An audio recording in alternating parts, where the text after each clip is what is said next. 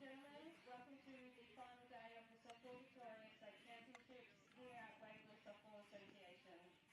We'll be taking team photos. If anyone would like a team photo, they'll be done at the Softball Victoria marquee and in centre field on Diamond 2. If you have a specific time you would like your team photo done, please text Joe Schacht. If you don't have that number, somebody in your team will have it. So text your preferred time for your team photo, which will be done at the Softball Victoria marquee, centre field on Diamond 2. Have a great day.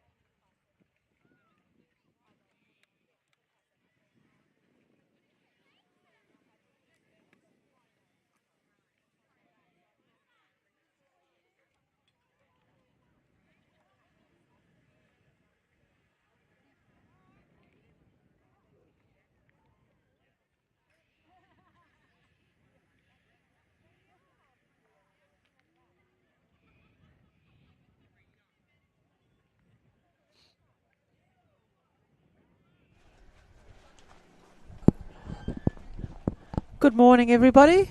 Welcome back to the 8:30 game between Sunshine and Casey. I'll run around the diamond for Sunshine. We've got Lilia Green pitching to Talia Sweeney, Violet Green at first, Sari Bailey at second, Lily McKenna at third, Michaela McKenna at shortstop, and in the outfield we've got Hannah Blackwell, Casey Tutchell from WA in centre field, and Taylor Moore in right field. First three up for Casey: Brodie Hendy, Gemma Brooke and Rachel Steendam. Now the beautiful morning down at Waverley, a little bit of cloud cover, which is nice because the sun is streaming on Diamond 2. Hopefully we get another jam-packed grounds today of people, dogs and food, leading into the grand finals this afternoon.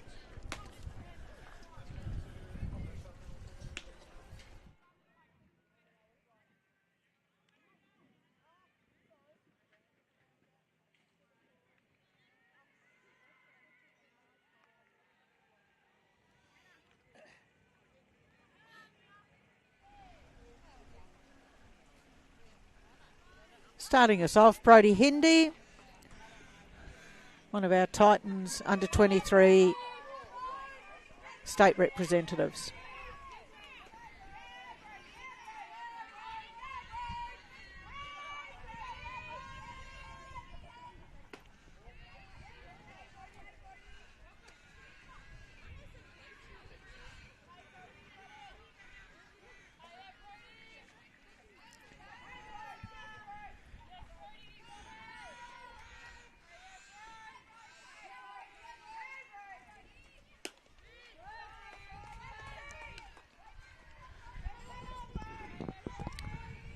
Two balls from Lilia there, just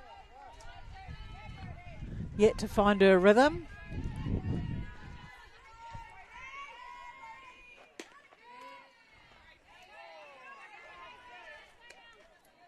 Strike on the outside of the plate there.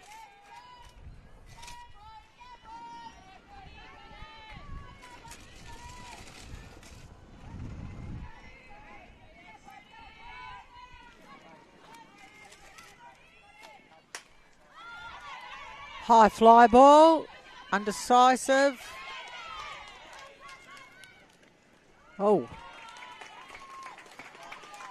Just dropping between shortstop and left field there. Brodie takes advantage of that, ends up on 2. Brings into the box Gemma Brooke. Gemma also been a state representative in the past. Very, very quick around the bases. She'll be looking to try and move Brodie closer to a scoring position.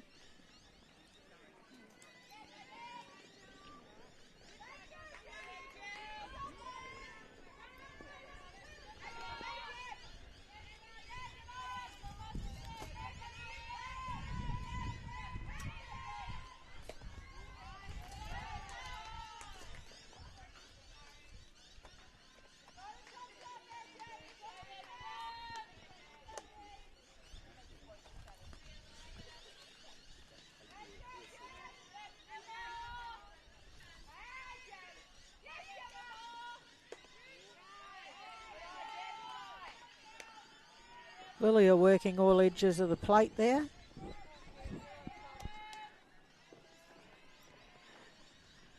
Gemma very disciplined there, not going after anything down low, just waiting for one of the pitches she likes.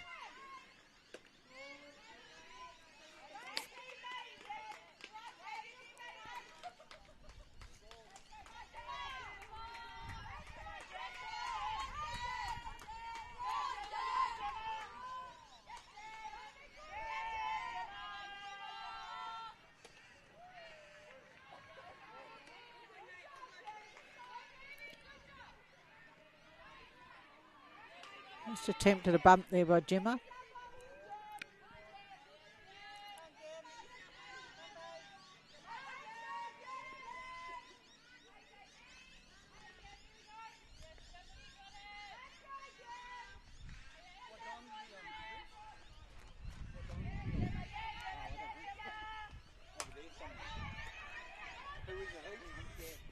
Late cut by Gemma there.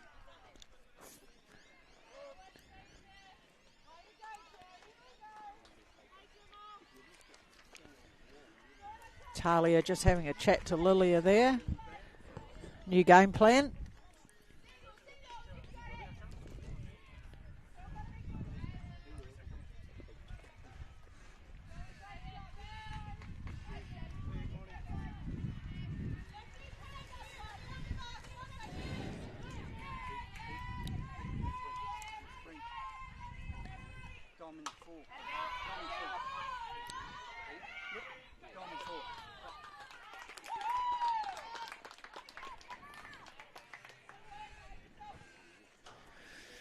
Just a bit of confusion again on the fly balls for Sunshine there.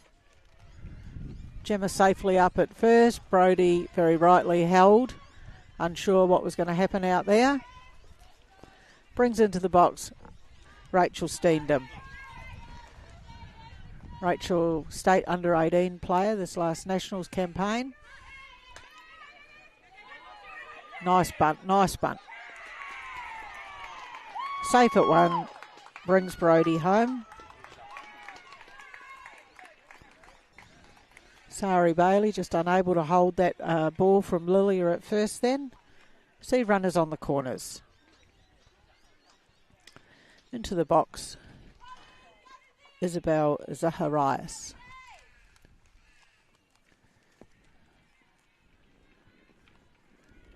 Just getting the signals from Coach Whitcliffe there. Is he one of our Titans players? Been in the state program for many years. Powerful hitter. I believe took a bit of a tumble in a game yesterday. Patched herself up. And, team manager asked her this morning how she was. She said, I'm fine. So, there she is.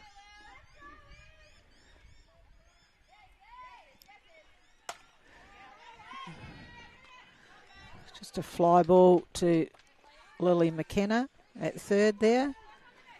That's one out for Casey. Ros Hendy into the box.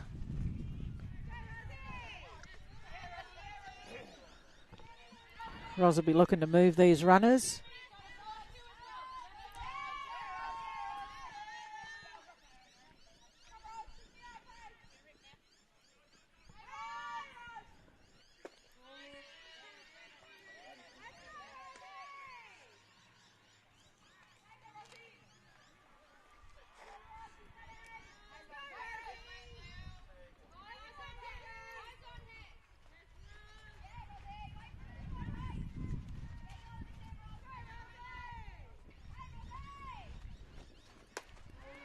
Yeah, nice pitch by Lilia there.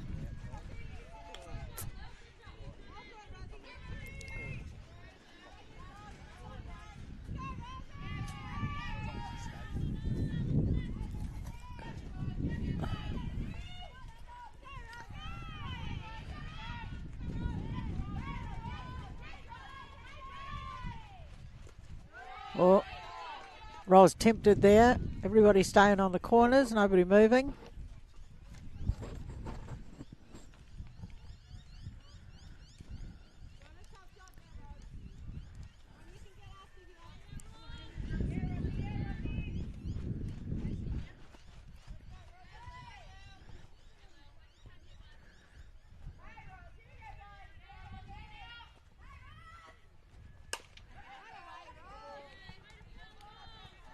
Oh. Gemma Brook letting Ros know, please don't do that again. There's nowhere to go when you're a runner at third and the ball's coming down the line at you at 1,000,000 miles an hour. Ros will be looking to put this ball into play. Score Gemma. Move Brodie. Rachel rather, sorry.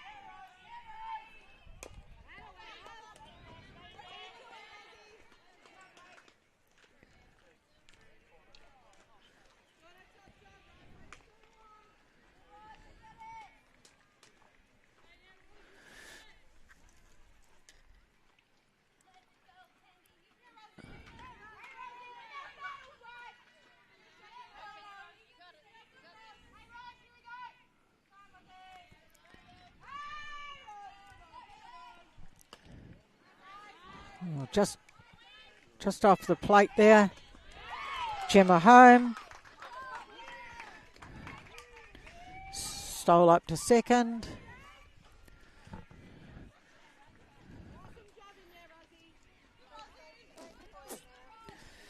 One out for Casey.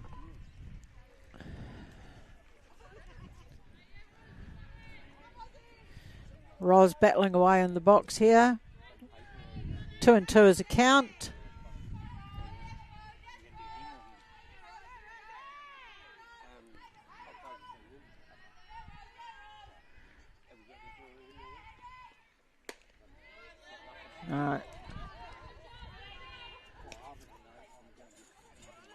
Nice framing there by Talia, just off the plate, obviously. Sometimes a bit hard to see from behind the diamond here, behind the home plate. Lily is working hard there. Oh, tempted. Yeah. Ball 4. Good turn in the box by Roz.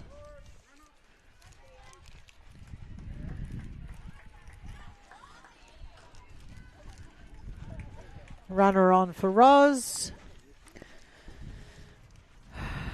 Brings into the box Jack Davis, one of our over 35 state team players. Plays for Monash down here on a Saturday in Open 1.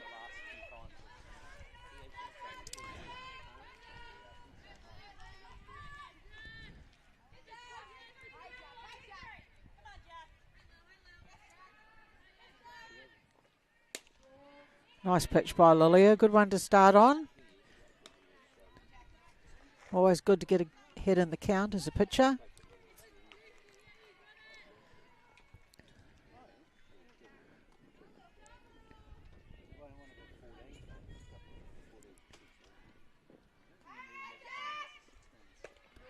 Yeah, another nice pitch by Lilia.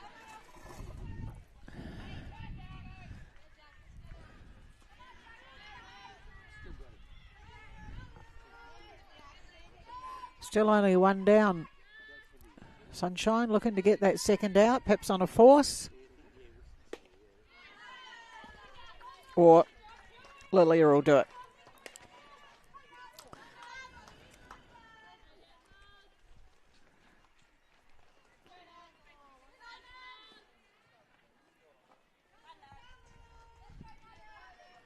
Nicole Knudsen into the box.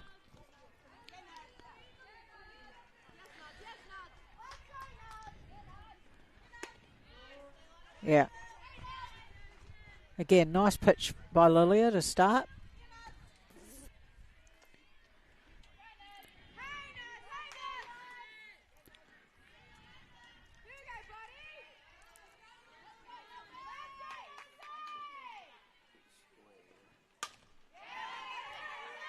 High flyer.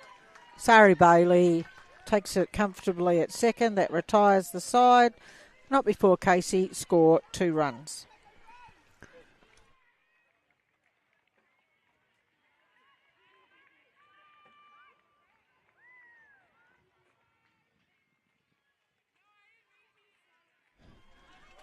Go round the diamond for Casey. We've got Abby Hoare pitching to Chelsea Kimber. Isabel Zacharias at first. Gemma Brooke at second. Nicole Knudsen at third. In the shortstop, we've got Rachel Steendam. And around the outfield, we've got Shay Olmer-Joyce, Brodie Hendy in centre field, and Jack Davis out in right. First 3 batters up for Sunshine: Violet Green, Casey Tutchell, and Lily McKenna.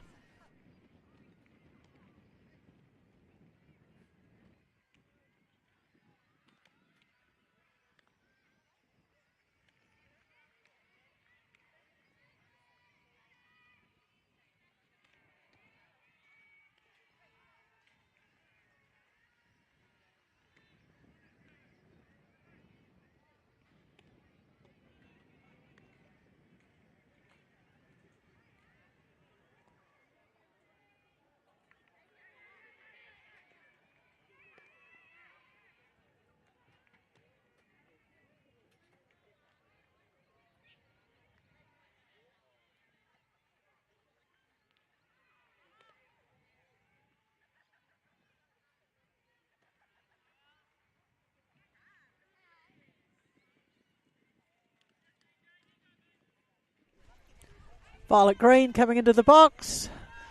Violet, a couple of weekends ago, spent a week up at the AIS with the under-18 Australian squad. My spies tell me. She was very coachable, listened, wanted to learn, which is great to hear that we have a couple of Victorians on the radar for Aussie selection. I don't think they've made any decisions yet about where the under-18s are going this year, if they are going anywhere. But a really good experience for Violet, and by all accounts, she enjoyed the experience with the experienced coaches that were up there.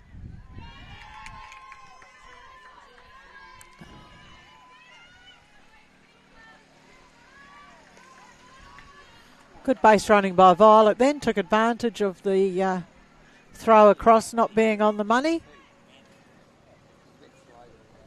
Standing up at second. Brings to the box Casey Tutchell. Casey's from WA. A few years ago, Casey came with us to New Zealand for a tournament in Auckland. It's good to see she has continued her journey through softball for WA.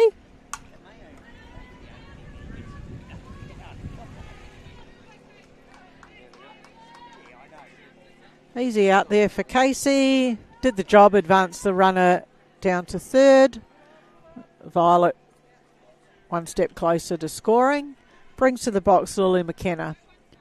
Lily, one of our under-18 state representatives, and like Violet, in the SSV schoolgirls team that will be going to Sydney at the end of May with Belinda Ainsley as the head coach, me as the assistant, and Andrea Mansfield as the manager. So girls are looking forward to that. We've been training hard when the weather allows. Big swing by Lil. Looking for the fence.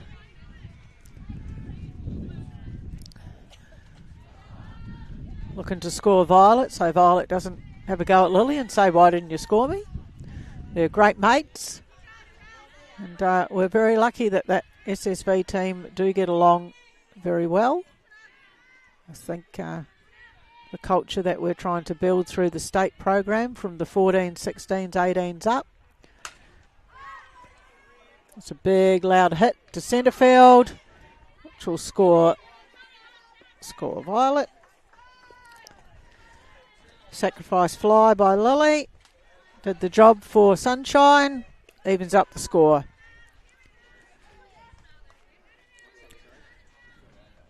We now have Michaela McKenna into the box.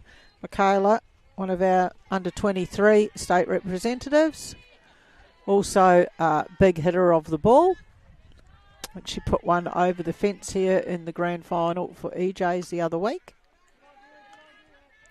Strong batter. McKenna's come from a baseball background initially, and then obviously saw the light, came across to the better sport.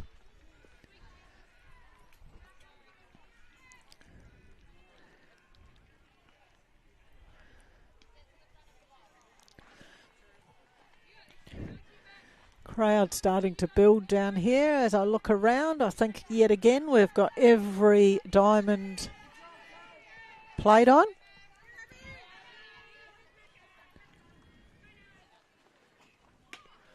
I believe sausages and bread and quite possibly loaded potatoes again up at the fundraising store for Elise Haggerty. Be going at lunchtime today. Proved very, very popular yesterday. Got a great raffle running. I was actually up there yesterday when one of the girls came up that had won, guess the amount of chocolates in the jar. She was very, very happy.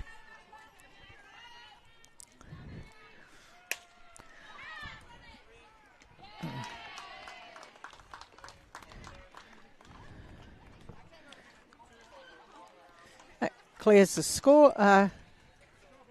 Clears that innings with 1 run scored.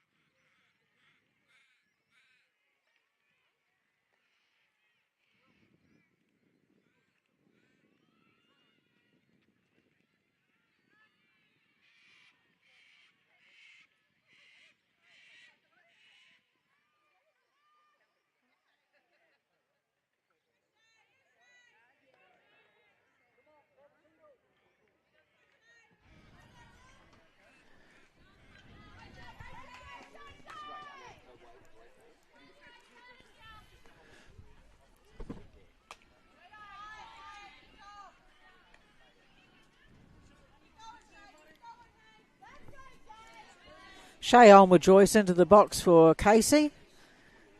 Be looking to start off runners on base for Casey. Great pitch by Lilia. I know Lilia's been doing a lot of work away from the diamond. Some work early in the season with Chris Kiefel, which I'm sure has benefited Lilia's game. It's a high flying ball out to left field. Gets her around to second.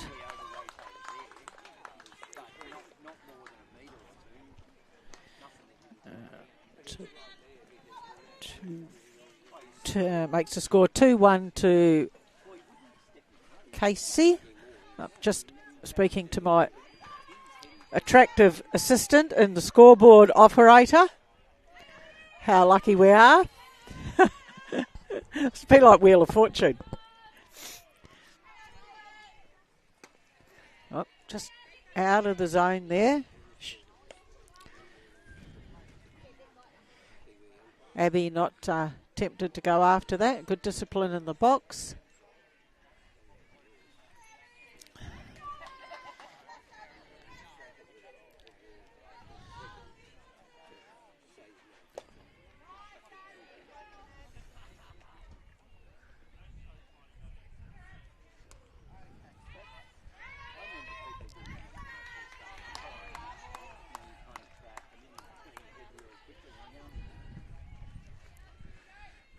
Lilia just waiting for a signal from Talia there.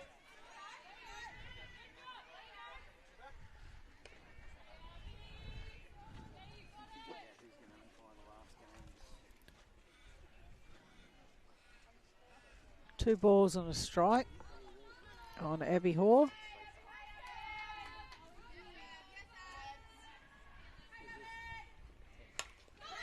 That's a nice bunt. Just came off the base at the last minute there. Had good wheels to get there, Sari. Gives us runners on the corners. Brody just going up to get some advice off Richard.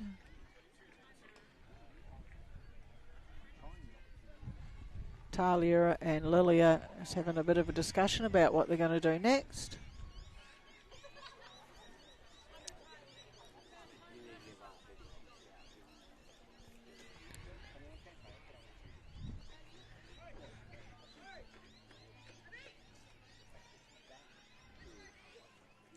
Coach Whitcliffe yelling across the diamond, someone not looking for signals.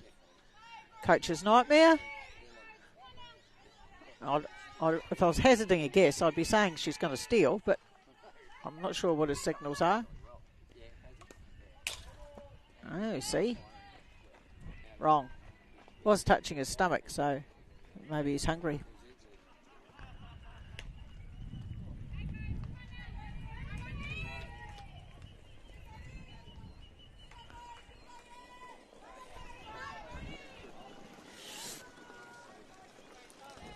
Brody had a nice hit to left field, last turn at bat.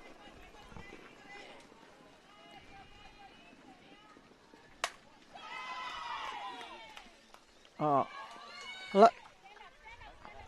Well read by Casey Tutchell in centre field then.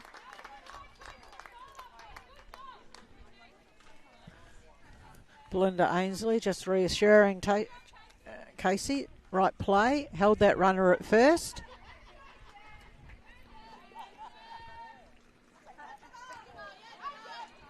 Gemma Brook into the box. Fly ball to second, last turn at bat. Nicely fielded by Lilia.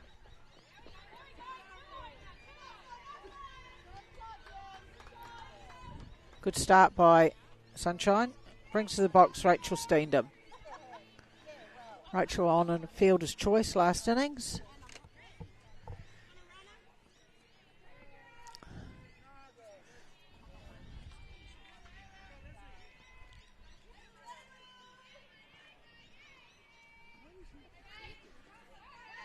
Rachel, very strong batter, quite capable of putting the ball to the and over the fence on the odd occasion. Had a great schoolgirls tournament last July in the Gold Coast. Was named in the tournament team at the end of the tournament. Had a great week with a bat. Helped us out with some pitching.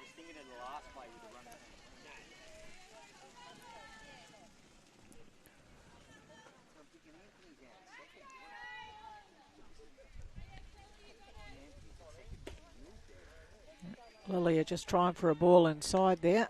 Just missing the front of the plate.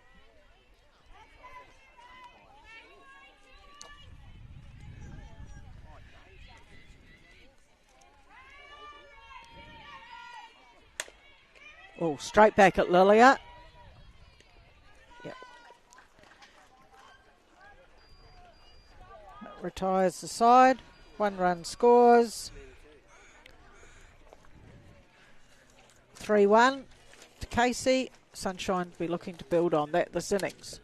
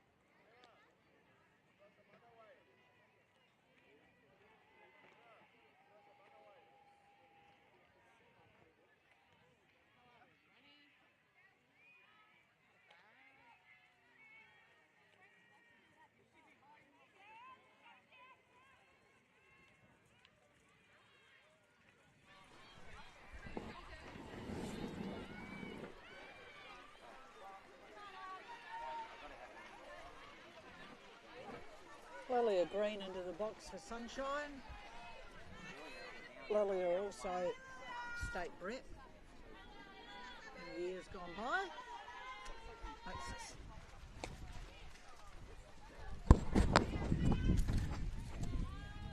Sorry about that. Lilia into the box, state rep. Also a big hitter of the ball. Works hard on her game. Loves softball.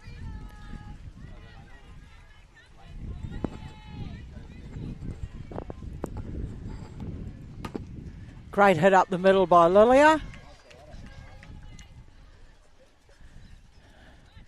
Safely up to 1. Brings in the DP, Maddie Steedman. Lilia gets a runner.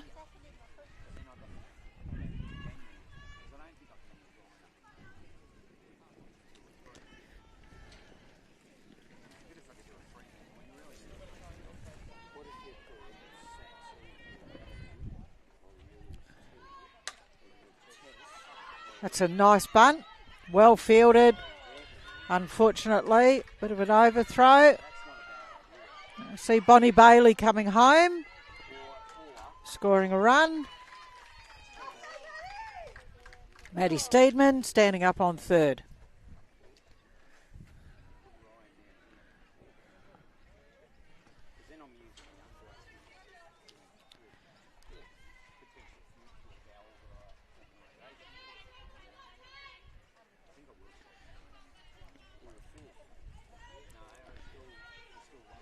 Taylor Moore into the box, right fielder for Sunshine. Should be looking to bring Maddie home. Safe home.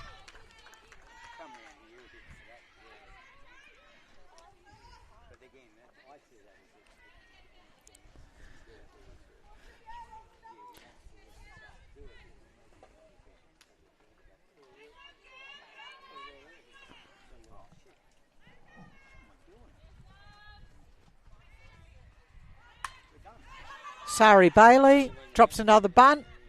Up to 1. Nicely picked up. Good base running there. Good base running by Taylor Moore. Sack bunt. Sari moves her runners.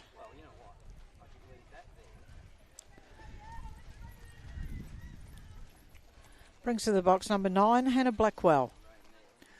Left fielder. Seems to bunt seems to be working today for Sunshine.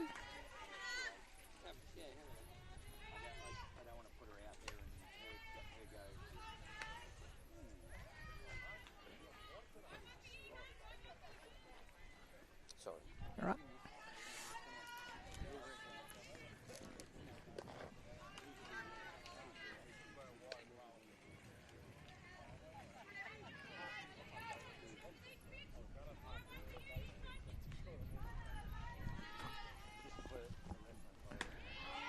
Yeah, nice pitch. Nicely framed by Chelsea Kimber. Another past state player.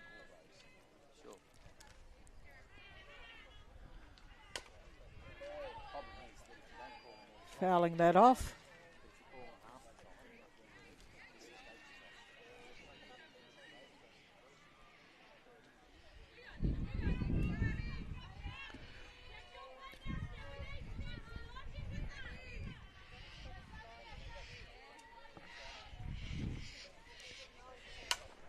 Yep, that was there to hit.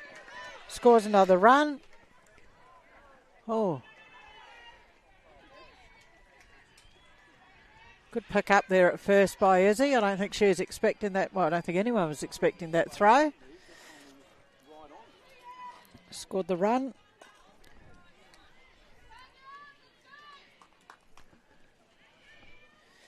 Back up the top of the order for Sunshine, Violet Green.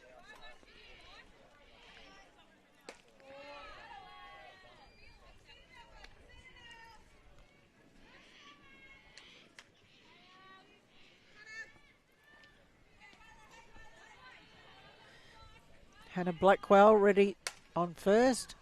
It's a high fly ball. Second base calling. Well taken out there.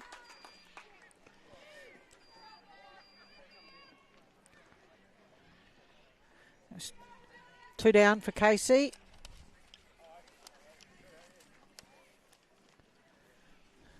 Good movement by Gemma Brook there, never in doubt.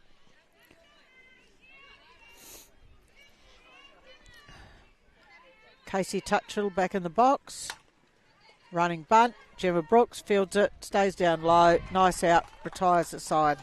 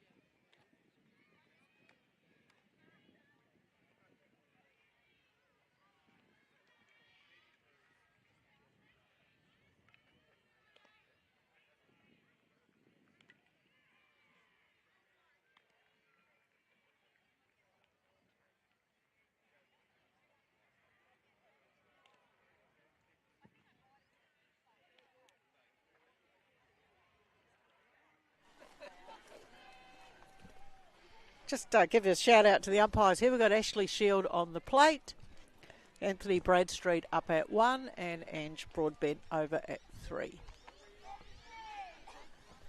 Into the box, Izzy Zacharias / Goodall.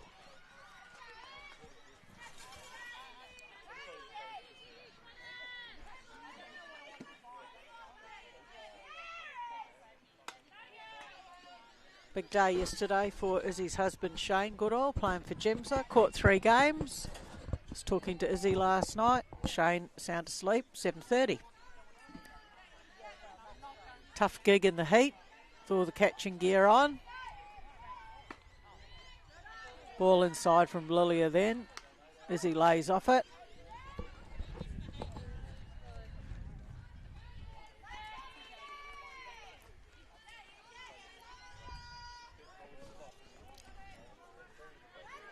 Casey be looking to peg some runs back. Sunshine scored in that last innings.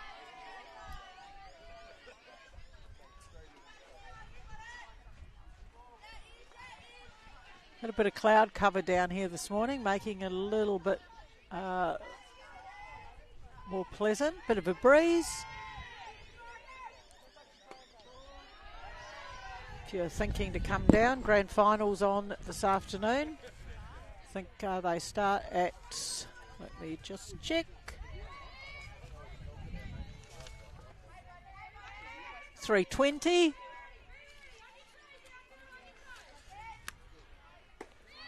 Obviously a couple of finals before that. This is final round for some of the grades, and then we will go on to one versus whoever, and until we reach a conclusion at 3:20.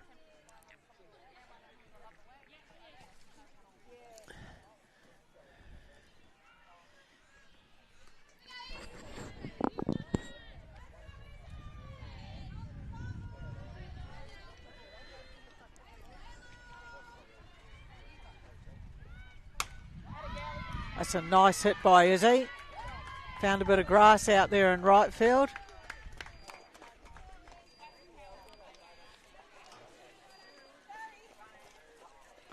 Nicely read and picked up by Taylor Moore. Ros Hendy into the box.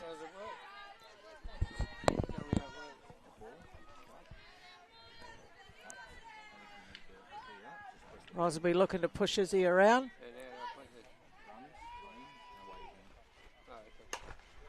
Yeah, that's a nice hit by Ros. Just past the outstretched arms of Lily McKenna, which is hard to do because McKenna girls are quite tall with very long arms. A nice safe hit.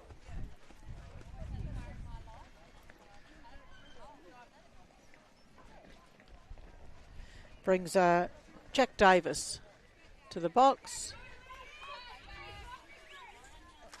Jack had a strikeout last time at bat. She'll be looking not to repeat that. Maybe move those runners. Is he down to third? And Brooke Maloney up to second. He's come on to run for Ros. That's another hard hit down the line.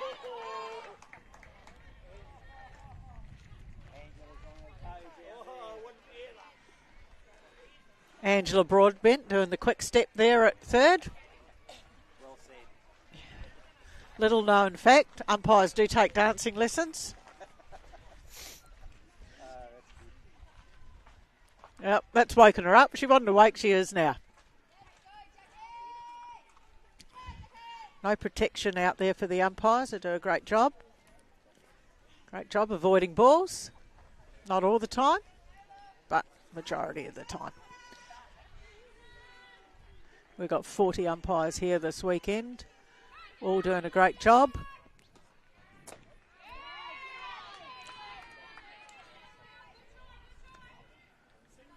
Lil just asking, is that just a bit inside? Politely. I don't think I've ever seen Lilia arguing with an umpire. Very respectful player of the game.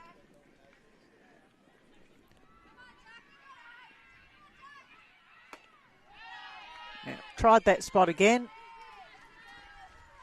Jack, good discipline in the box there, just holding back. Jack, very quick run around the bases. Can drop a bunt and be up the line quite quickly.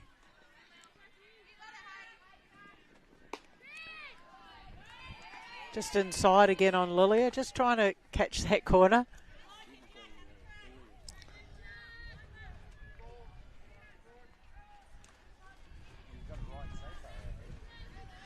3 balls and a strike. Got Trevor Murphy doing the scoreboard. Hasn't made a mistake yet. Oh, that's a lovely hit by Jack. That'll bring Izzy around the corner and home. Brooke Maloney stands up at second, at third, Jack standing up at second. Awesome hit right down the line there.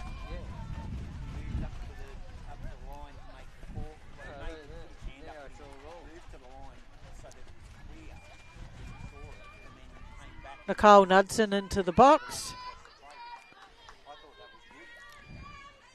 Had a fly ball to second last turn at bat.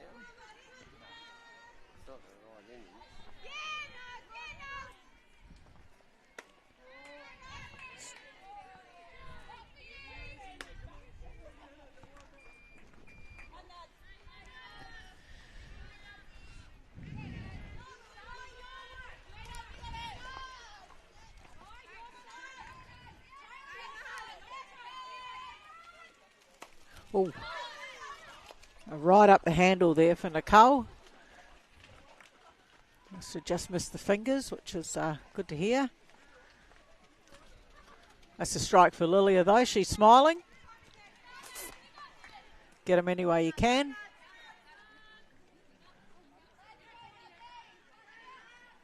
Two strikes on the batter now. Lilia working hard here to sit this batter back down. Get the first out for Sunshine of this innings.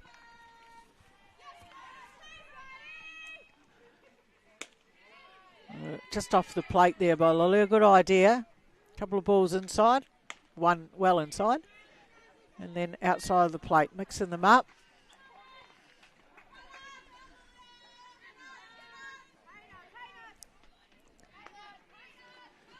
Lilia just waiting for a signal from Talia Sweeney. Gets it, must agree. Oh, that's a great pick off. It's a great take by Violet there at first. Hard line drive up to her. So first out of the innings. Brings Shay Alma Joyce to the box. Had a hit out to right field last innings. Again, be looking to move these runners.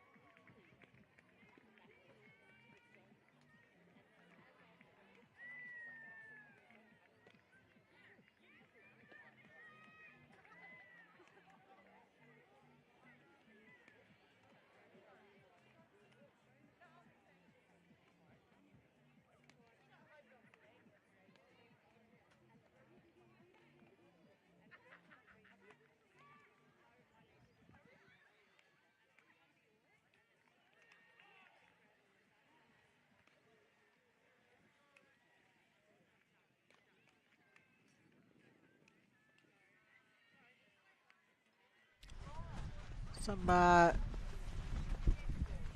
changes there for Sunshine. We've moved Violet up to second. Oh, he's got 2 now.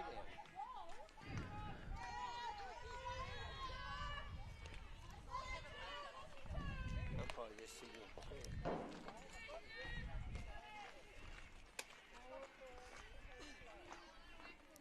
Just double check. Last one of these scores.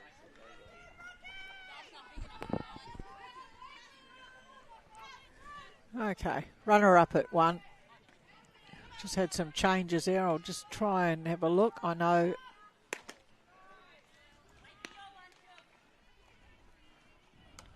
Violet has moved to second.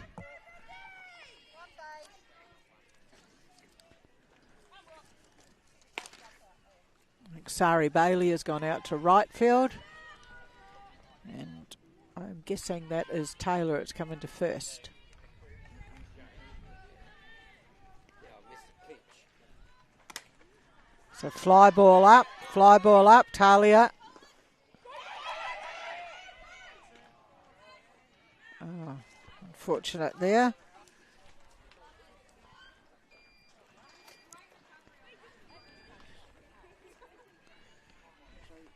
I don't know if you saw them.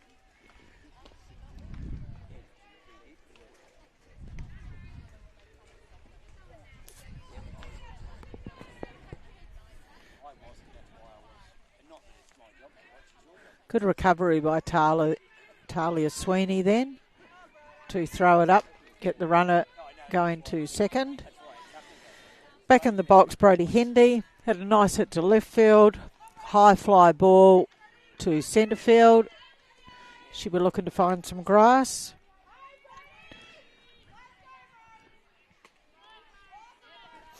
Two down.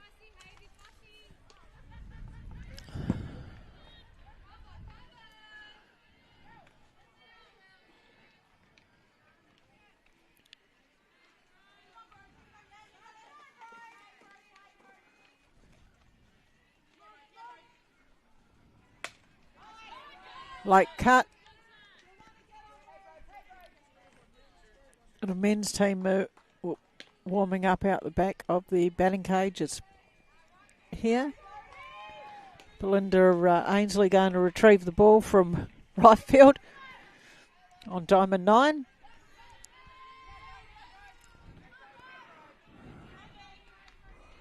Brody set here. Lilia getting the signal.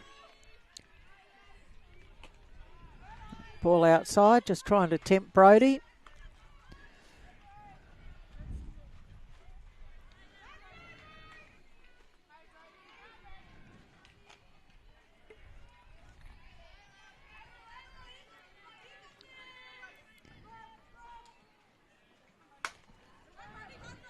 That's a high ball from Brody. Left, well taken out there. Retires the side.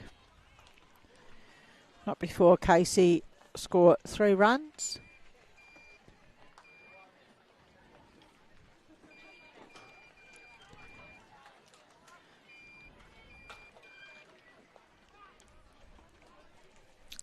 Brings the score 6-4 to Casey. Like most of the other games we've done here, back forth. Been some very tight games. No real blowouts that I've seen on this diamond.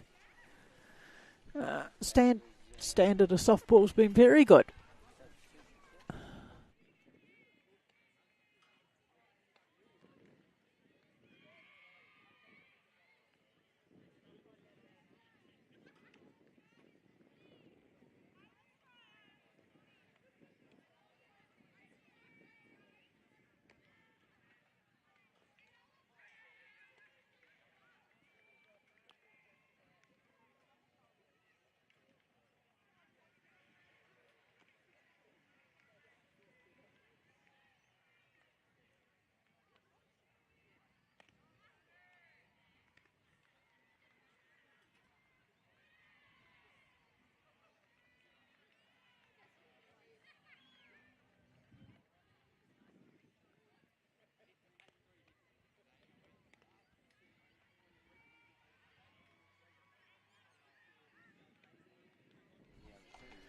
Change of picture for Casey.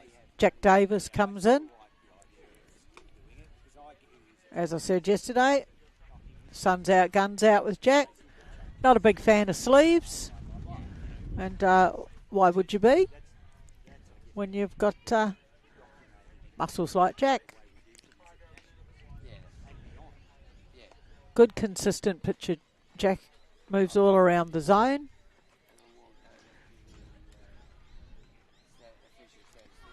Play some Monash Open 1 down here on a Saturday.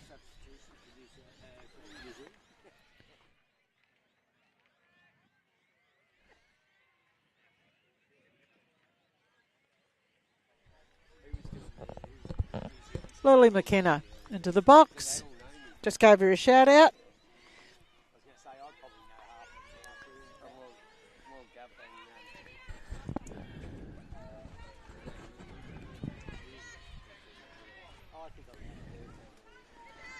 Lily had a high fly ball out to centre field last turn at bat.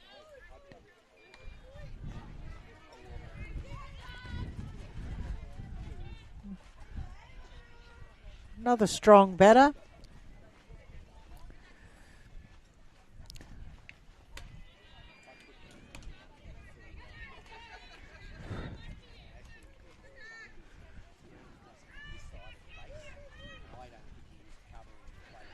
Two balls, a count on Lily.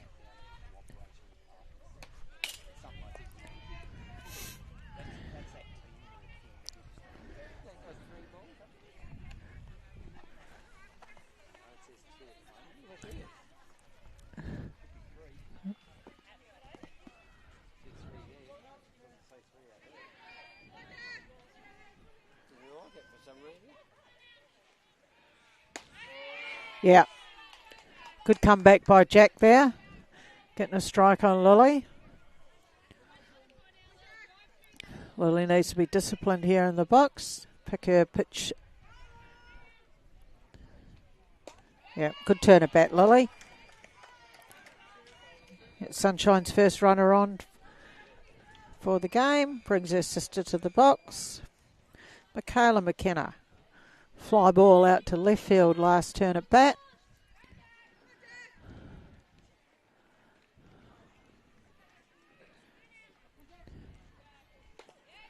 Yep, Lily takes advantage of that. Up to second. Yeah, I know. I think the way I look at it is go past, have a look, go past, refine the ball while you're continuing. Yeah. And that gets you out of the way, which I think most of us do. It is a hard one. It's a high fly ball, just into foul territory. Good chase by Izzy. Over the fence, everyone yelling out heads. Everyone turning and having a look. I hope no one got hit then. I think we're all good. Lots of grassy areas at Waverley here. Plenty of spectator areas. Well, it's a hard hit right up through the middle for Michaela. Lily rounding third, held by Coach Ainsley.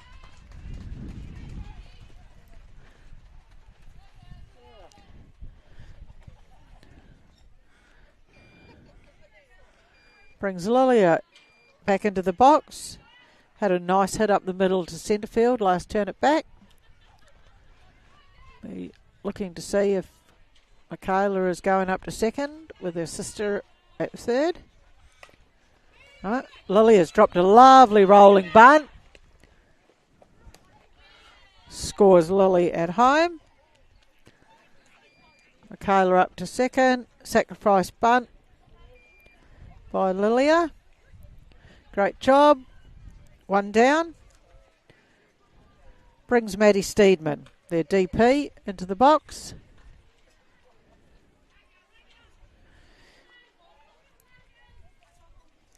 Got on an error last turn at bat. Right. Oh, steal down to 3. Lovely slide by Michaela there.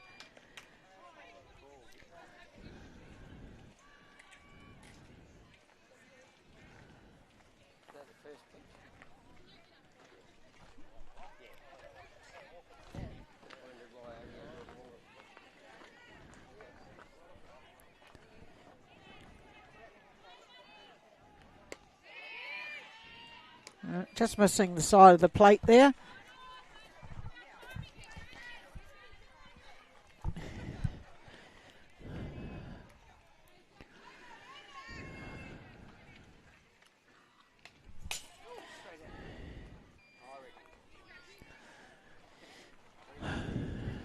Foul tip.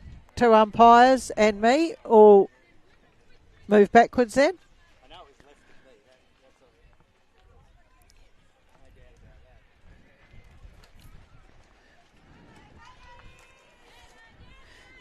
that. 1 down for Sunshine. Yeah. Oh. Is he off? Yeah. Good throw back across from Izzy. 2 down for Sunshine. Taylor Moore.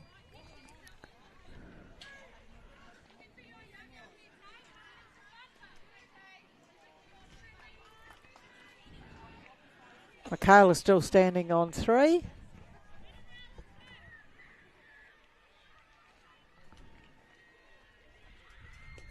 Oh, inside ball. Michaela coming home. Stand up at home.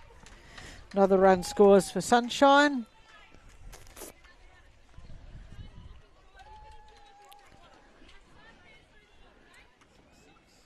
Ties the game up, 6-all. Another seesawing match on Diamond 2.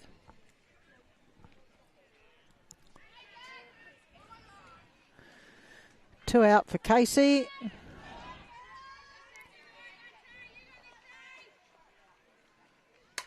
It's a nice pitch. It's a high pitch as he's after that. No, clear of the fence.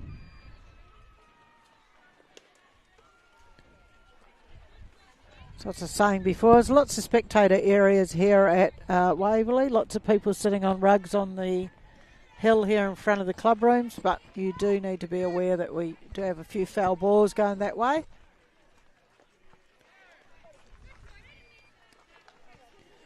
Canteen's in full swing again. We have a coffee van here. If you listening to the broadcast in the car on the way down, no need to go through Macca's. Have a little coffee caravan out the back here at Diamond 2.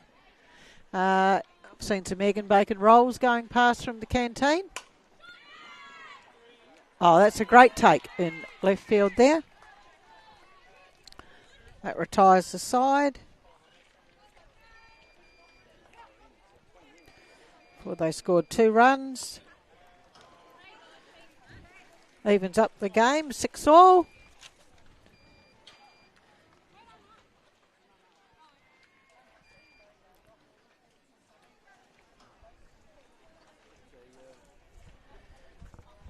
Got about 19 minutes of this game left.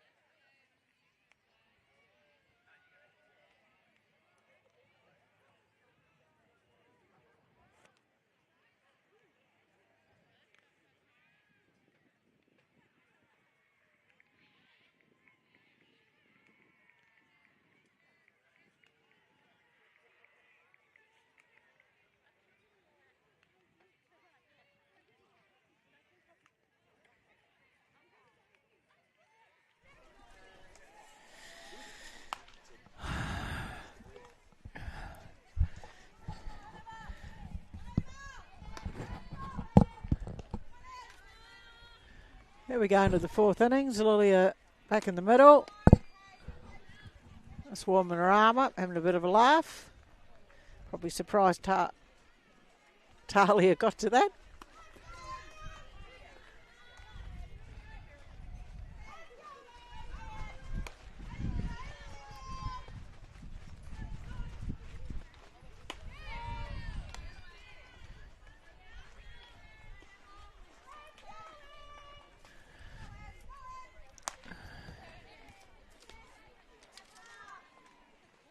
Emma Arnett in the box. First turn at bat.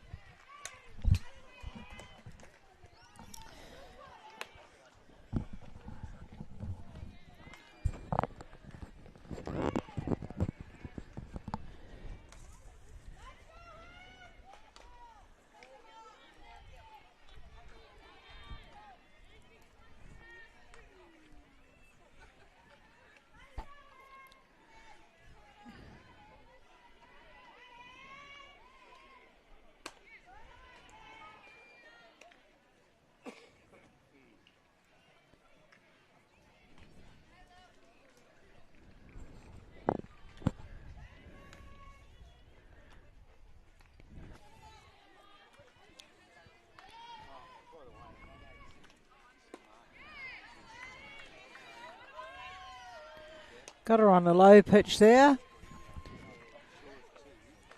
Rachel Steendam into the box. Rachel's been carrying a bit of an ankle injury from footy.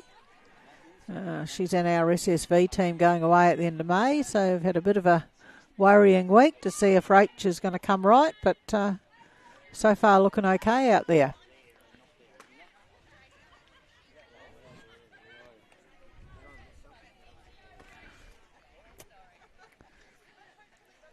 Rach, very strong batter. Should be looking to get herself on here.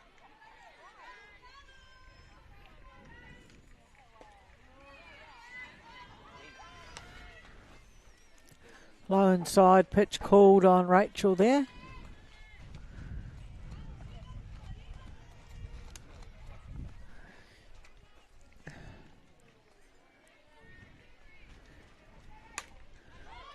High flying ball. Yeah, well, I'd say for that, not much wrong with Rachel's ankle at all. Took advantage of the ball dropping in, standing up on second, some good aggressive base running.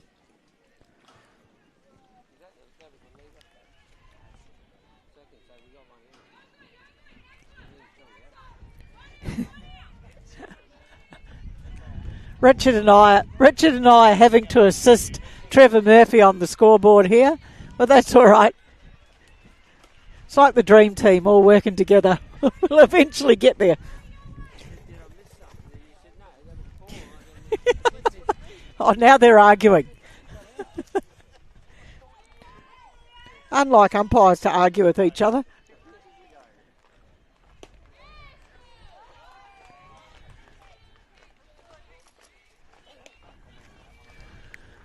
Izzy Zacharias back in the box. Had a nice hit out to right field, hard hit. See, Sari Bailey's just given herself a bit of room out there in right field in anticipation of another ball coming her way. Late cut off Izzy. That's going to drop in. Sending Rach home.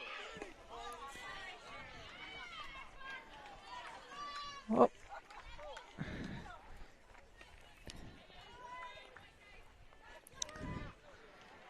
Izzy standing up.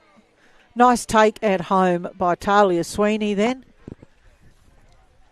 Tagged Rach as she came in on the bottom of her leg. Into the box. Ros Hendy. Izzy standing up on second.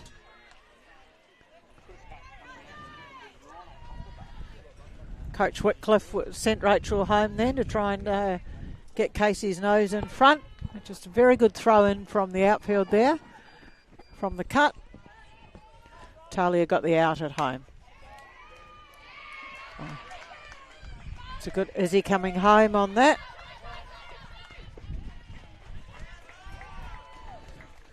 Just under Michaela McKenna's glove there.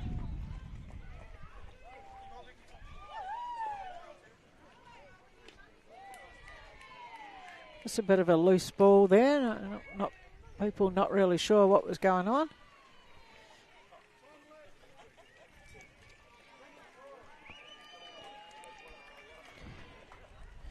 Brooke Maloney going out for Ros Hendy as a runner.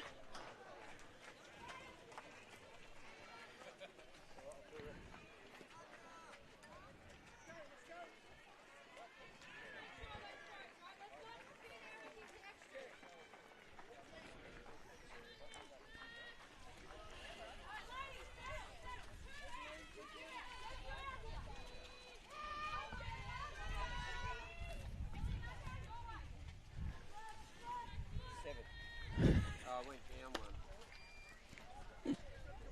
I had it on there before and I pressed the wrong button and it must have gone down. There's more excuses coming from the umpires about the scoreboard. Was that a ball? Got 2 umpires and me, and we still can't get it right. I'm very appreciative of the help. Commentating alone, scoring, doing the scoreboard, and trying not to bore people at home.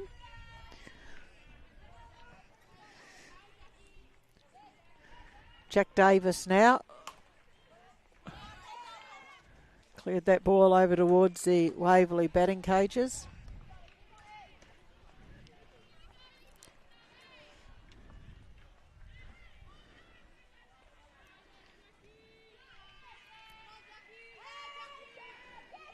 Two outs here for Sunshine. They'll be looking to shut this innings down before any more runs score, so they're not chasing.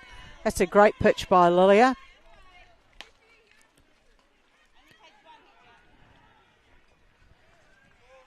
Jack had a line drive down the third base line last time at bat.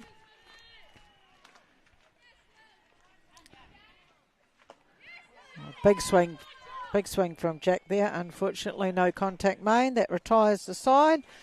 Not before Casey score a run in that innings, taking the score to 7-6 to Casey.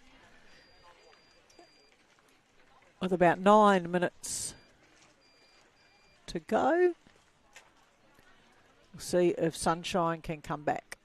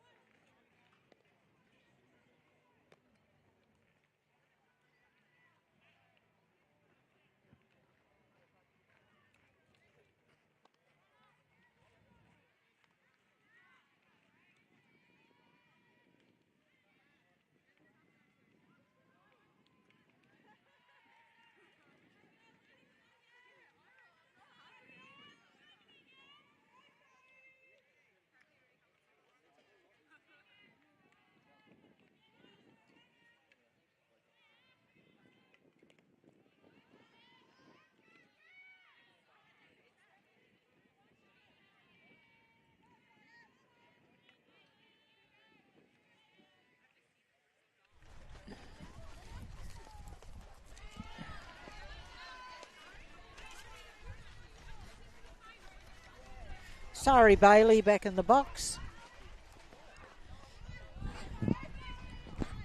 Sack bunt last time at bat. Oh, it's got a ball out there in left field from Aubrey Wodonga, warming up out the back there for the next game.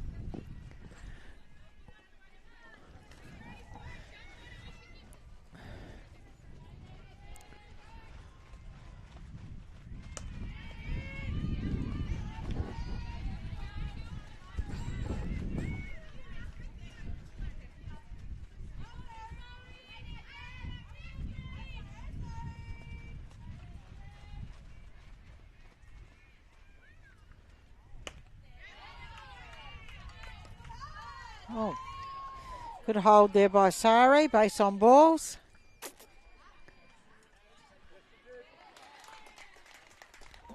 No. No. Question was asked.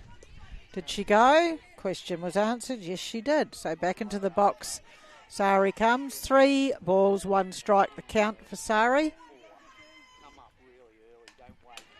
Good hack there. Yeah, because they were going to ask. Yeah, they just ask. And don't skip it. Just go straight to the ask. And I wouldn't write it, but it would be something I would just say.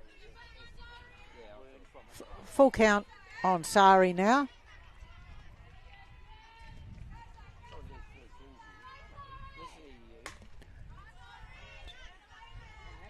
Right, got rid of that one. Good turn in the box for Sari. Sari, one of our under 16 state representatives that went to Perth earlier this year. As I mentioned the other day, very, very hot week for the girls over there. And the coaches, if I'm not lying.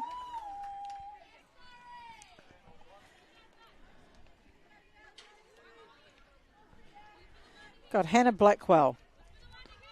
Had a hit through shortstop last time at bat. Be looking to move Sari up to second.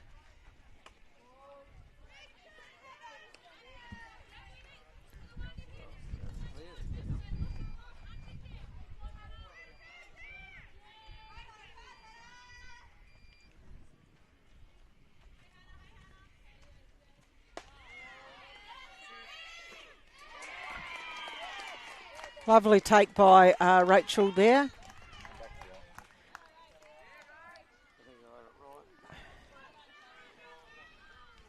Might be a ball missing.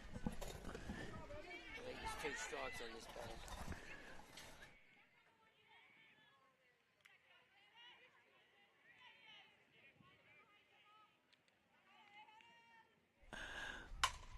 That's a nice hit.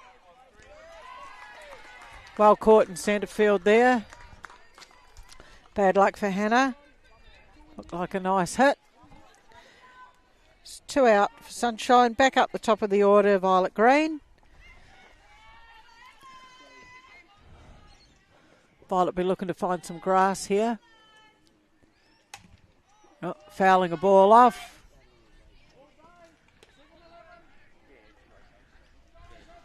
Because he's rotated and they're not rotated back.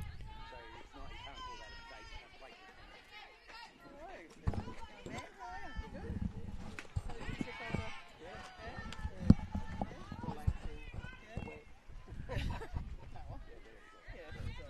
Did they have to like cut any games because of the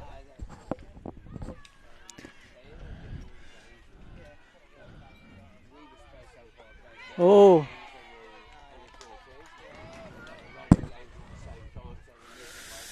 Tried to hold that ball, that swing there, Vi. 1 ball, 2 strikes.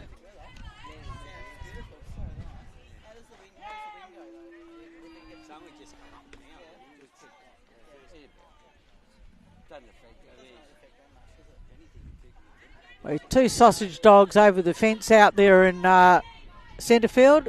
Could be at risk if Violet gets onto one. That's Arlo and Charlie. That's Grace Peters' mum standing out there. Bobby Peters with her 2 dash hounds. Full count on Violet here.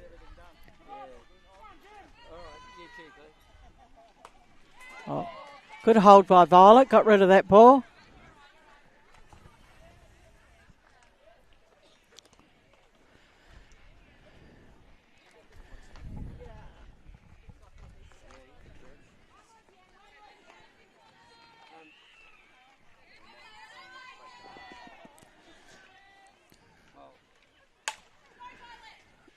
So good pick up.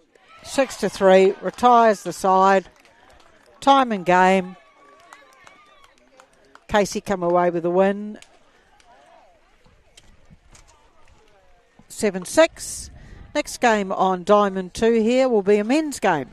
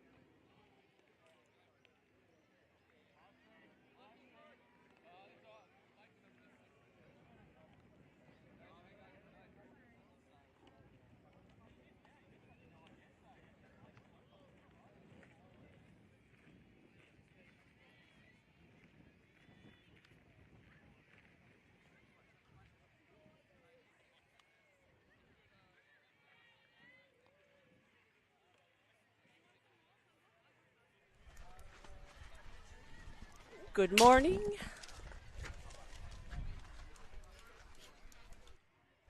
Good morning, everybody, and welcome to Gels Park, where our state championships are gearing up for day 3. We're into the finals, and today we have Albury Wodonga, and we got versus Casey. This is the fourth first, so an early final game here. I think the winner of this game moves on. Albury finished first on the ladder, so they're batting first actually, and then Casey finished fourth. They're going to be fielding first. And my name's Dee Carrier, and beside me is... I'm Ryan Lewandowski from Frankston. And we'll be calling the action for you as we see it this morning, and we thank you for joining us wherever you are in the world today. I think we'll get the game started. I reckon we'll have quite a few home in Albury watching. So we've got Hunter Lewis on the mound here. First bat is Ben Campbell. That one just sneaks under the catcher. Yeah. So Ben hasn't been in Albury Wodonga for very long. He's originally from down my way near Frankston and moved up to Albury for work. So he started off the season. This is actually his first softball season, although he's played baseball his whole life. And now he's joined Albury for this tournament. Very good batter. Played A grade in the Memorial Shield earlier this year for the Peninsula Rays. Hit a grand slam in that tournament. Nice.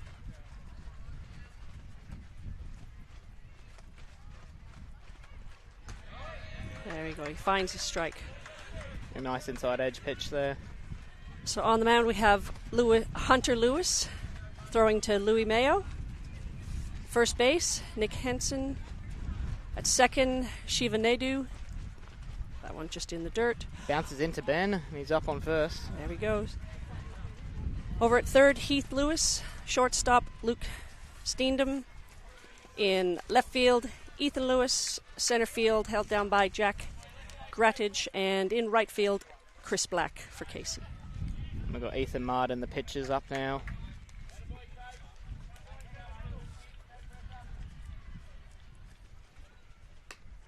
That one tips off the catcher's glove. Then he makes it over to second. It'll be a quick runner in scoring position for Albury Wodonga.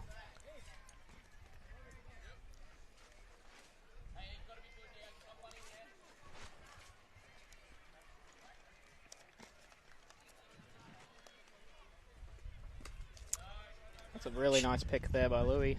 Shows bunt. Corners didn't move too much, so... Might be looking to put one down and reach first.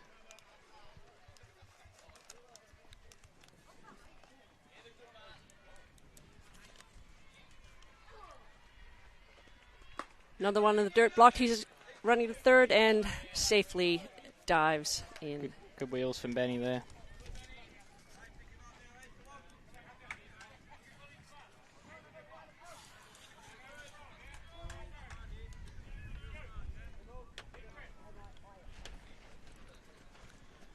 Right, runner on scoring position. Just off the glove, running home and gets there standing up. Albury Wodonga scored their first run of the game on pass ball, unfortunately. Yeah, pitch called a strike now. I think that's full count on the batter. Okay.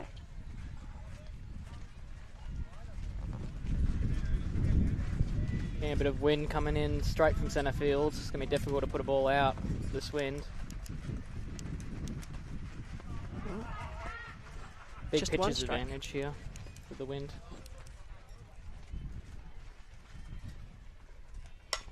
He drops a bunt down, That's a and nice it looks surprise like he'll bunt. get there. Good speed. Beat the second baseman who was covering first, so well done to Ethan. We've got Alex Clayton coming up now. Alex played pretty much all through juniors representing Victoria. Always been from Albury, making the long trips, especially for trainings. He came down and I think played A grade for Dandenong last season. Well, in this tournament last season.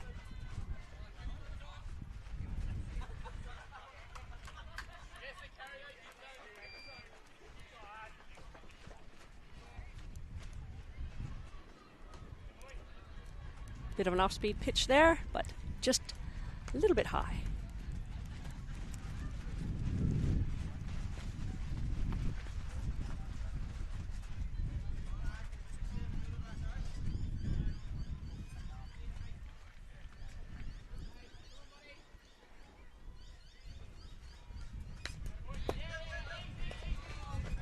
Another one gets away from the catcher. That was quite a nice pitch there. It but was, on just the a little outside. Clado's been very patient here. Back-to-back walks, you're going to be, well, by pitching a walk, you're going to be really careful here. Maybe not even swinging until you get to 2 strikes.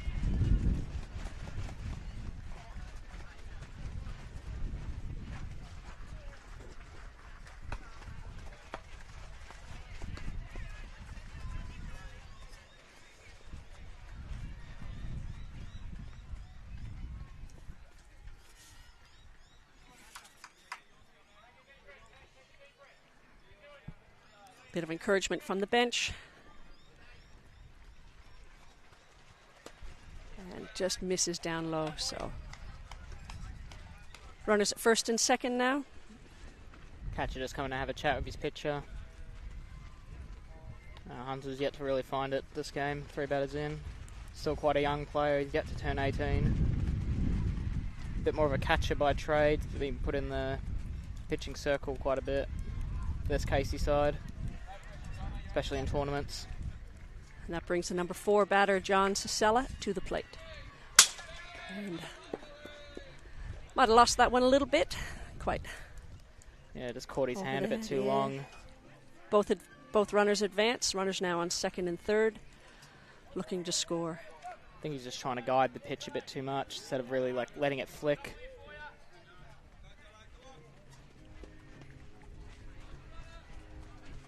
Just needs to flick it in the zone. Let the movement do its part. Louis gets a good jump, getting to the back net there. Stops that runner from having to go at home.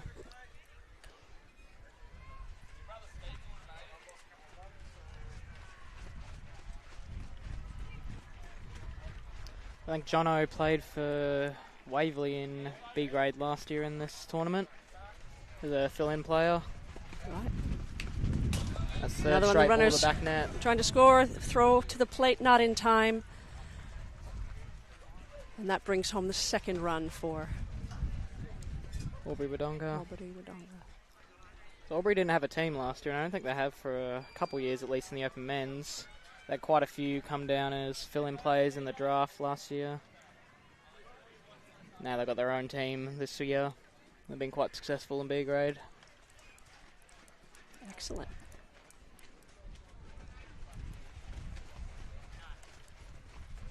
There we go. It's a really nice pitch there. That's what he should be trying to do. Just letting it flick, just flicking it. Letting the spin do its work. Tell me more about this draft. Yeah, What so happens with that? pretty much if a association either has too many players or not enough, the players from that association can go into a draft and the other teams in the league get to pick which ones they'd like to play for them.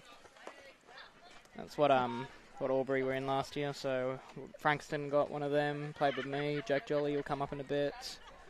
Jono played for Waverley, or someone else who played for Waverley. Could jog my memory.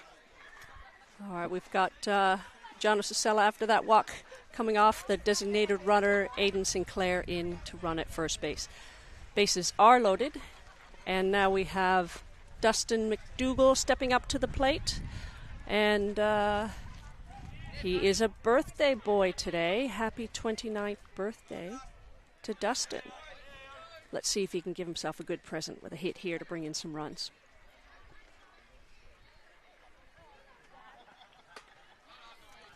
Just a bit high out of the zone. Yeah, I'm not sure if there's anything I'd rather be doing on my birthday than playing softball. best day of the years of these tournaments. Absolutely. And how good has the weather been? This has been the best weather we have had in months. I know. Summer making a last appearance to just blue skies, Yeah, not that- too much wind, and that- a park full of softball diamonds. And very big brimming with tournament. action. It's a we beautiful don't get thing. weather like this too often this side of the city. Like, it can change in a heartbeat. In April, for sure. Yeah. We're very lucky today. This whole weekend. Oh, good off-speed pitch. Runner going, and successfully they don't do the throw, so. Runner got a very good jump there. It was going to be hard to throw him out. All right. Runners in scoring position at second and third. Dustin McDougall staring down Hunter Lewis, and makes his way to first. Yeah, we've got 3 Lewises on this side. Yeah, so we've got Dad Heath at third, and then his 2 sons. Got Hunter's chucking. I think we're going to have time called here and maybe a change. And then oldest brother Ethan's here somewhere. Where is he? In left field. And that'll be all for Hunter. Just couldn't quite find it at the moment. Have a new pitcher warming up.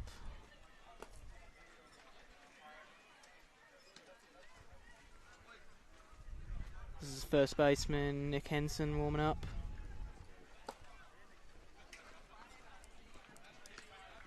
There's been a few positional changes. We'll do our best. Oh dear. There's a little bit happening with the camera work, so if you've lost a little bit of feed for a moment, we're doing our best to get it sorted out as quickly as The possible. wind isn't helping us, I'll say that. Yes, looks like Hunter's gone to second base. And previous second baseman's gone over to first. That's Shiva Naidu. Apologies if I pronounced anyone's name wrong. Familiar with a few of these players, but not everyone.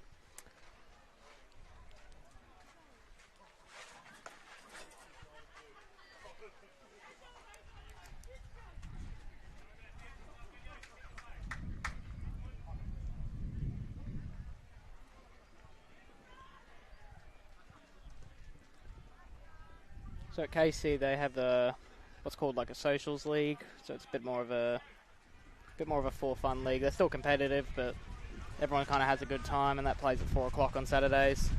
There's 4 teams in that, and most of these players are from there.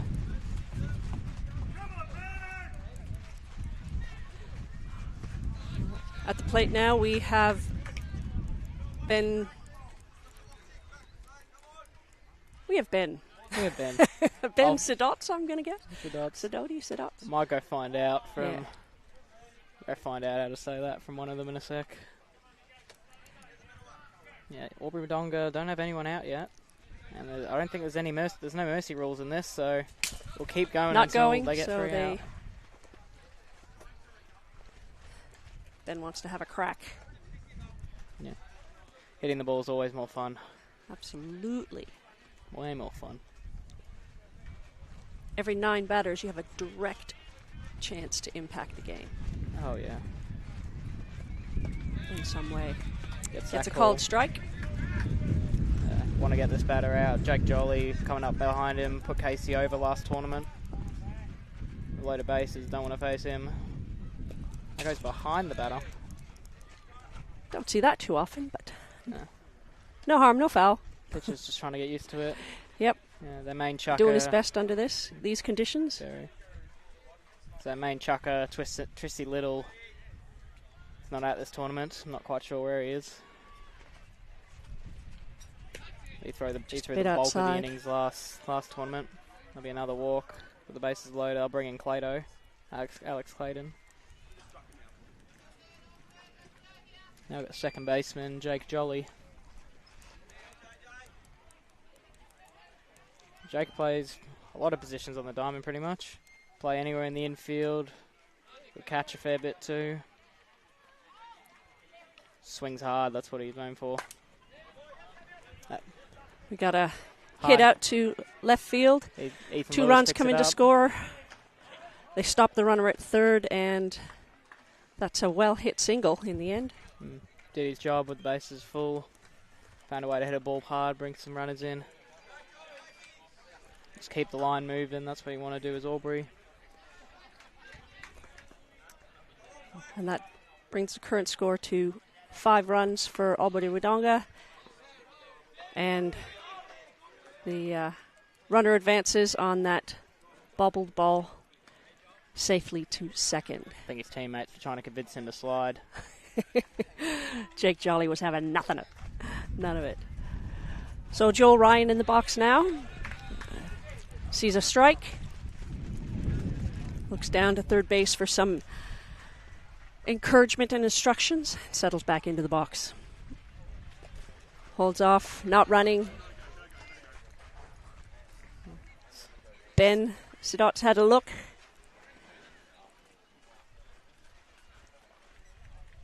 But decided to hold his ground. Very. So don't want to be risky with none out. No. Especially don't want to add at the plate with none out. Never want that.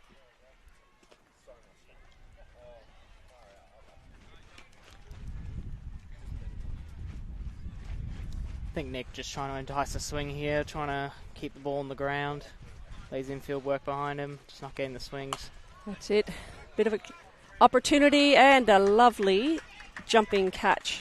Hunter Lewis there, going to the top Lewis of his reach. making the play. Bit of redemption from earlier. Hunter fields well, you can put him anywhere. Runs well, especially, that's his best tool.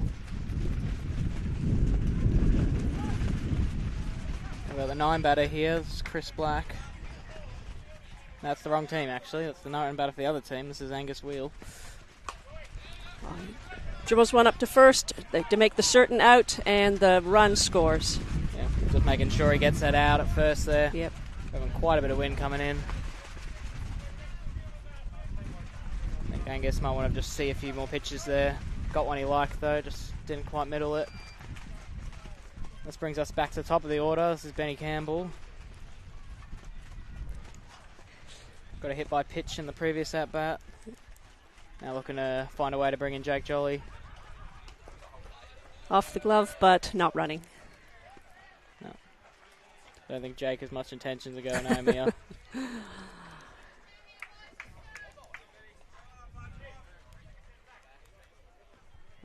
Warburg Wodonga have already used their DR. Yeah, the DR rule, you only use them once per inning.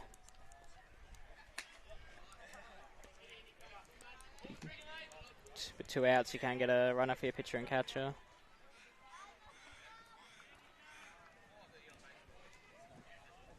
Just to keep the pace of the game going, it's a really good rule. Finds the inside of the plate there. Yeah, good pitch. Gets a good rousing cheer from the Casey supporters here this morning. Yeah. Benny really likes the ball out off the plate. Really Tries again, but just a little bit more inside this time. I think he's going to be patient here, looking for an outside pitch, what he hits well. Well, a bit of a gust of wind. Yeah, it's really picking up. And Bit of a change curve there. Curves a little high. It'll be a 2-out walk for Benny. He's on twice this inning. Ethan Martin's up. He had that nice surprise bunt there, single.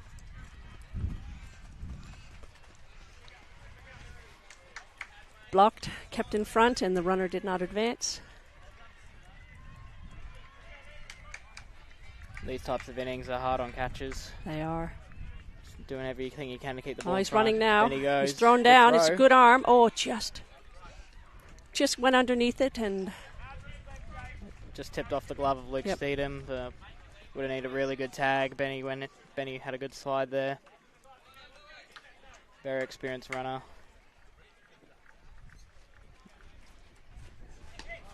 good pitch on the outside corner. Gets the call.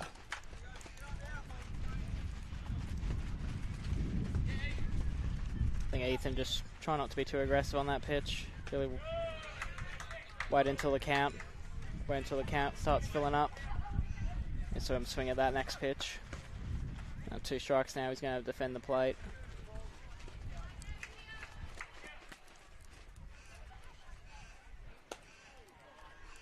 And gets the call. Struck him out.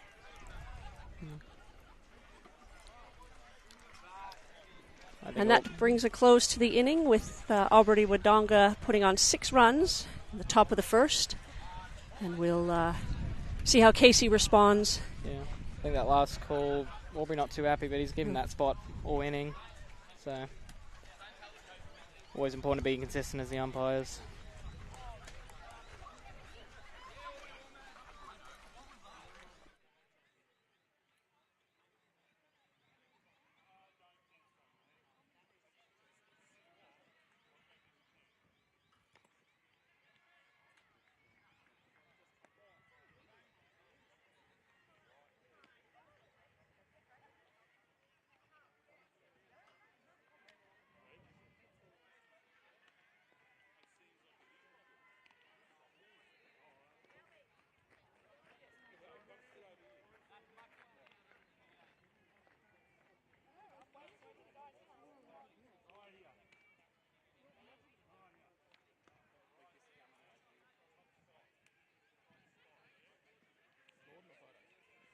recording. It's live stream.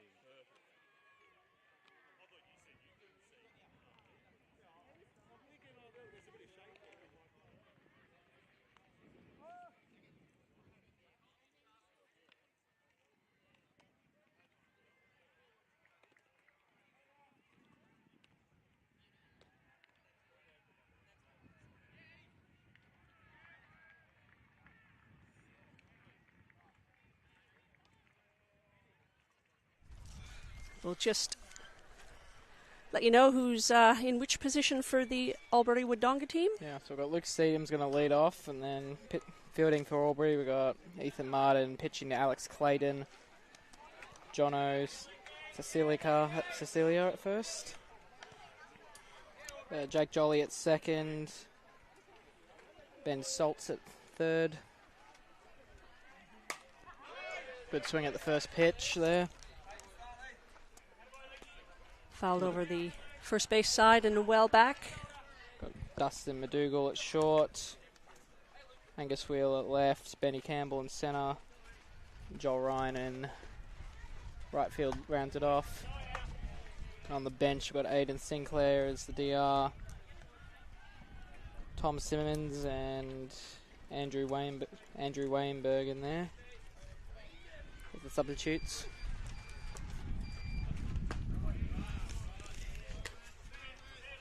Lukey quickly finds himself behind here. So Luke's played a fair bit of softball in his time. Represent the state, I think, at an under 18 level and under 23 level. A good leave there.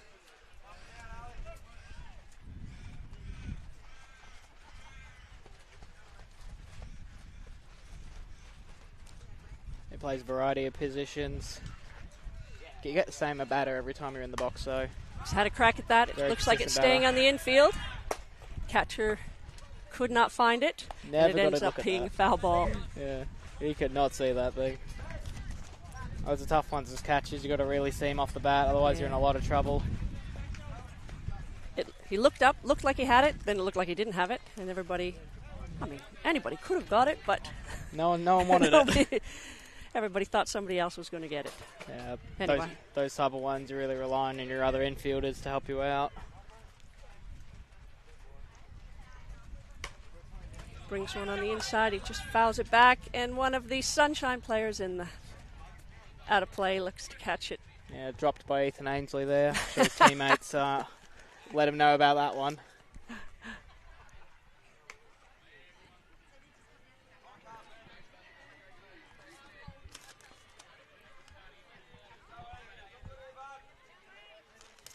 All right.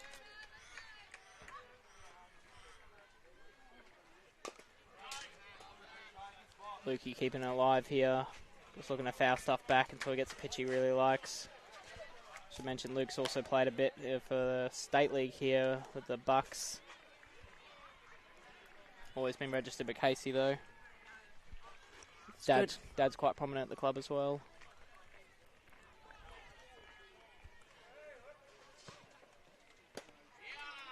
A little bit tempting, but just a bit out of the zone. Yeah. It's a good pitch to throw in that situation. Yeah, Lukey saw it very well there.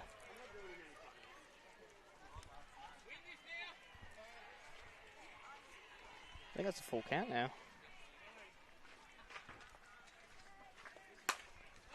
That one's nice and high. Will it drop in? Shortstop tracking back and takes the catch. Dustin McDonald taking charge the whole way there. Letting everyone know he had that ball off the bat.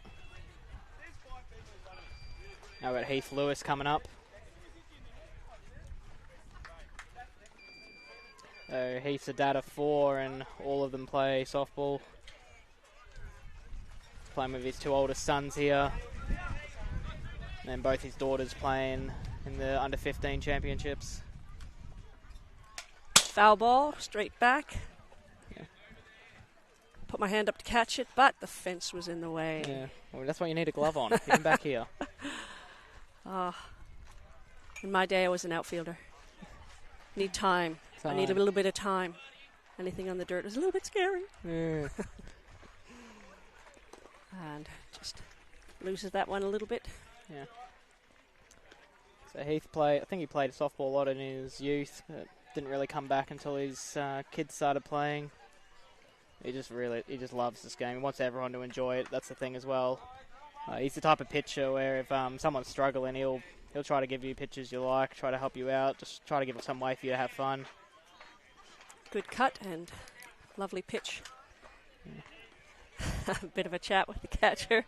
Can you imagine what he was saying? Oh, I almost hit that over the fence. What do you reckon? Oh, he spin and bobbled. He's running up the line. Catcher picks it up and just throws it down in time. But good hustle by Heath. Narrowly out by a step. Good recovery there from Clado as well. Stayed strong there through a strong low throw as well to get it there quickly. Yeah. We appreciate your patience while we're watching the feed from a different angle right now. The tech crew, Francis, is working very hard to reestablish the camera behind home plate. Jack Cradage hits one in the air. That's going to be caught by the shortstop, Dustin. It'll be a 1-2-3 inning there for Albury Wodonga.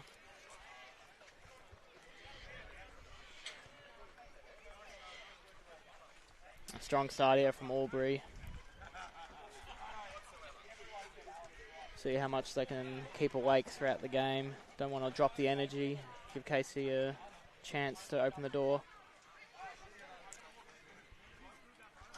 So at the end of the first complete inning, we have Albury Wodonga 6, Casey no score.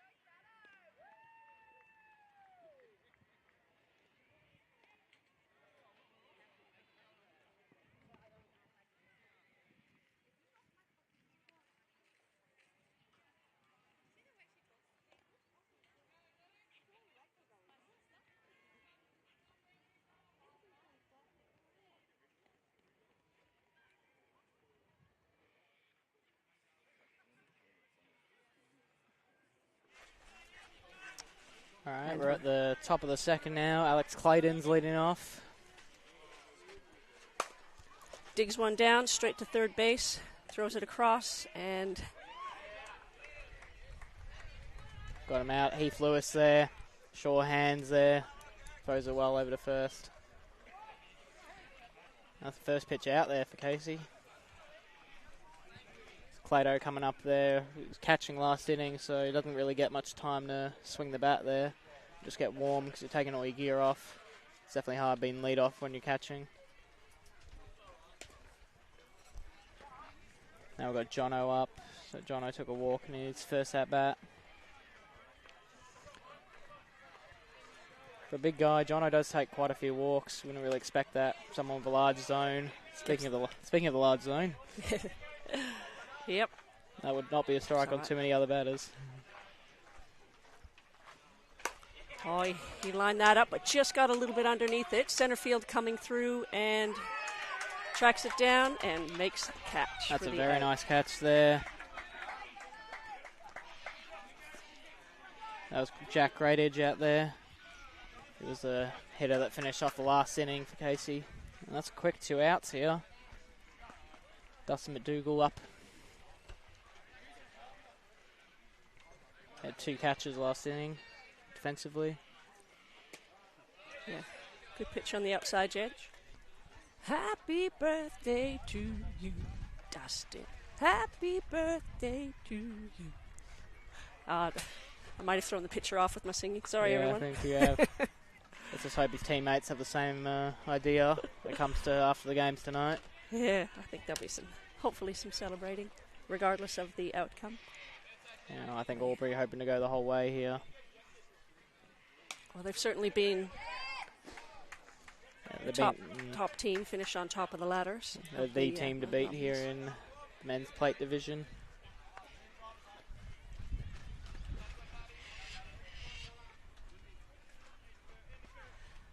Nick Henson, 1 ball, 2 strikes on the batter. Bit of a change of pace, but not quite in the zone.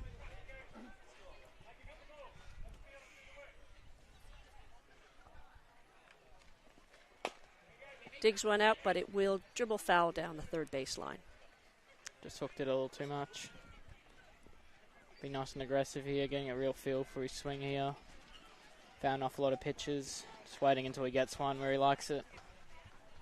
Tough spot to be in for a pitcher. You're not really sure how to get through the batter, especially when they found stuff out of the zone. Just a little wide. Yeah. What are they? Just a bit.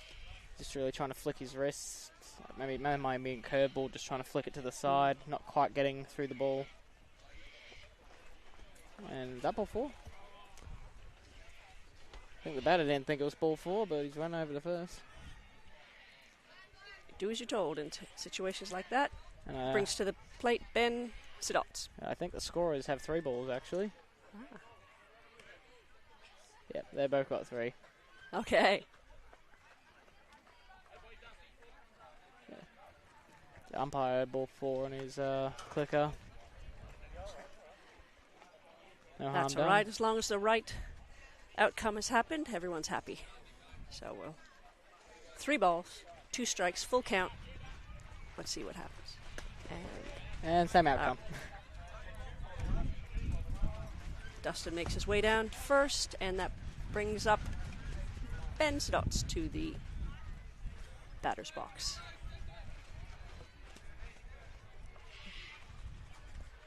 Aggressive base running, good throw down, and slides safely into second. Went around the tag there. That was a really nice slide there. Just went to the back of the base. It's a good throw by Louis Mayo. Luke Steedham couldn't quite bring his glove all the way around. Put the glove where most people slide. But Dustin fooled him there. A stealthy little slide to the back of the base, which is what you want to do as a base run. Make it difficult. So Yeah. a bit of an off-speed pitch there that gets Ben swinging. Runner is in scoring position at second. Let's see what happens. In the dirt, blocked by Louis Mayo. Back to the pitcher. Really would like a hit here, especially with 2 outs. Make sure we get that run in.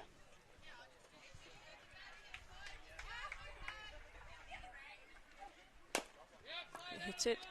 Goes. Oh, nobody covering first, so we will be safe. Does Good. not throw the ball away. Does try to throw to third to get the runner back. But safely returning was Dustin.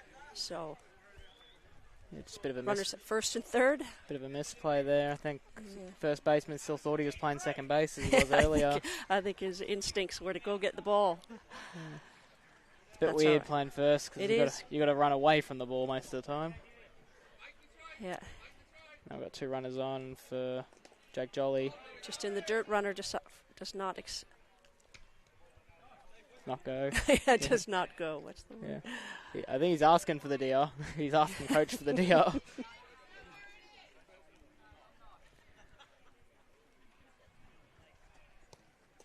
Another one in the dirt on Jake. Jake had that single that knocked in 2 runs earlier. Jake just loves to go get the ball. Runner still at first and third. 2 out.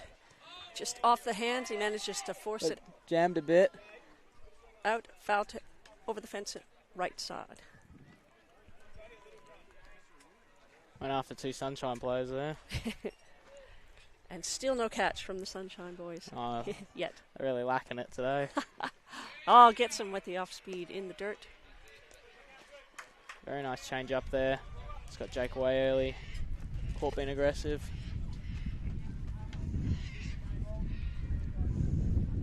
2 and 2. 1 and 2, I think. And he Stays hits it with that to change-up. shortstop. Knocks it down, but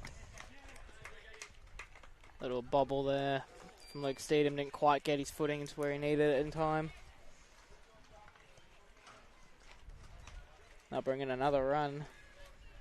7-0 right now with 2 outs. This is Ryan Joel up.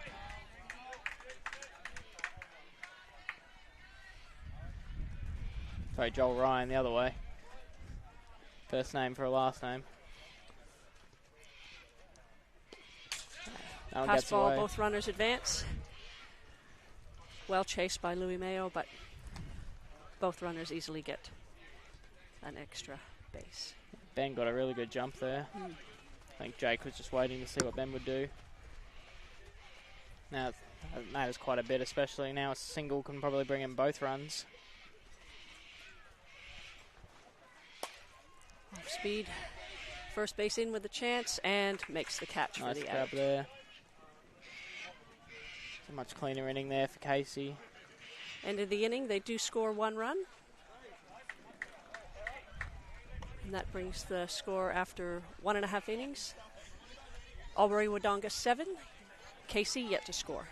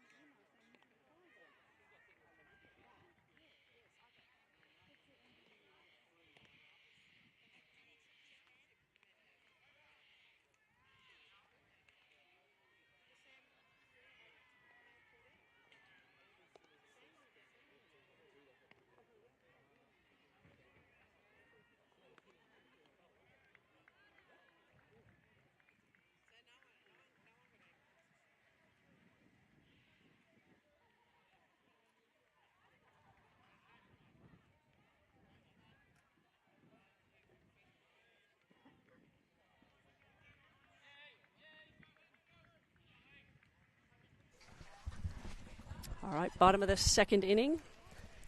Got Nick Henson up to bat. Swings through the first pitch. Looking to do damage right away. Casey just need to start getting runners on. That's the key for them.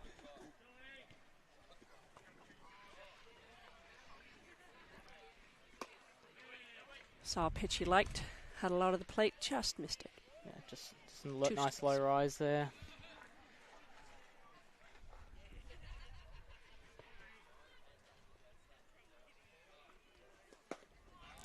Just lost it in the dirt.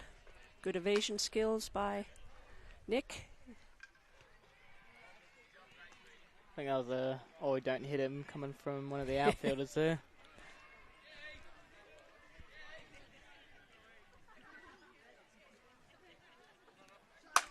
Good rip up the middle. Really solid shot. Great piece of the ball there.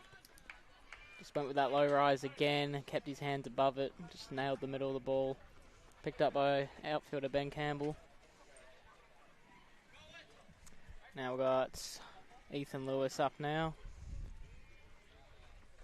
Ethan's the oldest of the Lewis siblings. 4 of them all playing at this tournament in various teams. Always hit it First to the one, gap. Well done. A good single. high The flying gap drive. to left center. Nice shot. Just didn't try to do too much with the ball, just tried to line it nicely. Casey quickly have 2 runners on for Hunter Lewis. So I played a lot of juniors with Hunter. He was filling in my team, a fair few years younger than me.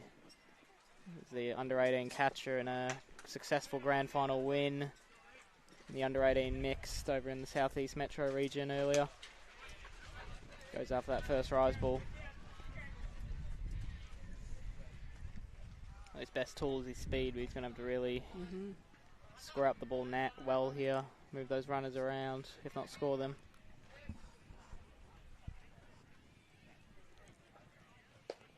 Showed bunt, but low in the zone and managed to pull the bat back in time. Attempted pick off there at second. Keeping them on their toes. I like it. Yeah. Any free out you can get with a pick-off's a huge benefit. As a catcher, how often would you give it a go, or is it all dependent on? Every time I think I can. You're always looking for it, aren't you? Always. Hunter just a little late on that surprise bunt there. Maybe not the pitch he needed. Yeah. He's definitely got the speed to get up with first. First baseman John's going to be waiting on the bag. He's going to be relying on his pitcher to field that right side of the infield. 2 strikes now on Hunter.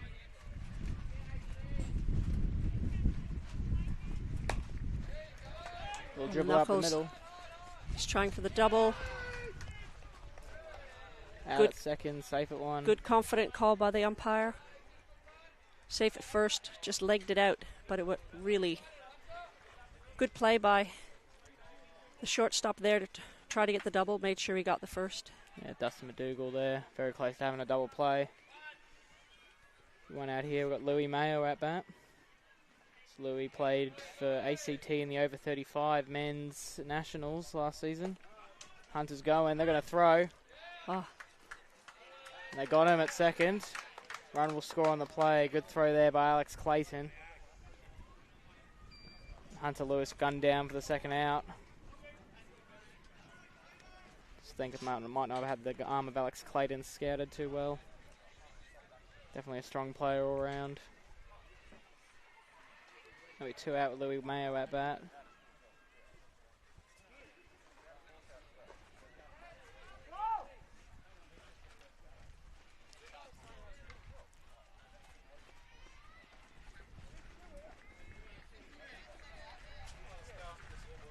yeah, I don't. I think the There's players, a little. The player thought the scoreboard is had 2 outs, so he believed the scoreboard, but the outs are currently stuck on 2 outs. So until that can be rectified, we'll yeah, allow their sense of gameplay yeah. to hopefully take over, and you can appreciate that he thought, well, it says there's 2 out there, but Has said that for a few innings, unfortunately. yes, it said it since the first inning. So Louis fouled that one hard back in the net. So he also plays for Pakenham in winter baseball and I think summer baseball as well.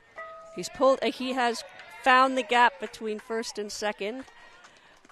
Nice running slap there.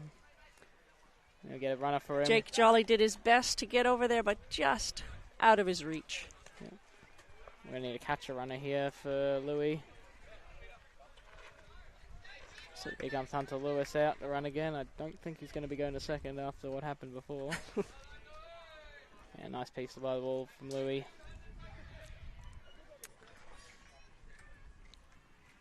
This is Shiva Naidu back into the batter's box. Here we go. Leaves the first one. Alex Clayton letting everyone know he's ready to throw the ball. It's a good position to be in as a catcher, wanting the batters to run, wanting to use that arm. Fouled off, out of play. I think they hit one of the Sunshine players' gloves that was on the floor. That was in their hand, they could have caught it. Still waiting on a catch from the Sunshine players at the back. But we're hopeful.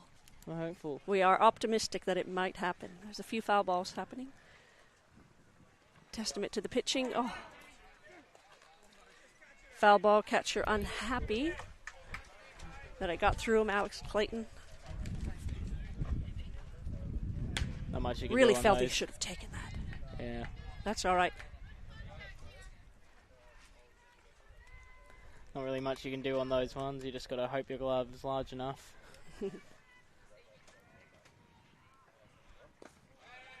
Runner going, nobody covering. Oh, he's there. He's goes gonna all try the to way go to to third. third. Comes up throwing and gets there standing up.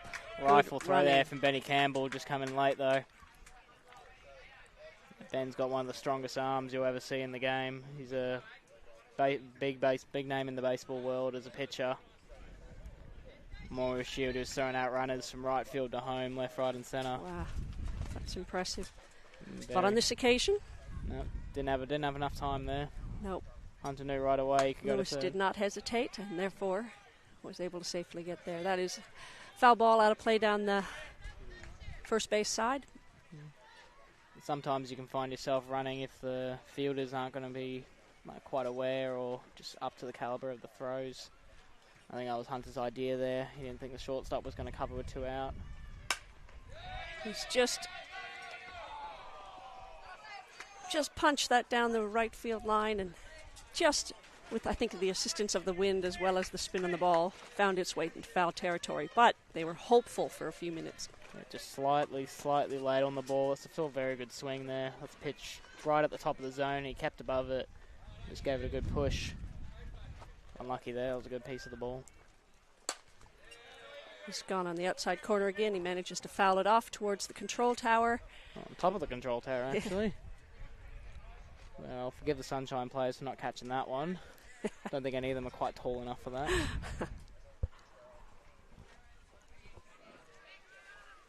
Shiva having good looks at all these, and fouls off another one. Seeing a lot of them well, especially that rise ball.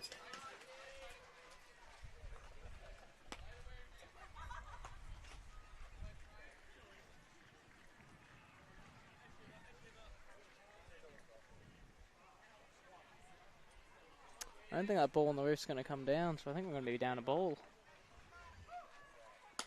Oh, gets him with a rise. Gets him. Just took a little off the rise there.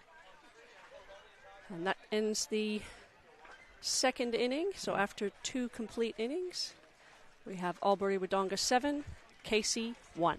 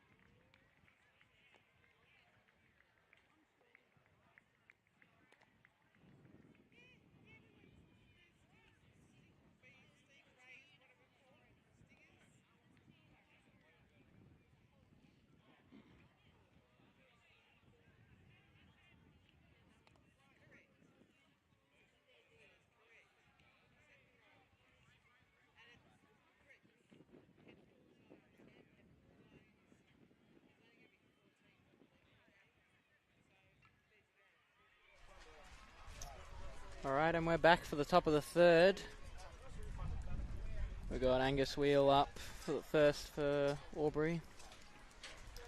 We're down on an unassisted ground ball there last time.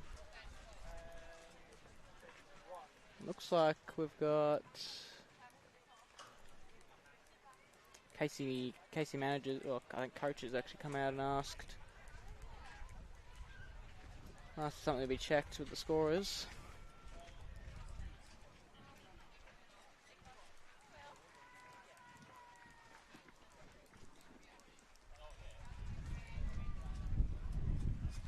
I think we're all good. So Angus probably going to be looking to take a few more pitches this time. Went down after swinging at the first pitch, first time up. Find a way to get on for that top of the order about to come up. Again, he goes to the first pitch, and that's put nicely in the right field. That'll be a lead-off single for Angus there. It's Chris Black who picked that up. And he'll do the job of a 9-hitter, which is get on base for the top of the order.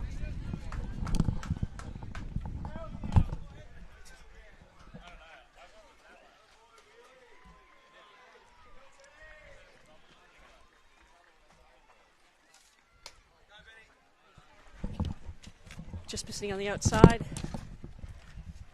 They've been quite aggressive with their base running, so I wouldn't be surprised if Gus makes a sneaky attempt a second. Mind you, they are respectful of Louis Mayo's arm. Let's see, there's no third base coach, so it'll be up to Angus if he wants to go. Benny shows bunt. That helps him juice the ball to the back net there. I think that's 3 straight balls to Benny Campbell. Ben's reached his first 2 times up. Just hasn't had a pitch to swing at yet.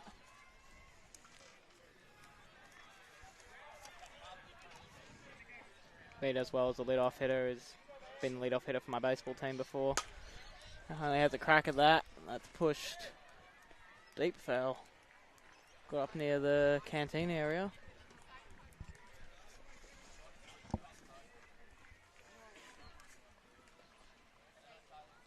The runner on second base here, just looking for find a way to get a single in, knock Gus in.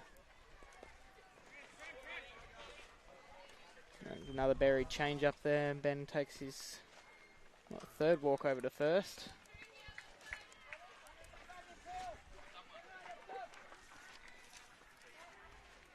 That's pitcher Ethan Martin coming up. Ethan had a surprise bunt single. He's hit that to right center. It's drifting back to the fence. Just in front of, bounces just in front of the wall. We've got 2 runners chasing each other. Runners playing a bit careful. We'll score. We'll have 1 runner score and Benny will reach third. Try not to overtake his teammate. Actually had a ball fall out of the ball chute just before that pitch. Didn't affect the outcome. That's a really nice piece of the ball there by Ethan. Just put it to the perfect spot of the park. Now we'll have 2 runners in scoring position with none out for Alex Clayton.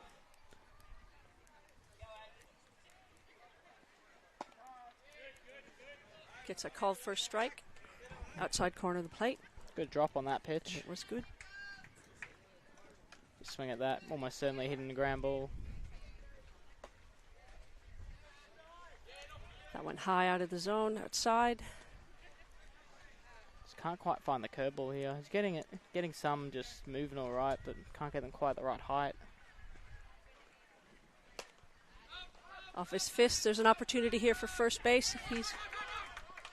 And Louis Mayo hustles back to home plate to discourage the runner at third from going. That's Travis Lindorf coming in. So he's just come into the game, I think, as a substitute at first base. We missed that. He just made that catch over in foul territory. That's 1 out here.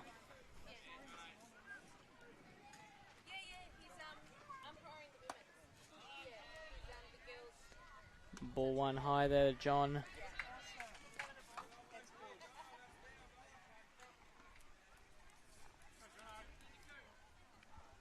John had a fly out to centre and a walk so far.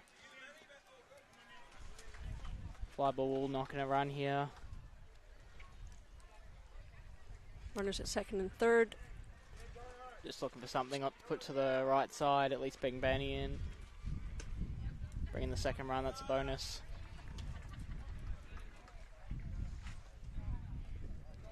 Three balls, no strikes. Pitcher being respectful of John O's power, I think. Yeah. And I think definitely a pitch around there with 2 runners in scoring position. Maybe bank on a double play here or a strikeout. number 10, Dustin McDougall, walking to the plate with the bases loaded. 1 out. Louis Mayo signaling to his infielders to hit him on the DR. chest. Yep. Designated runner, Aiden Sinclair, coming out once again to run for Jono. See if he can get his skates on and find his way around to score. Nice change up there, just maybe not the pitch you want to go for in the first pitch of the at-bat. It's a good strikeout pitch there.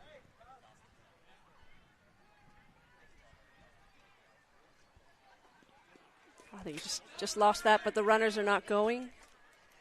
So. Yeah, Benny not interested in that one.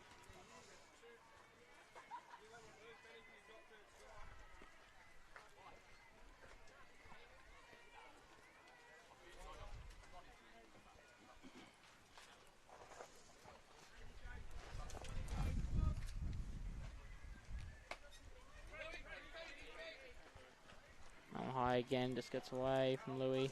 Still Ben not interested. Dustin's had 2 walks, scored both times. Had a couple plays in the field already. Just looking for that hit now. That'll be a bases loaded walk. Time called. No, not time called. Louis just giving his pitcher a pat on the back. That brings in another run for Albury Wodonga. Coach coming out. Looks like we're going to have a pitching change of some sort. This looks like Nick's heading out.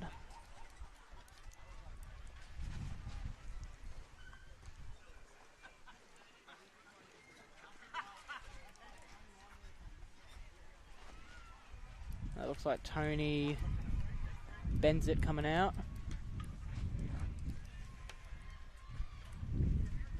So the third pitcher, Casey views already. I think their main chucker this year's been Heath Lewis. He hasn't come out yet. I think they're just trying to save him from this game. I think they're really feeling that loss of Tristan Little, who did a bulk of the pitching last season.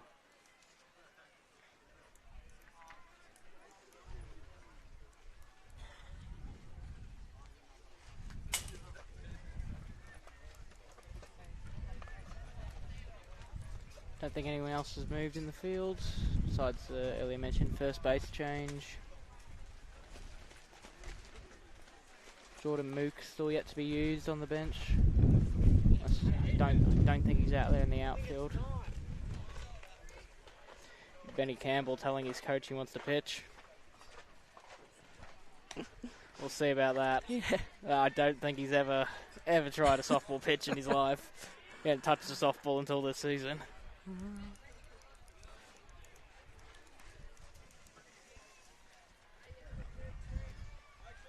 But a true Aussie spirit of give it a go, have a crack. Yeah. Maybe now at state championship finals is not the opportunity to do that, but hey, you never know. You never know. That's how everyone starts them as it goes. Yes. Good grab by Luke Steedham. Get the out at Gets the third. lead runner- We'll try for a double the play run- at first. Ooh, well. Oh, I reckon he had him if that throw was online, but it wasn't. There'll be a runner out. It's at third base. Run scores. Yeah, run will score, and then Dustin will reach third. And a thrown error there by Heath Lewis. Gave it a good shot at first. Runner was not. Well, the batter was not hustling up the line. I reckon he had him if he just made the throw on target. Had to rush it a bit. Jake Whoa. Jolly hits the first one very hard. That's right through the third baseman. Ethan picks it up, throws it over to Dad. That's another run brought in there. Hard hit ball by Jake Jolly. That's what he's known for. Just one out in this inning, according to the coach.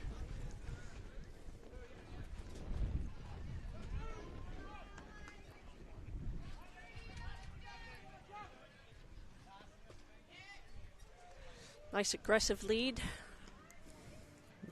from Ben Sidots at second, but Louis Mayo denies the opportunity to advance.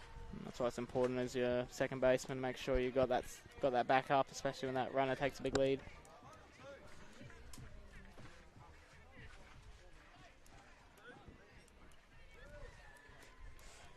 Base coach trying to still figure out how many outs there are.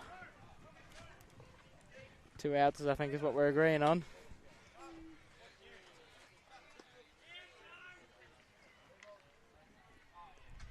A 3-0 count here. Very count on Joel. And loses them, which loads the bases. Gus Wheel stepping up to the plate now. Bases are loaded, 2 out. That's where heroes are made. So they're at 10 runs now ahead. So if they keep this lead, the game will end after the 4th inning. I want just a little bit of insurance there, save their pitchers a little bit of innings. So there is a mercy rule in this that kicks into into effect in the third inning, actually, to get up by 15 runs by the end of the third. 10 after 4, 7 after 5. And at this pointy end of the tournament, any extra time for recovery is absolutely welcome. There's some bodies that would appreciate that extra time. Hit to second base, just off his glove. He still has a play if he's fast, but not quite unable in time. to get the out, but not quite in time. But well done to stay on it. Yeah, definitely saved a run there by at least knocking that ball down. And Gus will find a way to reach base here, get another run across the plate. That's 12-1 now we're at, with Benny Campbell up with the bases loaded. Back to the top of the order, and Ben Campbell, 3 walks for the game. So he is showing discipline in the box. What will he do this time around? He wants he to has hit, a crack, and he has and a hit. he finds the way to get it inside the line. Ethan Lewis picks Second it run up, coming 2 runs through. coming in. 2-run single there for Benny Campbell. Just kind of rolled over that, put it at the right spot. Still at 2 outs now. Albury Wodonga just keeping alive here, making sure they do their job when they bat.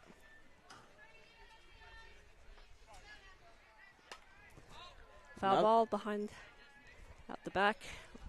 Yeah, still no catch. Still waiting from it. Well, Sunshine players, I think, have moved. Ethan Martin looking to keep it going. Runners at first and second. Albury Wodonga 14, Casey 1. Just a bit of a check swing foul down the first base side. Finds himself behind 0-2 now.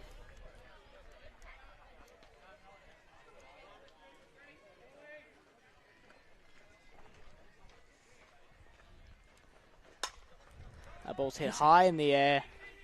Ethan Lewis under it. Sure hands, takes the catch. Casey will escape the inning. But not before 7 runs are scored. A nice big inning there from Albury, doing very well.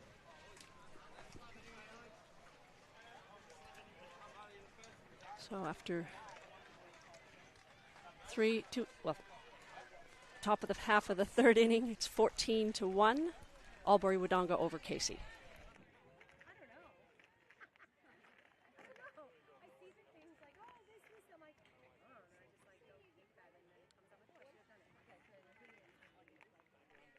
Yes, exactly. Because I don't understand how this works.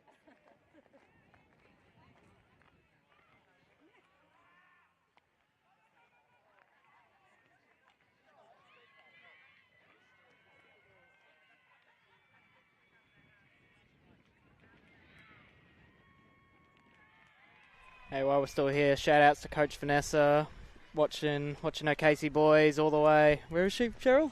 In Fiji. Oh, okay, if you're going to be somewhere else other than softball, that's a pretty good place, I think. Woo! So, well done, Ness, and your boys are trying their best for you. Very much.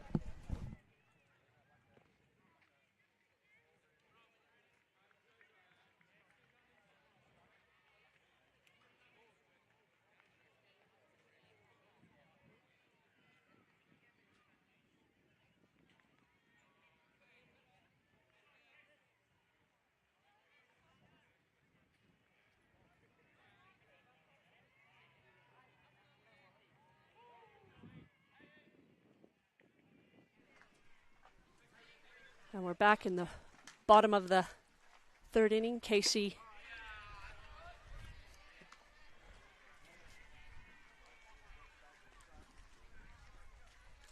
desperate to get men on base and pull back some of this deficit. Chris Black at the plate has a cut that pitch. Thanks very much to Ryan Lewandowski, who was expert commentation. He has now had to leave to go prepare himself for his game, but I certainly appreciated his understanding and knowledge of the players and thank him for his commentary during this game. Called third strike, so first out of the innings, K2.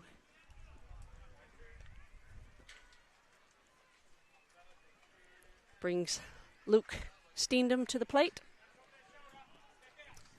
leadoff batter for Casey.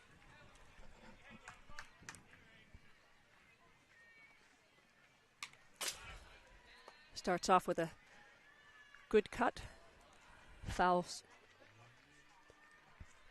that off behind play.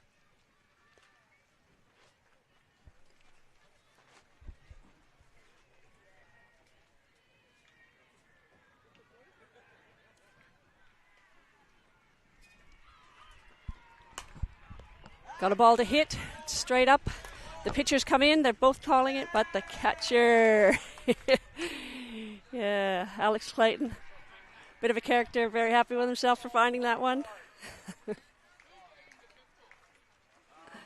Manages to get it, but this time there was backup by Ethan Martin raced in, but Clayton had it under control. And very quickly we have Casey have 2 out.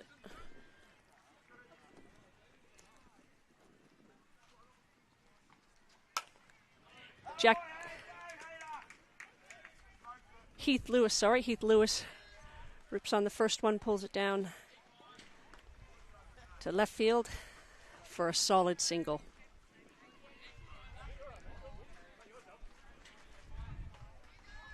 That brings Jack Grattage to the plate with 2 out, runner on first.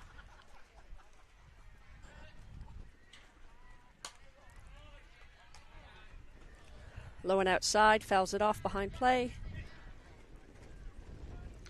Runner returns to first.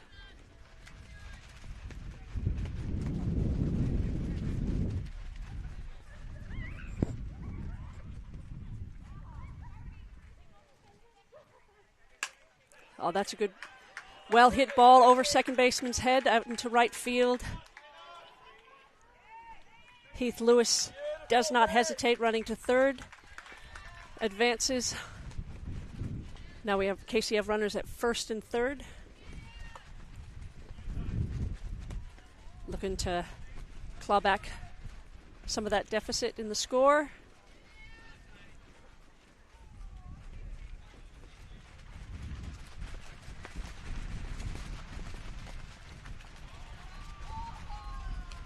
Tony Benzit at the plate. Takes the first one.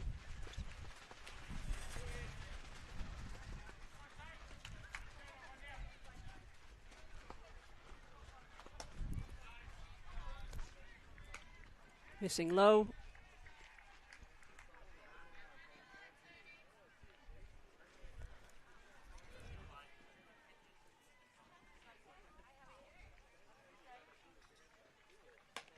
He thought about it, but managed to hold up. Ball high out of the zone. Third baseman is holding the line, so.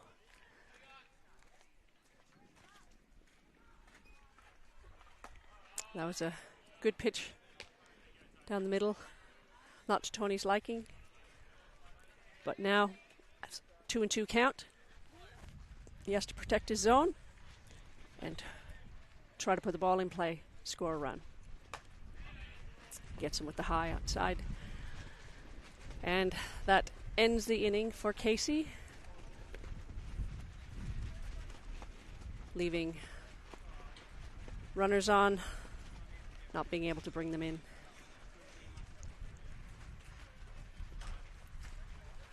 After 3 complete innings, Albury Wodonga 14, Casey 1.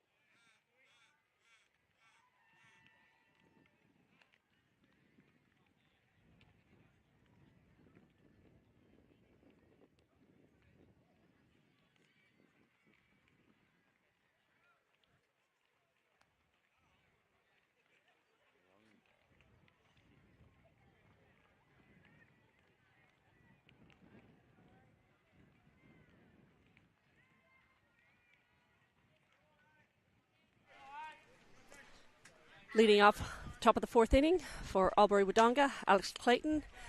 And he goes with the pitch, hits it down right field line. I think he'll be looking for a triple all the way here. Yep, round second easily. It has a stand-up triple.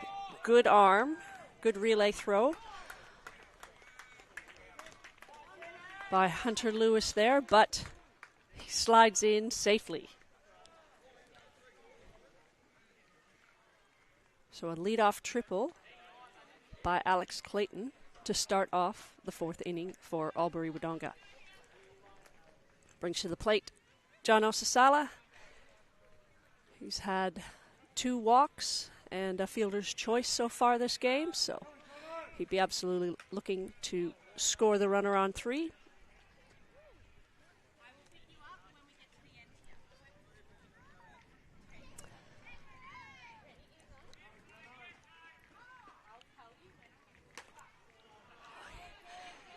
There's a play on this if he can get it. Oh, just off his glove. So that was a fly ball down the first base foul line. First base tracked it really, really hard. I think it's Travis Lindorf tracked it, but at the last second just went off his glove. So just ends up being a foul ball. Jono shakes his head. He's looking for... Leaves that inside pitch go. Good pickup by Louis Mayo, the catcher. Keeps the runner on third.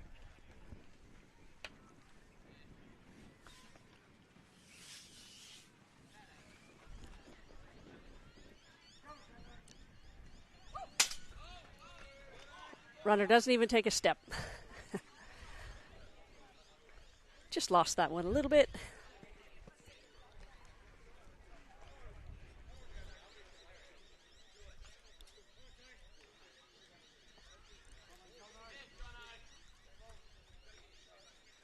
Three balls and a strike on the batter. I think anything close he wants to hit, and he's pulled that past the outstretched glove of Heath Lewis and manages to hold that to a single, but the run does score.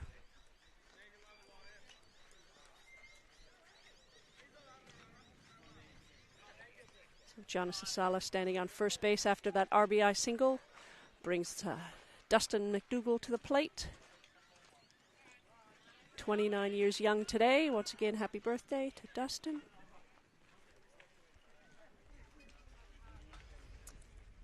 He has managed to pick 3 walks today.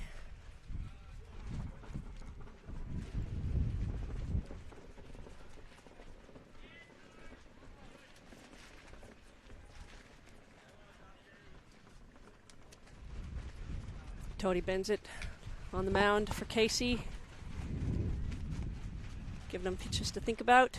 So far, not tempted.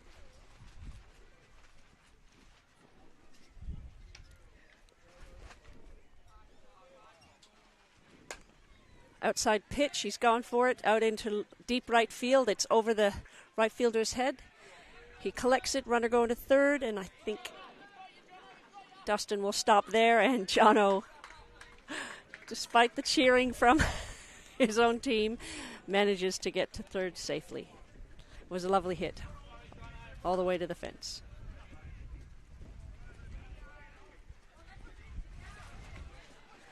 So runners in scoring position at second and third for Ben Siddutz. Watches that first one high. 2 walks and a single to left field for Ben. See what he can do this at bat.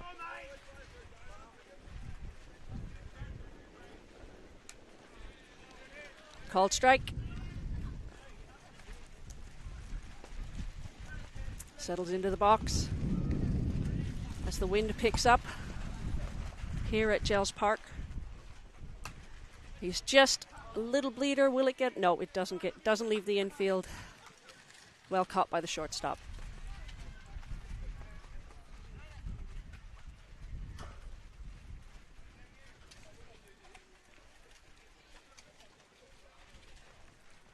Brings to the plate Jake Jolly. Runner still at second and third in the dirt. Well stopped by Louis Mayo, the catcher for Casey.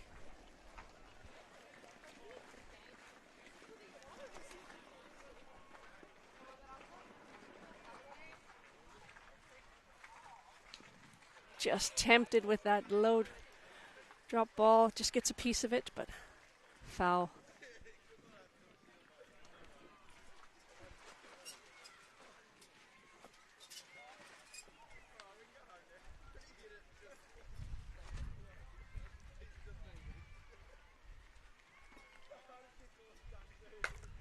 And pulled down fair out into left field. 2 runs to score, and Jake Jolly makes his way with a great big smile on his face down to first base.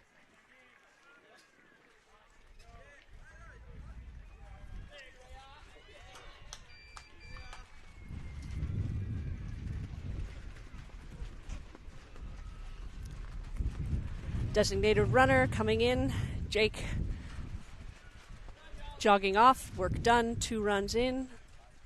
Happy days for Jake of Albury-Wodonga. Casey still fighting hard here. Joel Ryan steps in. Got the designated runner Aiden Sinclair at first, and I'm sure he'll be anxious to get running and use those fast legs. Takes a good lead, but decides not to advance. Probably a good move. Louis does have a very strong arm.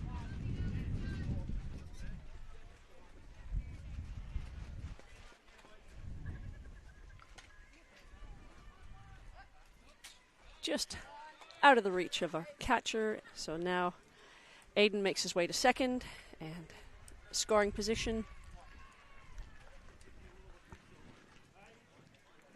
With 1 out.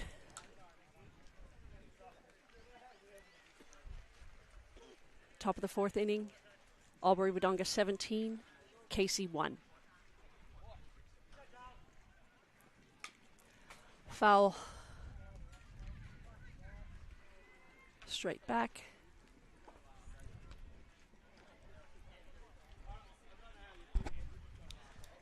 Looking at the field, all the outfielders are just a few steps in from the fence, so they are respecting the power of Joel Ryan. Just off the end of the bat for another foul.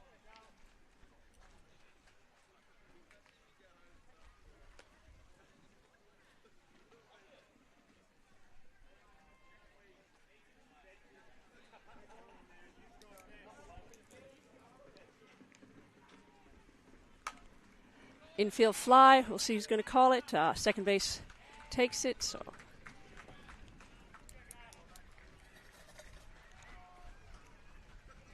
that brings up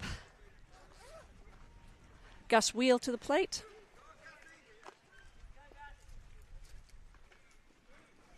He's reached base on a hit to second. I'm not sure if it was an error or a hit, but that's up to the scorers to decide. And he's been on twice so far this game. Let's see if he can make it 3 from 4.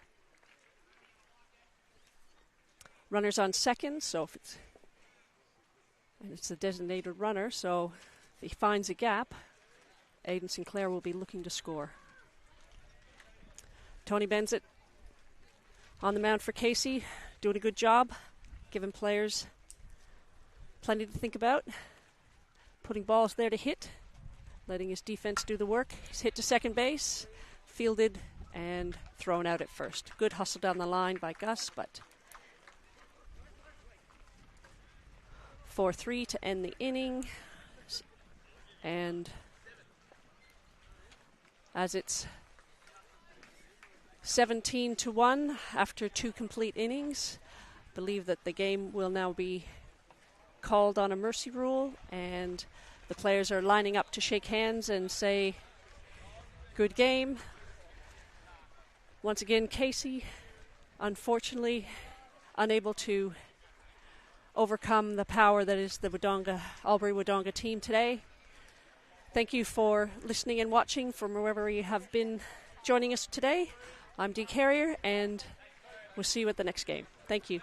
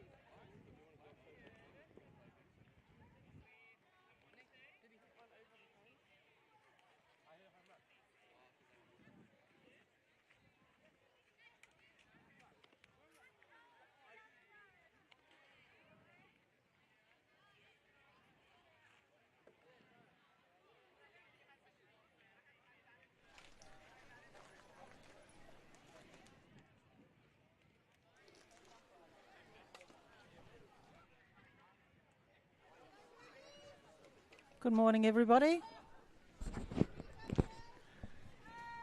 Welcome back to Diamond 2, game between Keilor Park Districts and Werribee. Great way to start the game.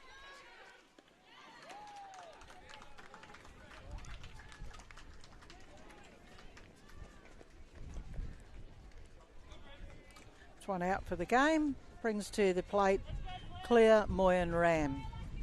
Pitcher for Werribee. Just had the wind pick up here in the last couple of minutes. Still a lovely day, still plenty of people at the park.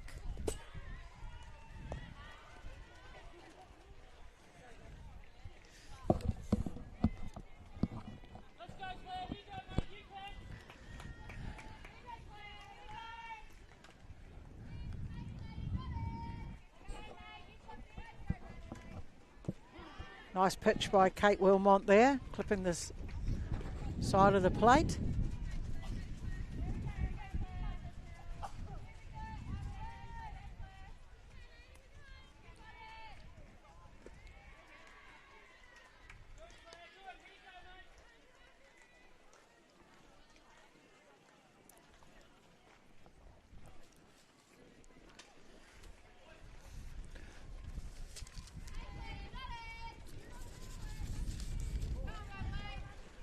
This is our first round of the finals.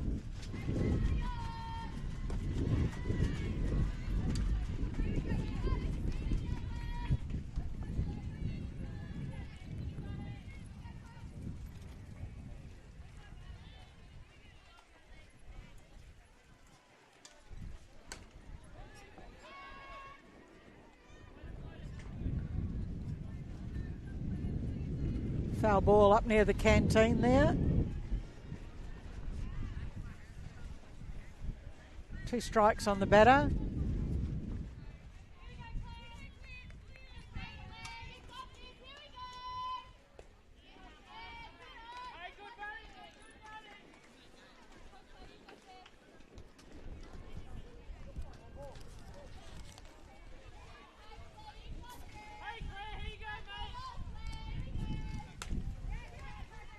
The ball hit straight back to Kate Wilmont, over to first for the second out of the game. Brings into the batter's box, left-hand batter, Moana Benjamin.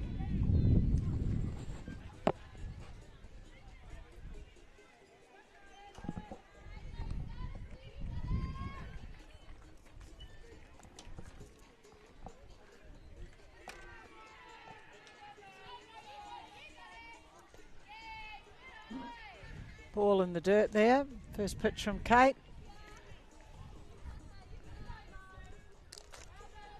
Great stop by Casey Newell.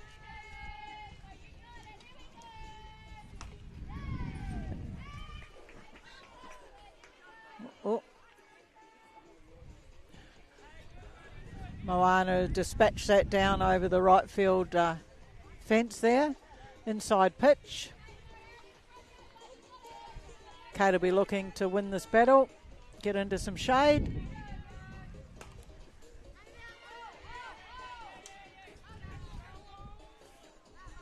Foul ball called by third base umpire Simon Ross.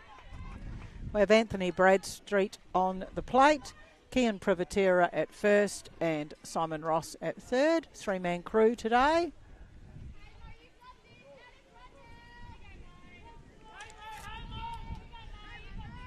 Two strikes on Moana here.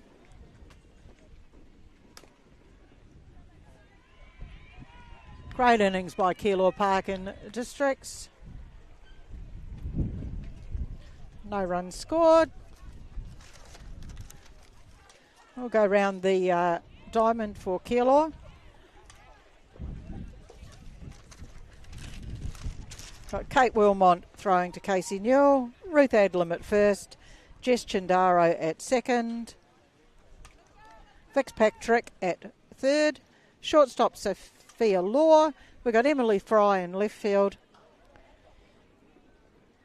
Trilly Fuller. Sorry if I'm pronouncing that wrong. I will check that. In centre field. And Molly Wayenberg out in right field.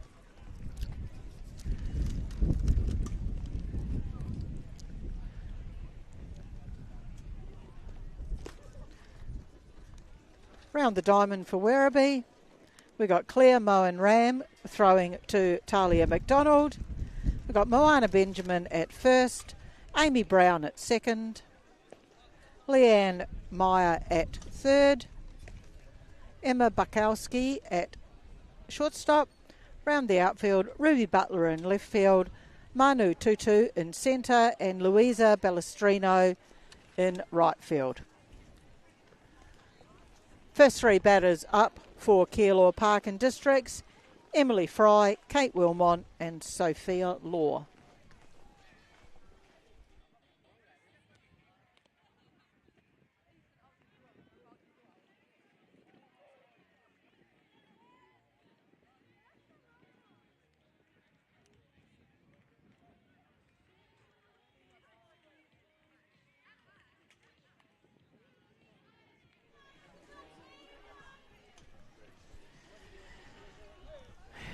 Emily Fry hoping to start it off for Keilor Park and Districts.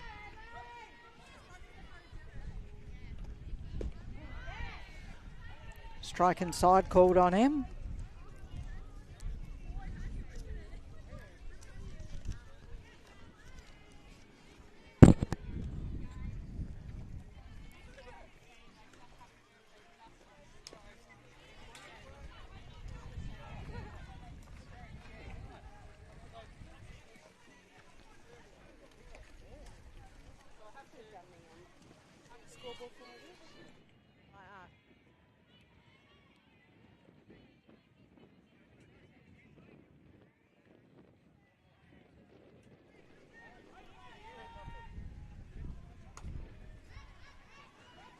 Foul ball to the fence. Oh, good attempt by Moana there.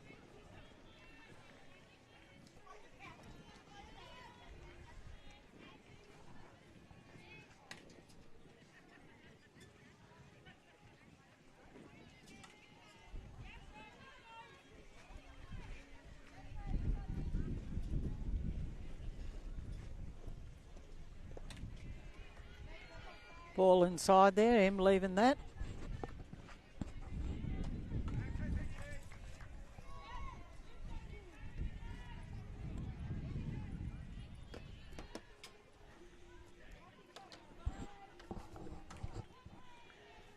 Got my scoreboard assistant just setting up her picnic table next to me.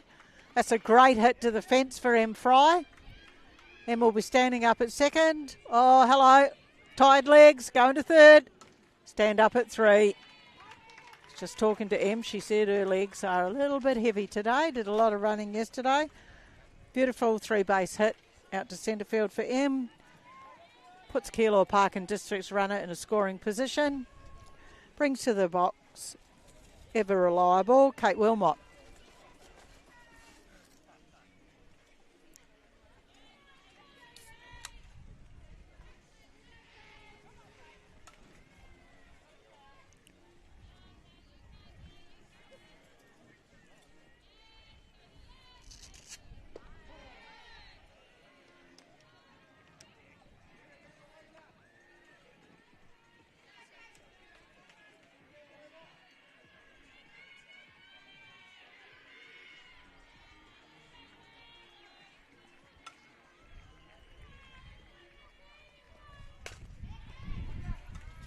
Held the runner, gets the out, M. Fry comes home.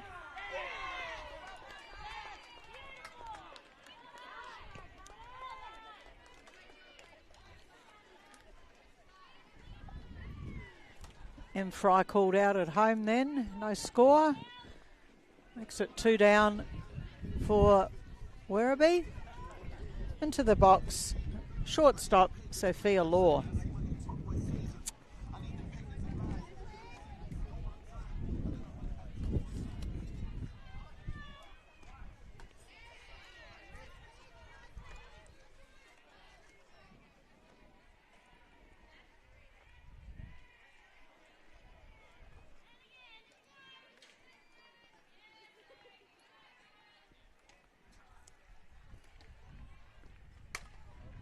It's a great high hit out to right field, parked underneath it. Take 3 up, 3 down for Werribee. Great effort, no runs scored.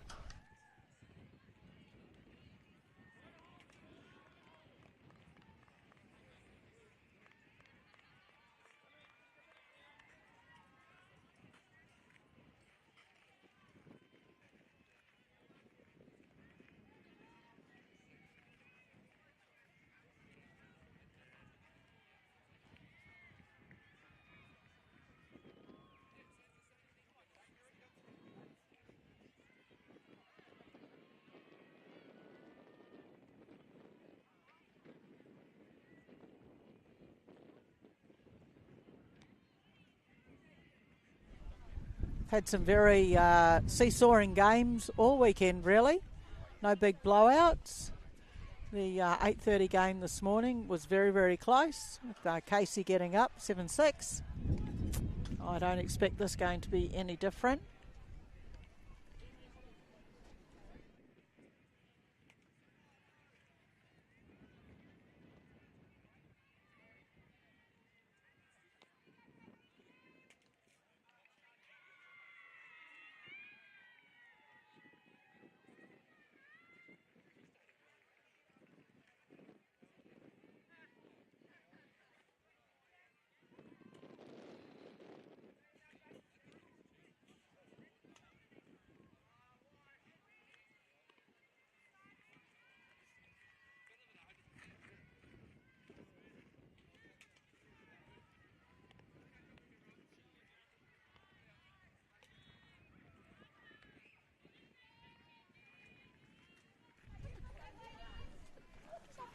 First up for Werribee, Emma Bukowski, their shortstop.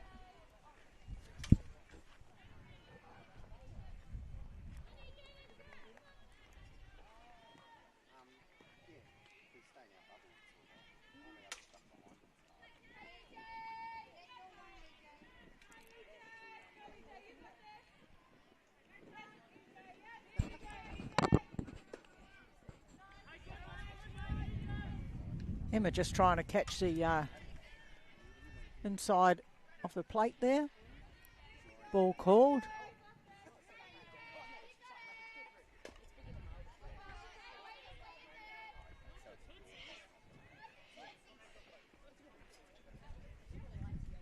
Got good variation. Kate, been around a long time. Got a few tricks up her sleeve. Variation of speed, pretty reliable at hitting her spots.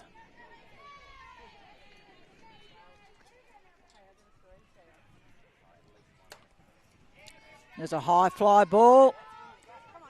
Going to drop.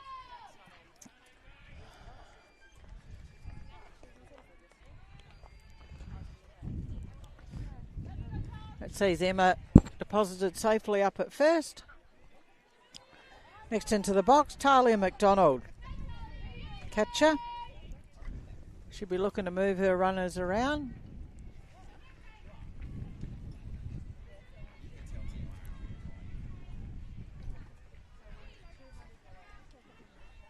It's a good pick up from the catcher there. Casey all over that, making sure the runners don't take advantage of that ball in the dirt.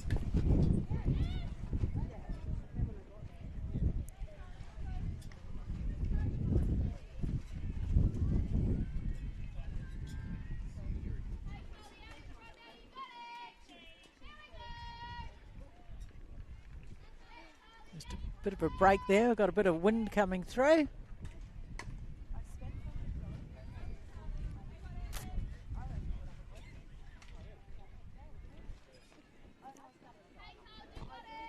Ball and a strike on the batter here.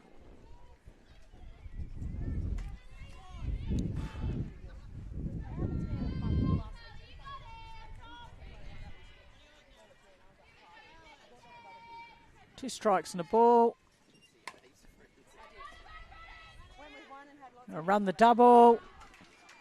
Nicely picked up there.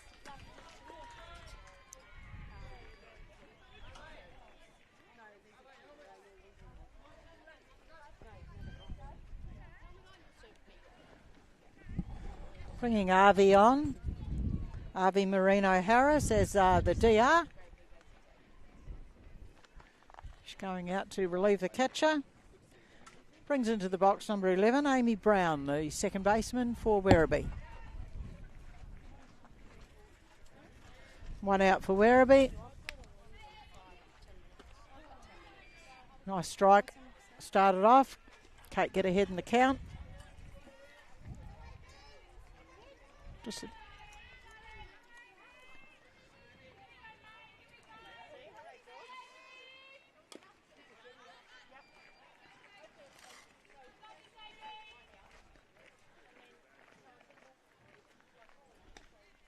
two strikes on the batter for Kate Wilmot here, getting ahead in the count early.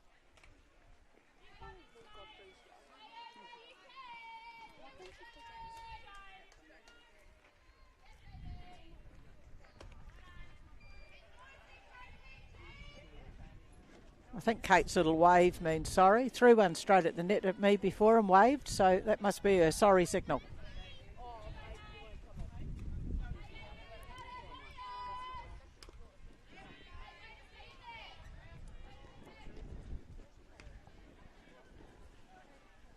She's working hard out there. Batter in the box also. Good pitch selection there.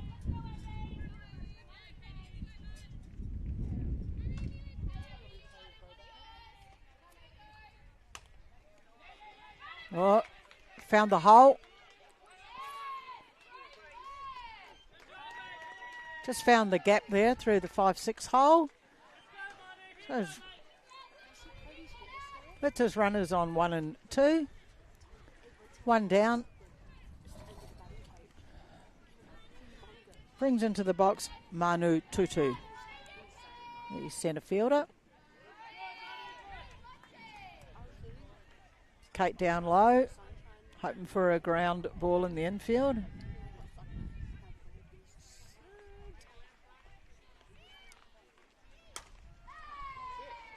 That's a great hit. Yeah.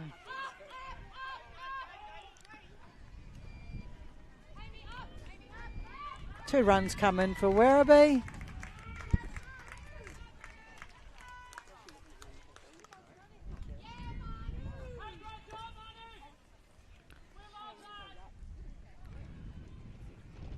Got Louisa Ballestrino into the box, the right fielder.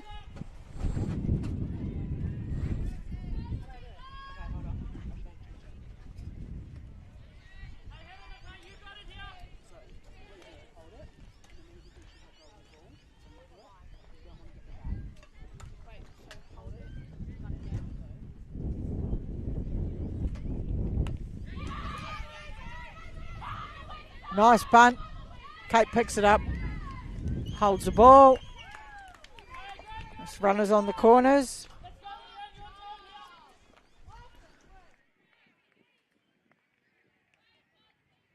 I'm just calling it in now. My camera has 38 minutes of battery left.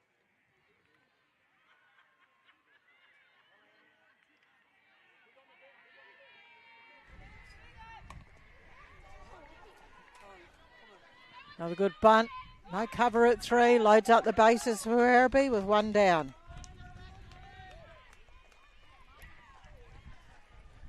That takes us back to the top of the Werribee order.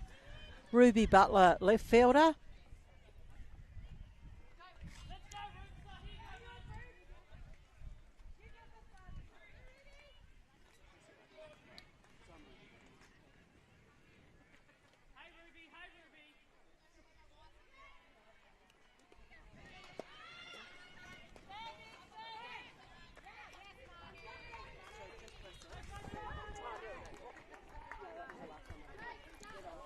Ball to the net, brings a runner home.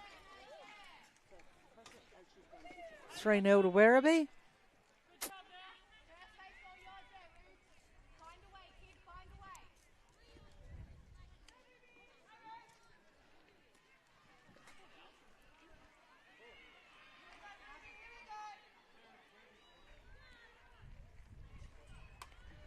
Good comeback by Kate.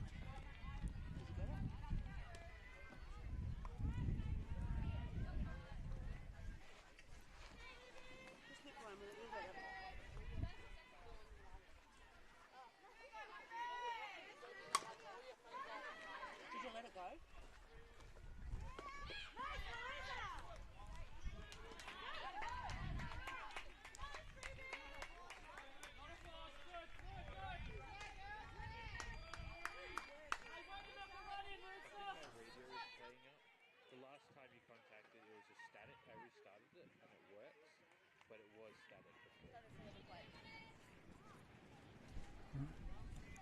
Okay, another run in for Werribee there.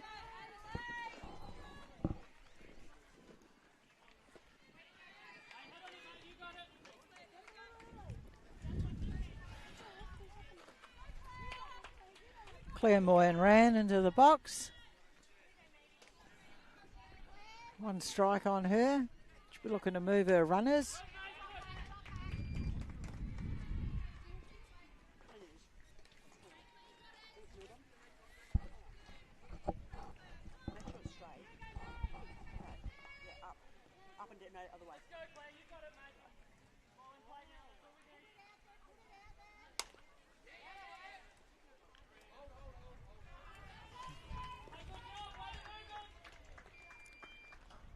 So, second out of the innings.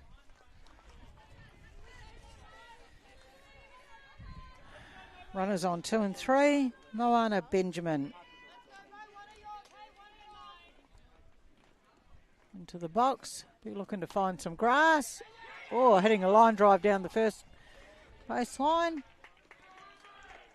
Brings 2 runners across.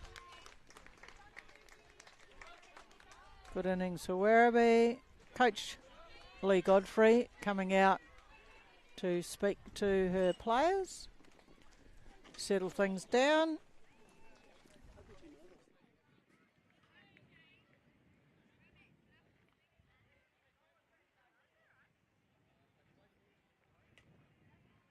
I clear to switch out my batteries?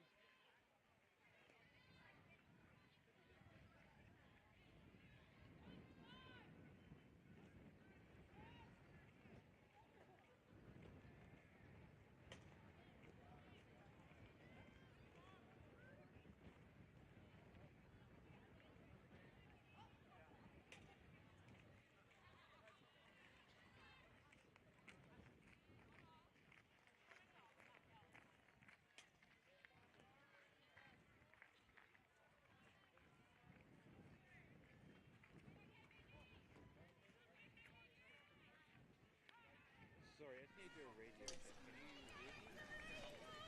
Can you tell Joe to ring me? Tell Joe to ring me. Just dropping into right field there. bloopy hit. Runners on the corner. Proving a very productive innings for Werribee.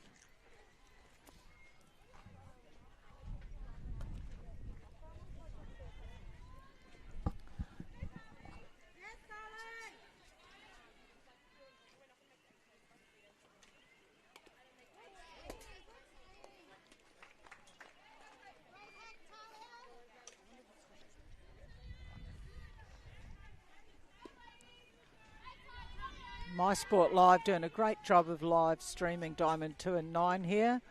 Guys setting up here at 7 a.m. this morning when I arrived. Very efficient.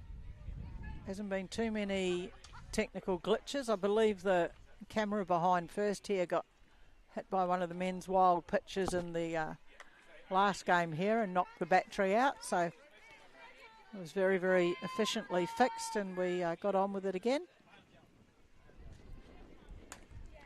There's a fly ball up. Kate under it. Kate takes it in the innings. Not before Werribee score 6 runs. Keilor Park and Districts will be looking to get a few runs on the board too.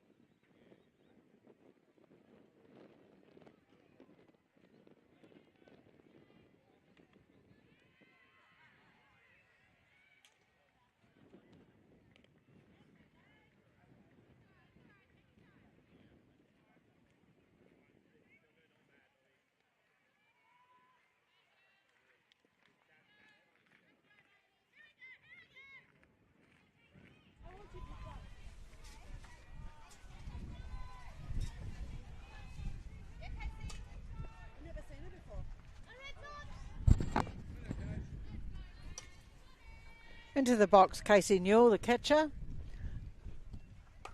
We're looking to start it off. Found a hole between the 5-6.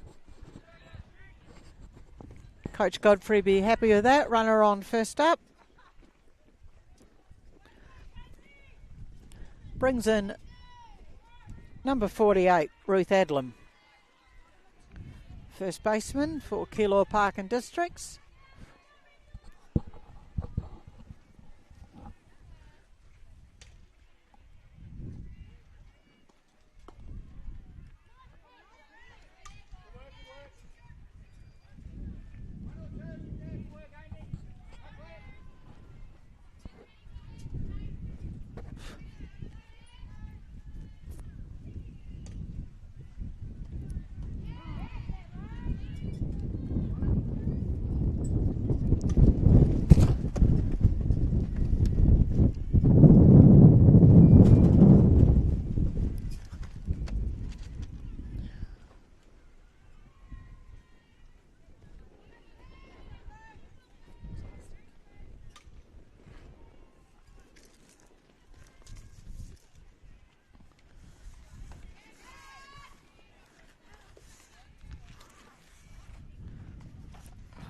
Ball called high there. Kylie's messaged me. Do you reckon they're going to come to do the contract for the last day? And what time?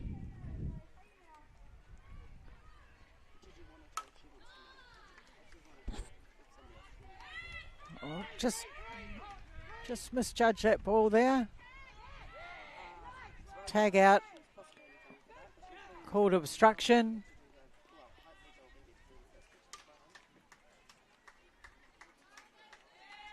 Obstruction at 3 there. Puts Keilor Park runners on 2 and 3. We just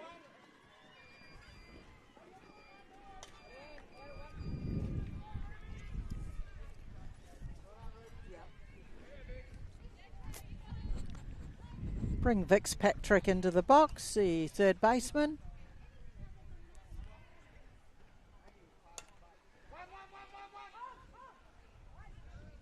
Nice bunt. Unfortunately, just over the first baseman's hit. It's 2 runners coming home for Keilor Park. Fitzpatrick stands up on first. Awesome job.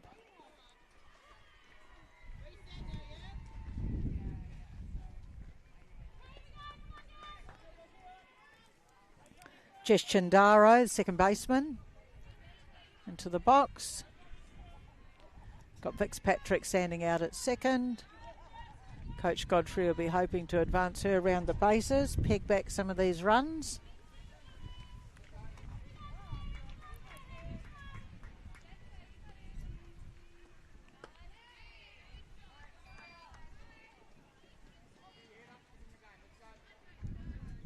Just off the plate there, looking to tempt her with a hit.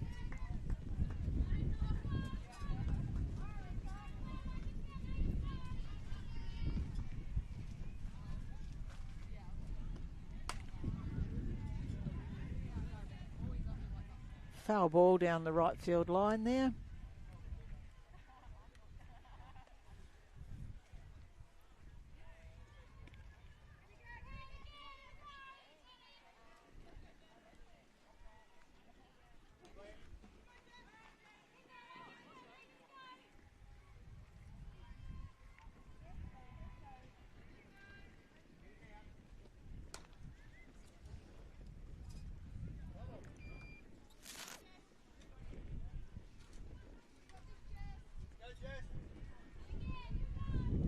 Two strikes on the batter. 2 strikes and a ball.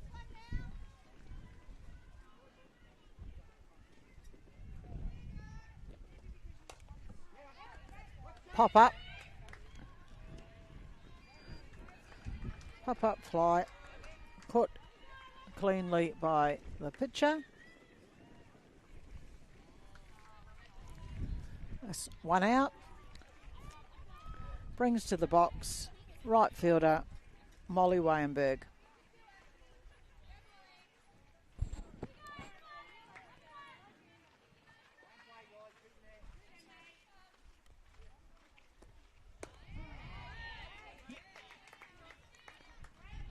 Nice pitch to start off there.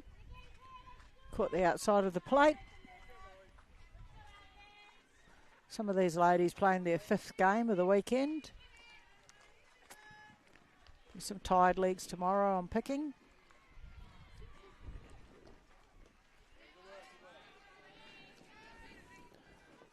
Two strikes on the batter.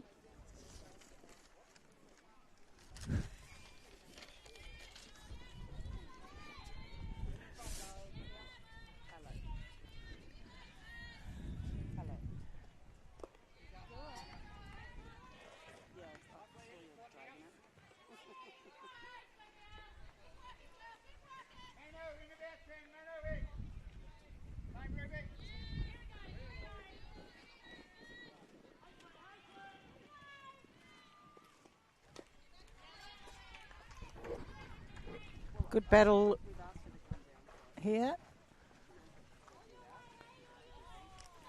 Molly's just getting rid of some balls that she's don't suit her.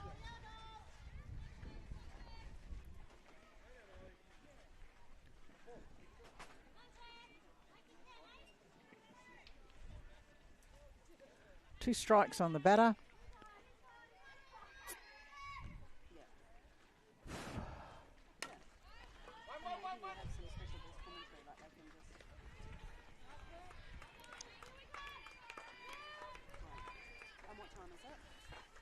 4-3 there for the second out of the game. Fielder's choice advances the runner down to 3 into scoring position. We got Kira Robinson, the DP. They're looking to get this runner in. Narrow the margin.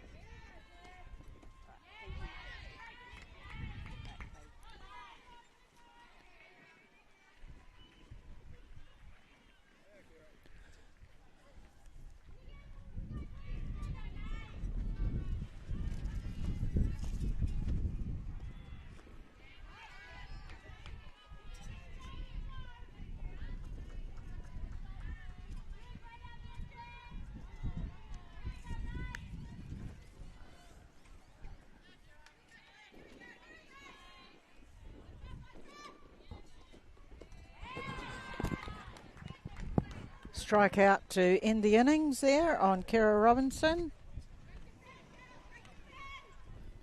2 runs in for Keilor Park.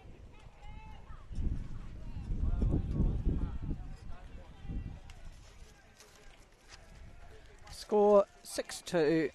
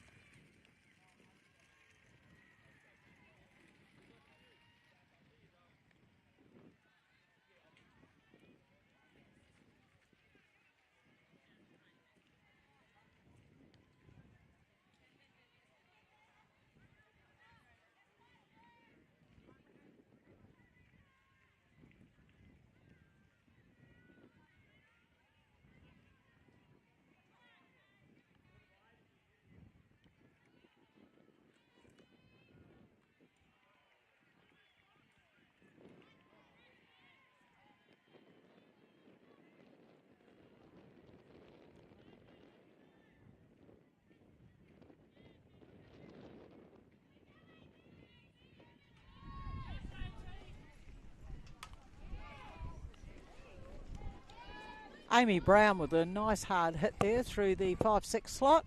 Get the first runner on for Werribee.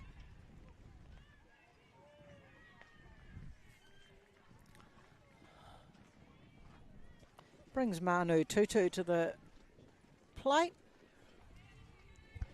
Centre fielder for Werribee. Drops a nice bunt. Good running. Game 5 legs still working. Excellent. Great start by Werribee. First 2 batters on base.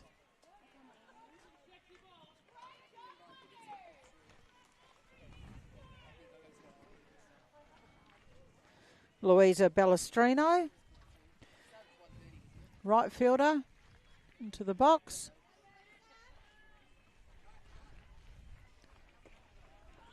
Looking to bunt again.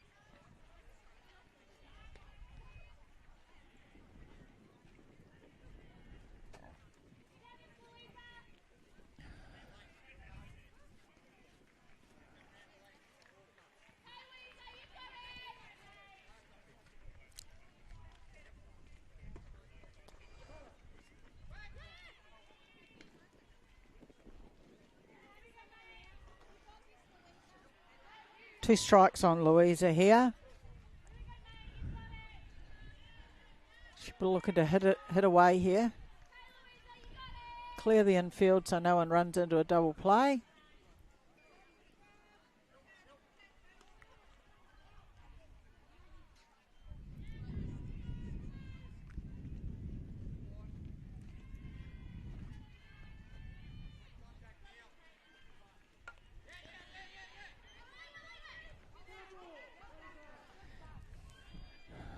Batter's out, unfortunately. Foul ball on a third strike.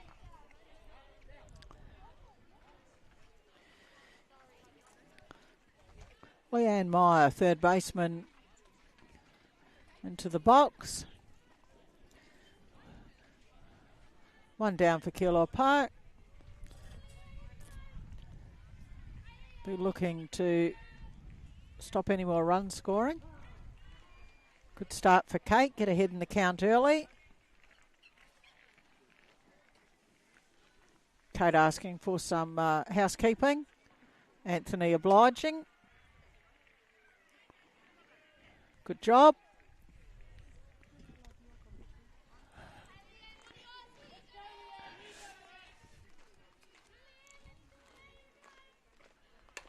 It's a nice pitch. Hard hit ball, well fielded really, knocked down. Puts runners for Werribee on all the bases.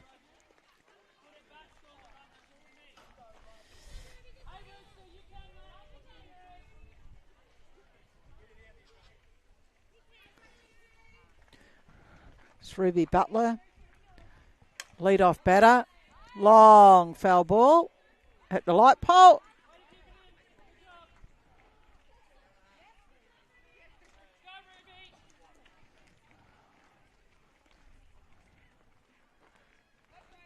Hit the light pole down the right field line then, see if she can do it again.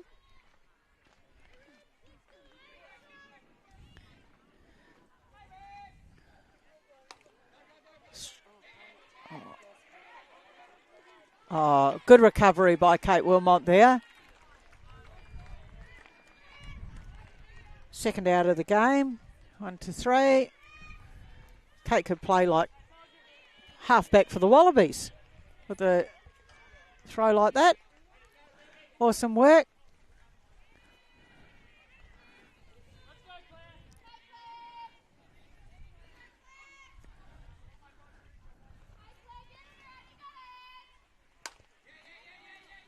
Oh.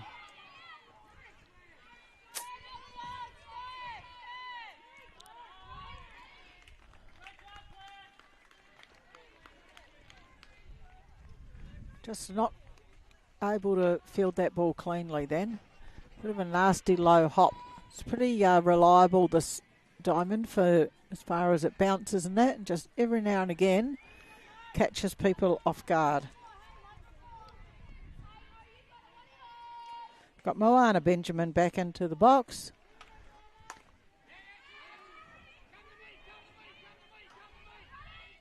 Oh, unfortunately, just missed in centre field there. Another run comes across the plate.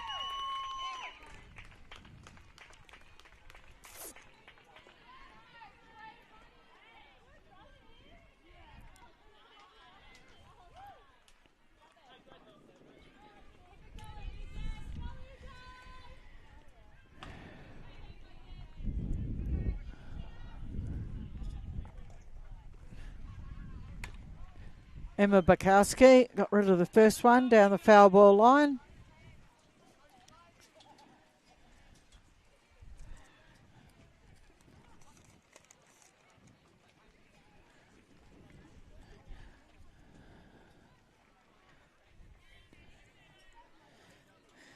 Two down. Keilor Park and Districts will be looking to shut this innings down.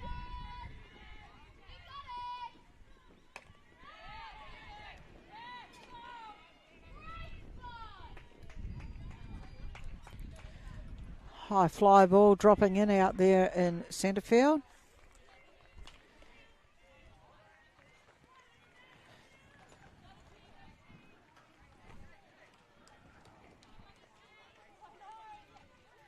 Brings a catcher, Talia McDonald, up to the plate.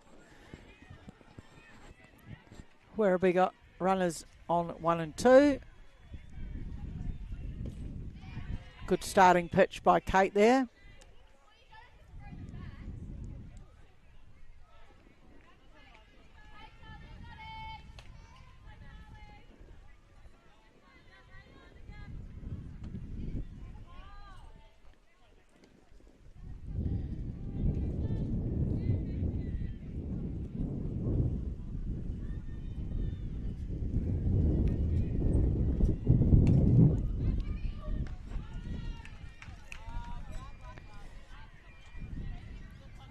take there at shortstop. Ends the innings, not before Werribee score another 3 runs, making the score 9-2.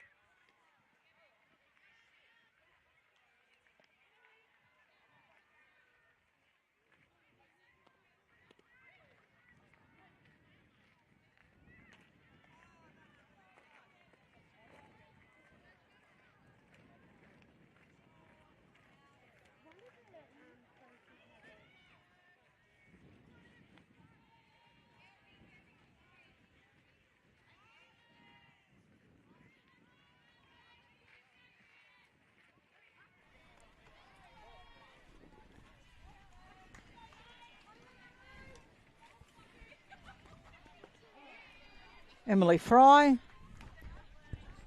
into bat. Keilor Park be looking to put some more runs on the board here. Up the top of their order.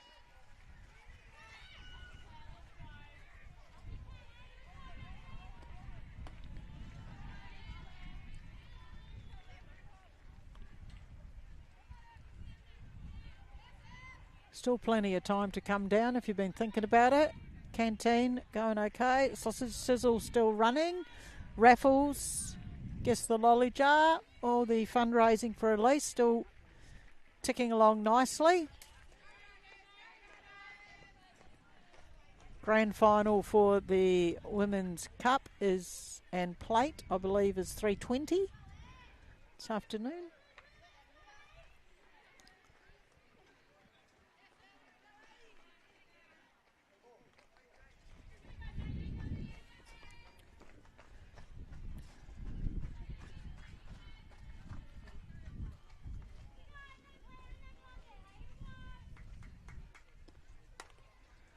High hit ball from M. Fry. Don't look at it, M. Run.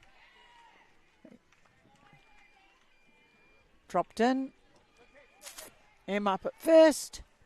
Shouldn't really be coaching, meant to be commentating.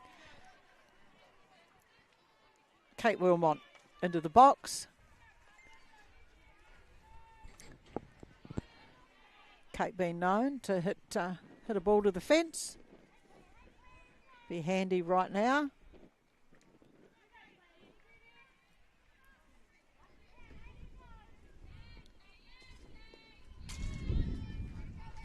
Wild pitch there. And Fry goes up to second base. Takes a bit of pressure off Kate in the box.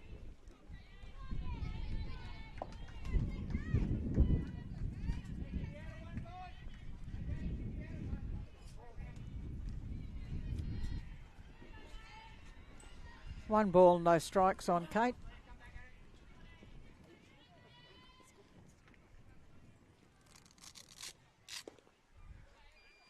Trying to tempt Kate on the outside there. Kate not having any of that.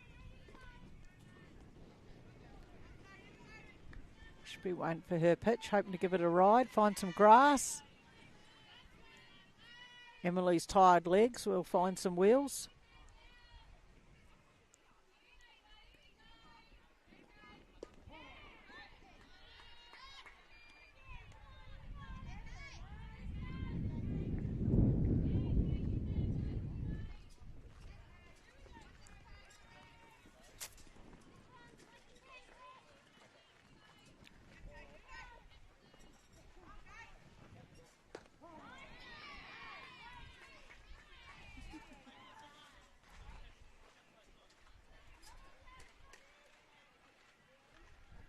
It's got a wardrobe malfunction for the catcher.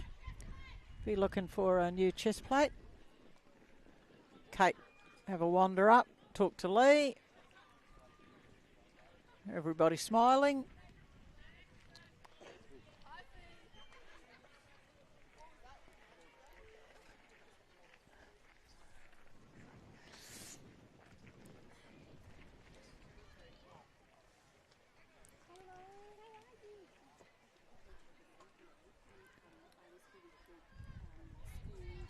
Kate, 2 balls, 2 strikes on her.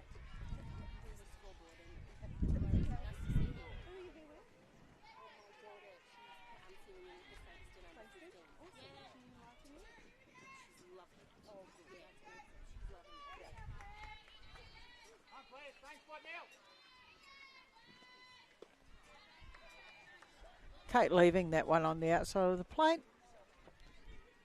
3 balls, 2 strike.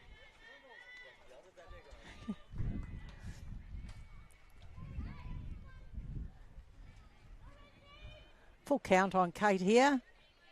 Anything close? Hopefully she'll be giving it a ride. Or not. Caught her on the outside there. Only one down though, no damage. Sophia Law, shortstop into the box.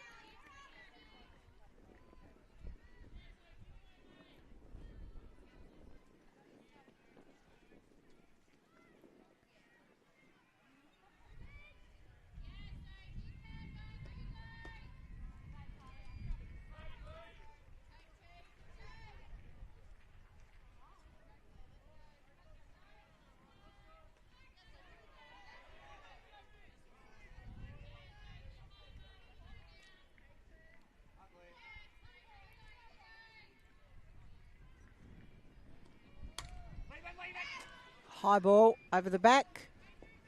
Yep. Down on Diamond 1 we have Sunshine playing Dandenong. We'll try and get an updated score for you. Send some unsuspecting under 15 girl down. Seen they like running. There's a bit of movement down there, I can see. Oh, bit of a wild pitch off the plate there allows Emily to come down to third.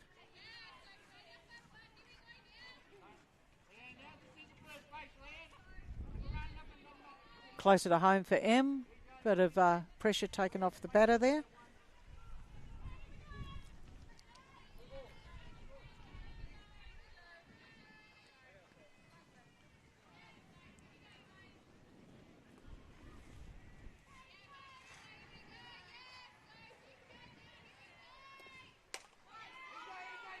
Fly ball.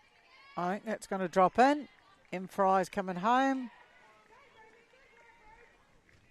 Bit of miscommunication out there. As I said earlier, it's game 5, maybe even game 6 for some of these ladies.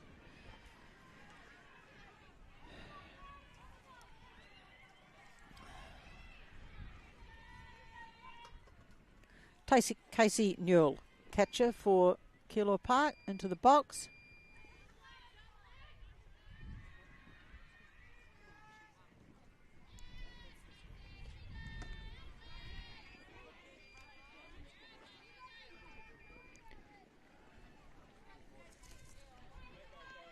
Good start there for Claire. Get ahead in the count early.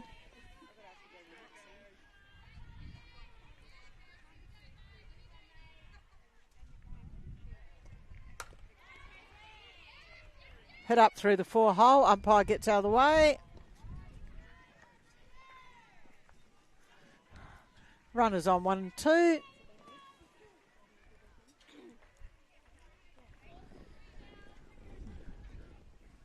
Brings in the first baseman, Ruth Adlam. Ruth had a nice hit out to left field last turn at bat. Be hoping to move these runners around.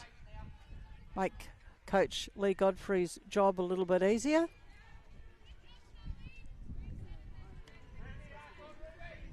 Lee, of course, the current under-18 Australian coach.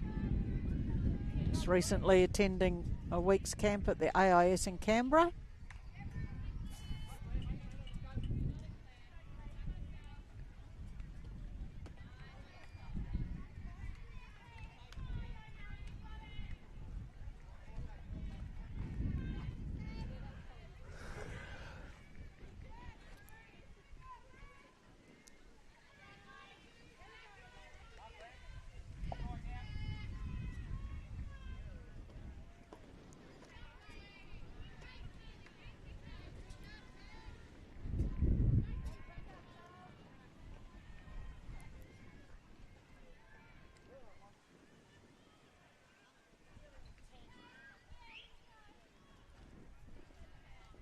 Just another wardrobe adjustment here for Werribee.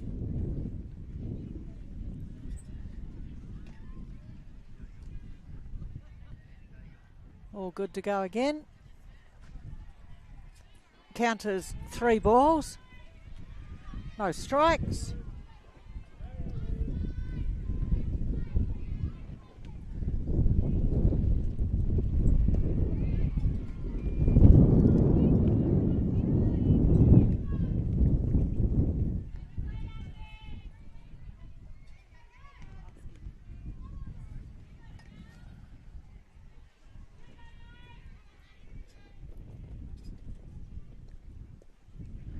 Ball in the dirt, base on balls, loads up the bases for Keilor Park.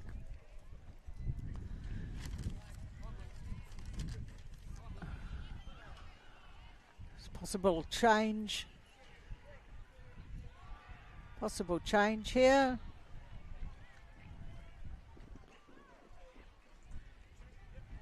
Bringing in number 16, Diana. It might be Pere and it could be Pear. I apologise for the pronunciation.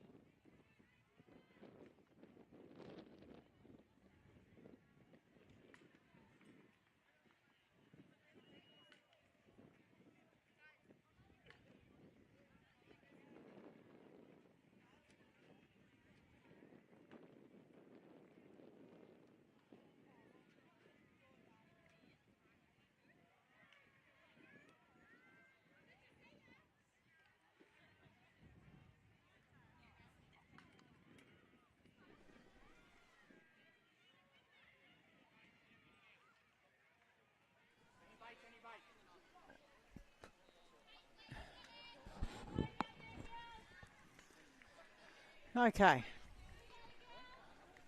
1 down.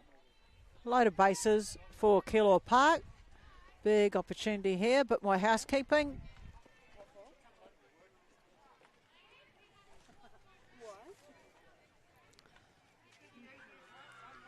I'm in. Can you see me? I'm being on Dom at Dom in t-shirt and shorts. That's a great hit. Oh, beautifully taken. Double play. Caught the ball, tagged the runner. The team could have told me we were doing a damn photo.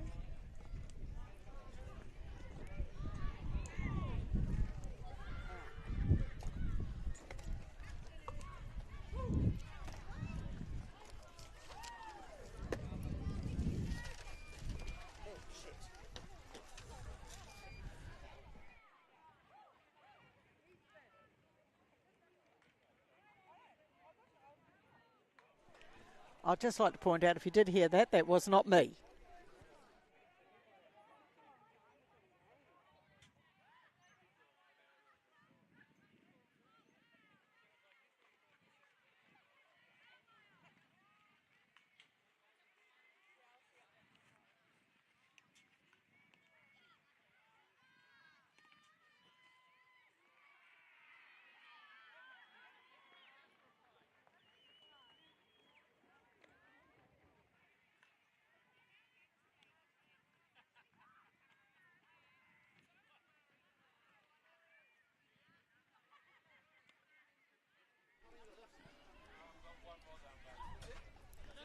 So, fourth innings here. Score is 10-3, way of Werribee.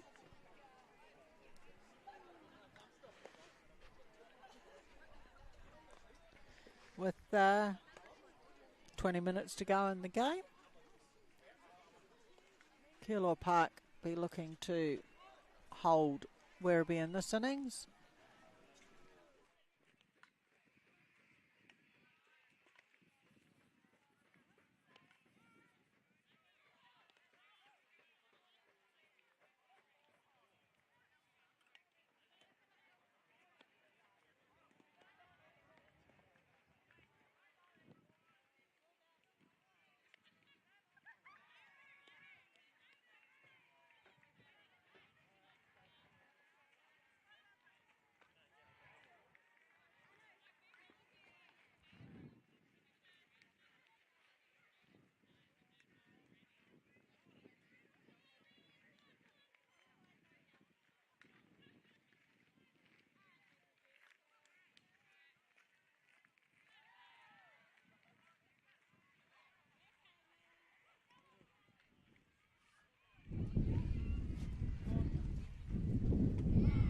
Great start for this innings by Kate.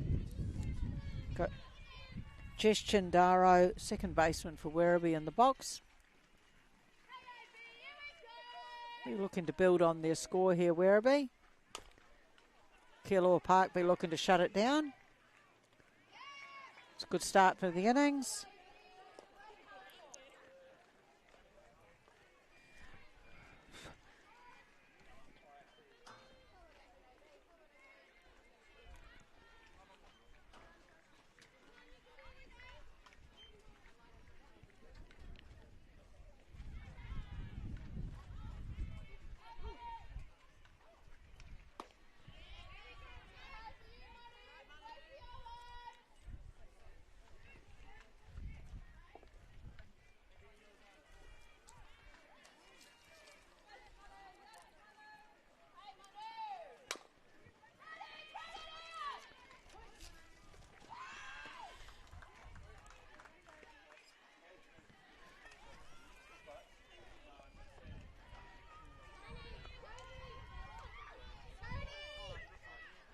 That's a great start for Keilor Park. First two up, two down.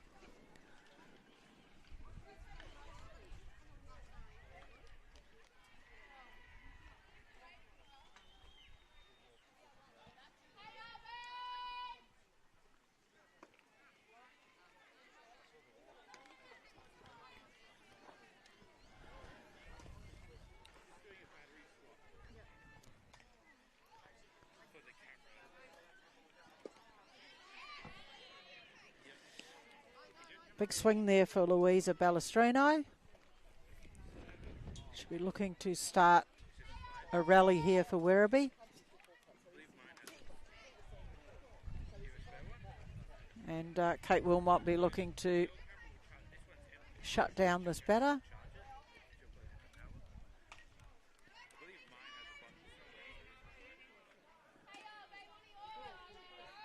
Got a ball and two strikes on the batter.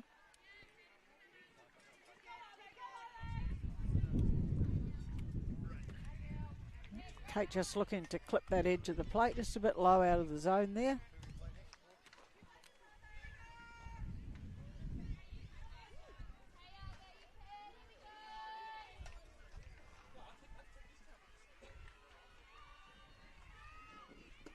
Nice pitch by Kate. Nice pitch in the innings. No damage done. No runs scored. Score remains 10-3, the way of Werribee. Keilor needs to come out this innings with their bats firing, peg back a few of those runs.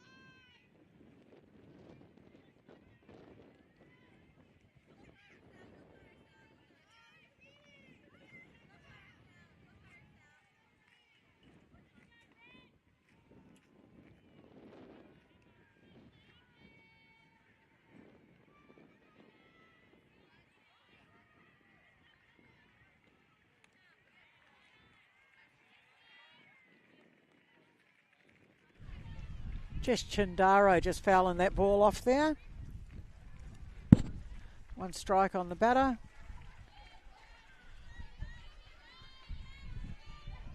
The other plate game down on Diamond 3, we have Frankston 5-4 up against Gemsa. Just short of getting that. Great attempt. Looks like Frankston have just shut that innings down. And I'll try and get you an update on Diamond 1, Dandenong Sunshine.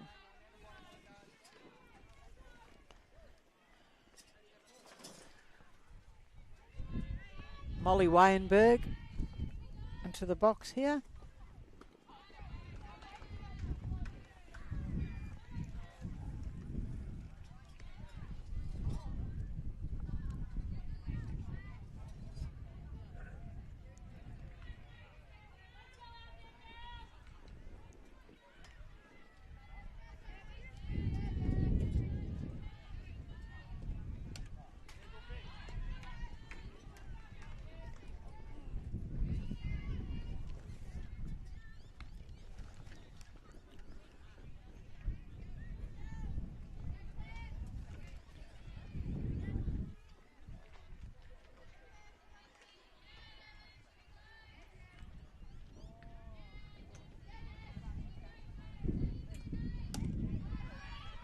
Pop fly.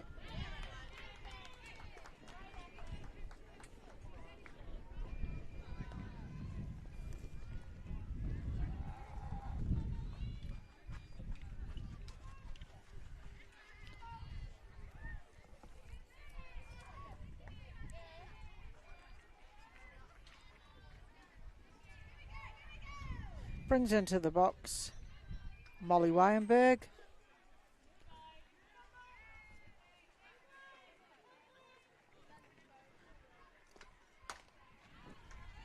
So, good attempt by the second baseman there, just dropping in.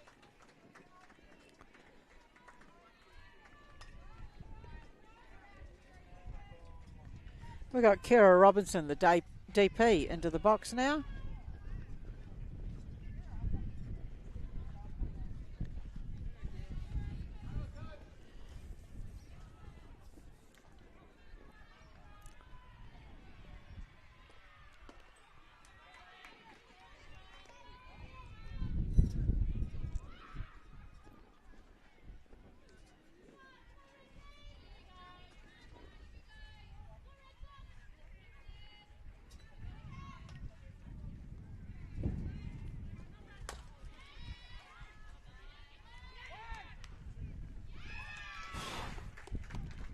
Safe all round there, but indecisive whether to go up for the double or across to things. So we've got runners at 1 and 2 for Keilor Park. Emily Fry back in the box.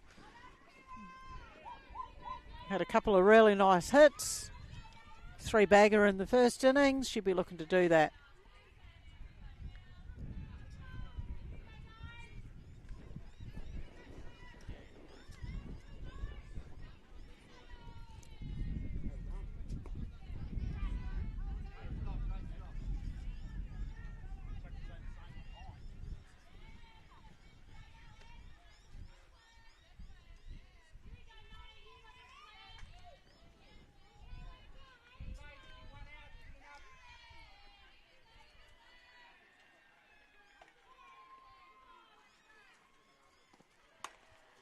There's a lovely hit from M.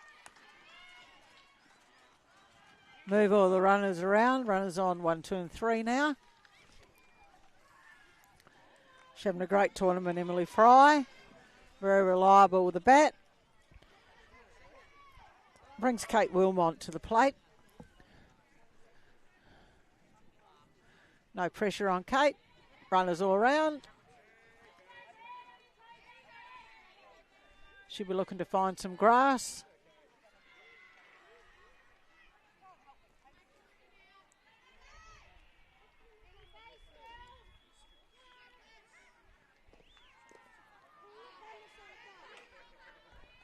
Well, I'm not quite sure who Kate's apologising to then. Everybody in the park. No, she's looking at me. Apology to Fiona. She knows me too well. Right. See what she can do here. Save her a bit of embarrassment.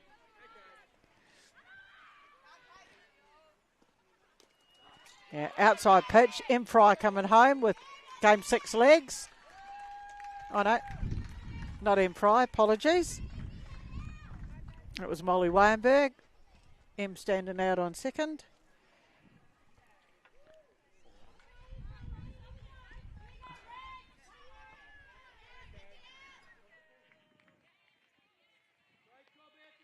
Yeah, yes.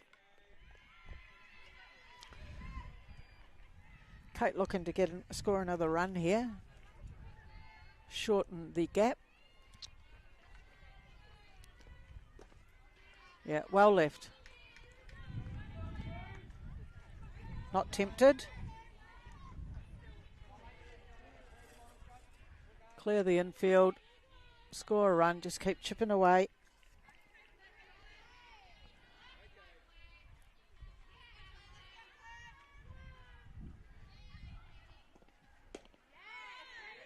Well done. Trying to tempt. Yeah. Fool me once. Kate be like, not going to do that again. Don't want a double embarrassment at me turn at bat.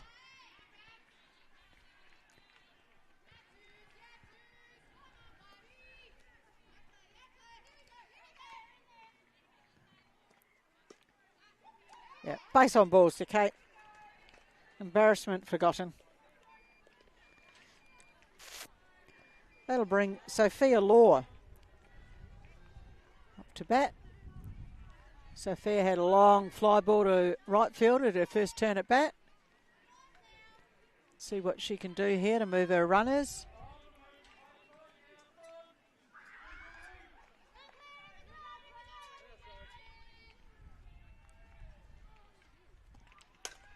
Yeah, that's a great hit through the gap. That'll go to the fence. One run comes in. Emily Fry comes in. Here comes Kate Wilmot. Stand up coming home, says Em. Called out sliding into third, unfortunately, but not before some runs come across the plate to shorten the gap for Keilor Park. Great RBI effort there by Sophia Law.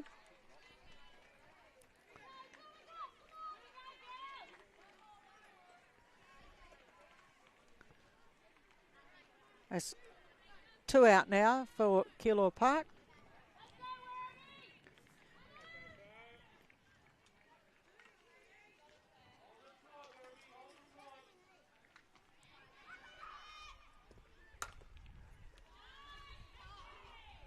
Through the 5-6 gap there. Runner speed up.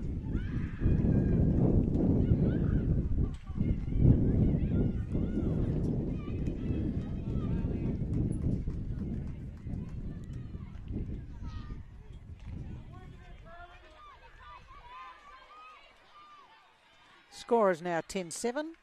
Still Werribee's way. Keilor Park slowly but surely chipping away at that score, shortening the gap. Good way to start. M. Fry running yet again. Up to second. Should be taking any opportunity, any ball in the dirt. You'll see M down to third, I would be imagining.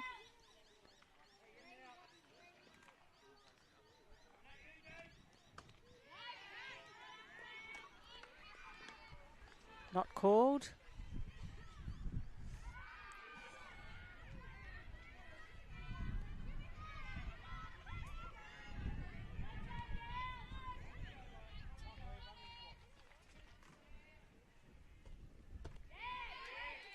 Just off the plate.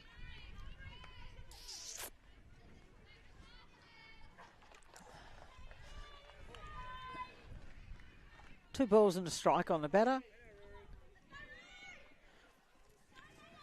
Ruth Adlamby looking to get this ball into play.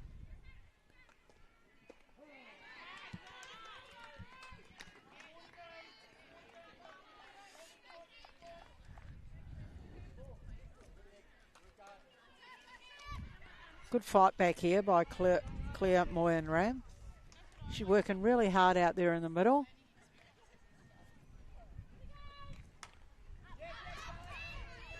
Fly ball up to the catcher, safely taken, retires the side.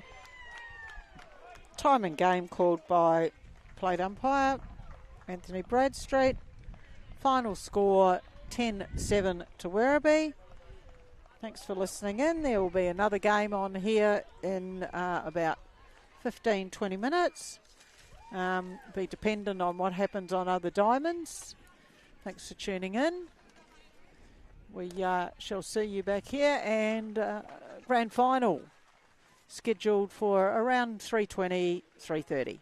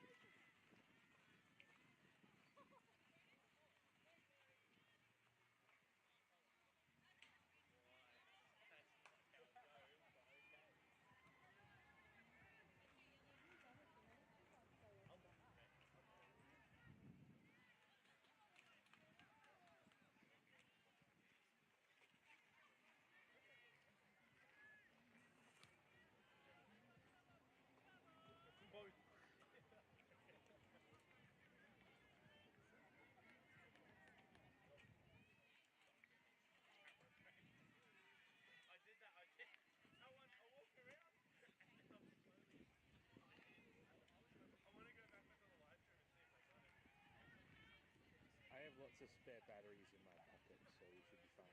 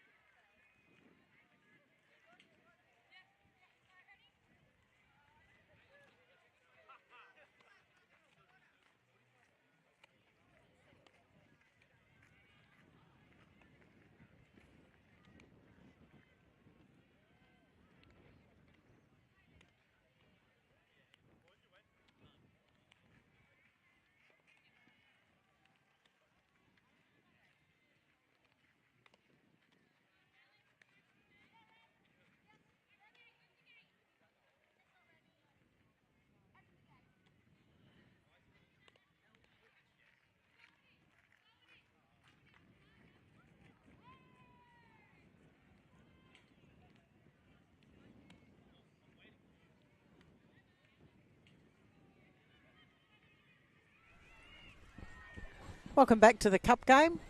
We have Casey playing Knox Northern. I'll go around the diamond for you for Knox Northern.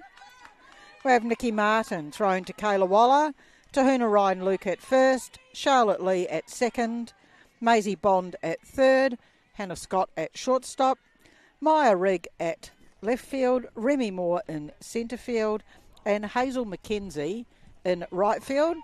First into the box for Casey is Brody Hendy.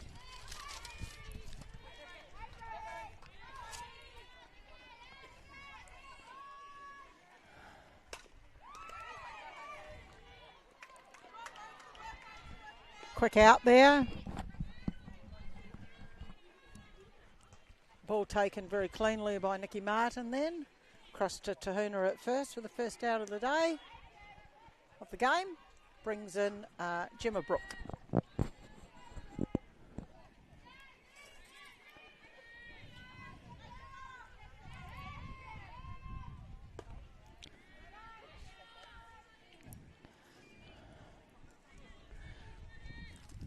Two umpires on this game, Kerry Franklin on the plate, and I shall find out our first base umpire's name as the game progresses when I can flag someone down.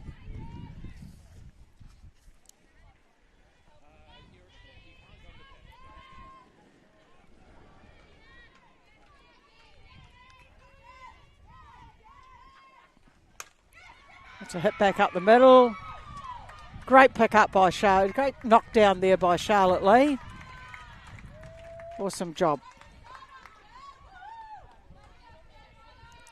Casey get their first runner on the corner.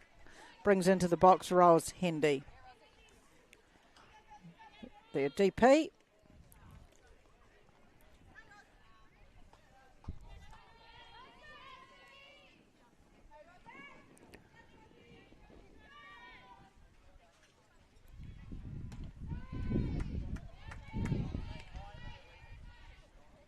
Nice change of pace there by Nikki Martin down the middle.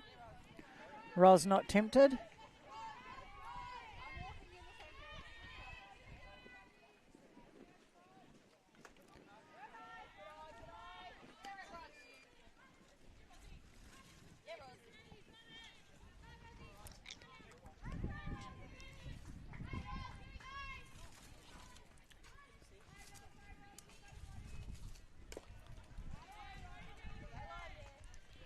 Ros just catching that one on the inside of the plate.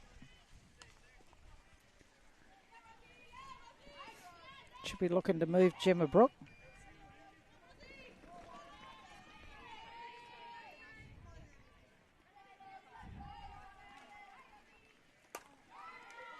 It's a great hit, Remy Moore. Beautiful catch by Remy Moore. Great catch. Very versatile outfielder Remy. Moves very, very well. Not many balls Remy misses. That's 2 down for Knox Northern. Brings into the box Isabel Zacharias. Izzy G. Having a pretty good weekend so far. Be looking to build on that with a turn in the box.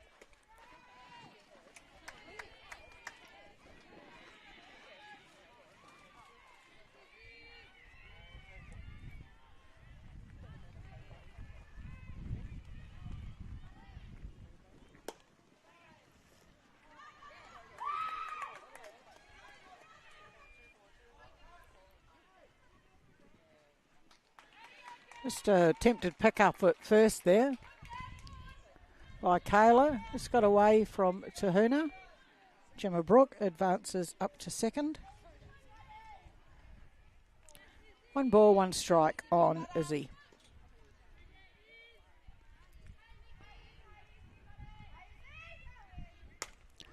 That's a great hit by Izzy.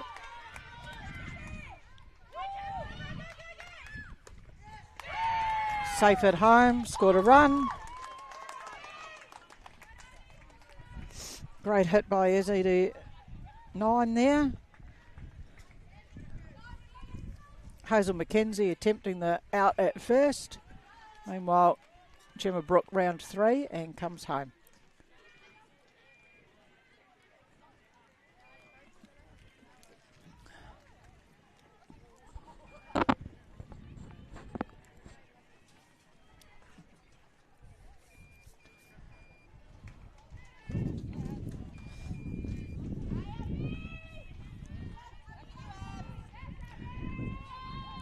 Abby Hoare, first baseman here for Casey in the box. That's a shot up the middle.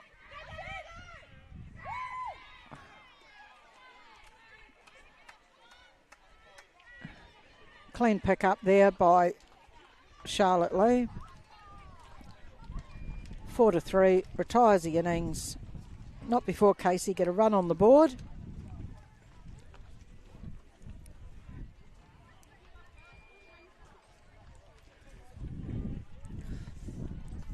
Fielding lineup for Casey. Got Rachel Steendam throwing to Chelsea Kimber. Abby Hoare at first. Gemma Brook at second. Brooke Steendam at 3. Isabel Zacharias at shortstop. In the outfield we have Shay Orma Joyce at 7. Left field, Brodie Hendy in centre field and Brooklyn Maloney in right field.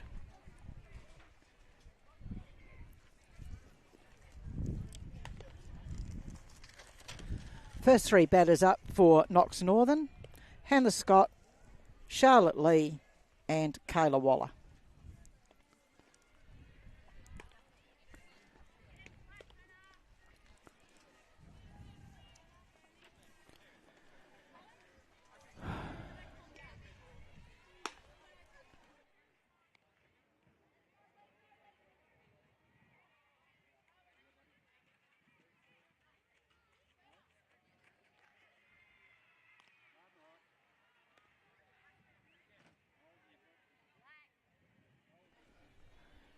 As mentioned before, we got Kerry Franklin on the plate, and Kian has just informed me that is Heath French from Albury Wodonga as our first base umpire.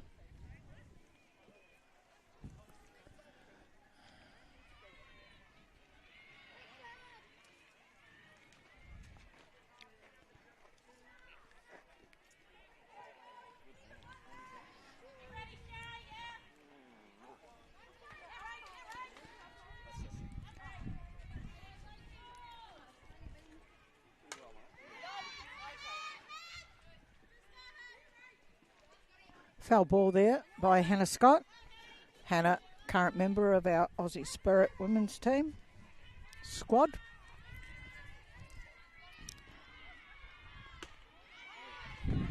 Looking to make the team to go to the World Games in Chengdu, China.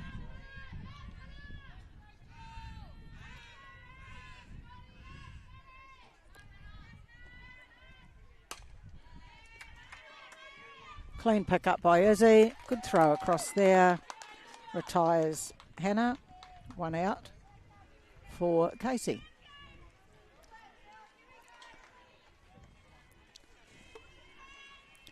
Charlotte Lee in the box. Charlotte, one of our under 16 state players from the last Nationals in Perth. Plays for the EJ club down here at Waverley. Rachel just clipping the front corner of the plate there, called by Kerry Franklin.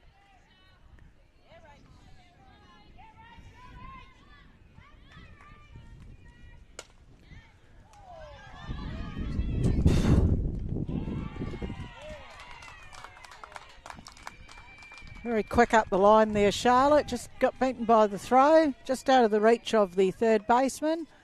Lucky Izzy picked it up. Threw it across. Some of these ladies must be game 6 for them. Kayla Waller, also Queenslander. Plays for Tasmania in the Gillies Shield.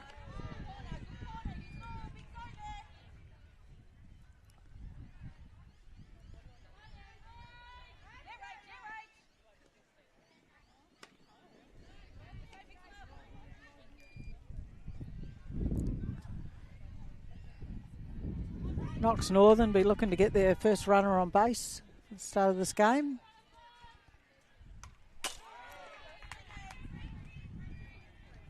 Foul tip by Kayla. I think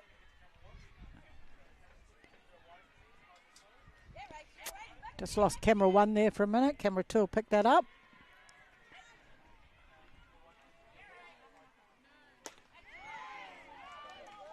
Big strike by Kayla there. Well done by Rachel Steenham. Rachel's last Nationals with the under-18 state team. Also in the SSV schoolgirls team, heading to Sydney at the end of May.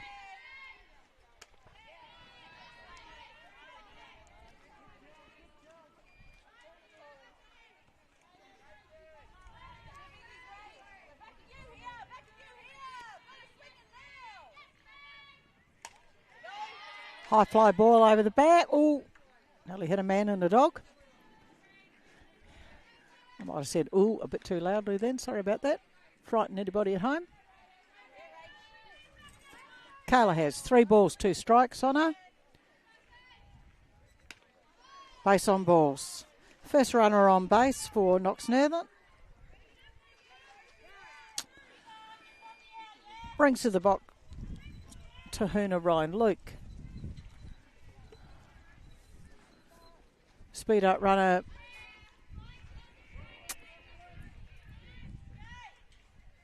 out for Kayla Waller, the catcher. Put Hannah Scott back on. Hannah's got some wheels. Tahuna from the EJ's club down here at Waverley.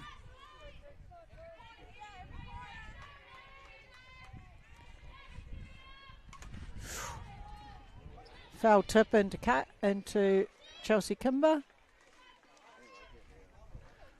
Umpire Franklin just checking she's okay. Tahuna checking she's okay.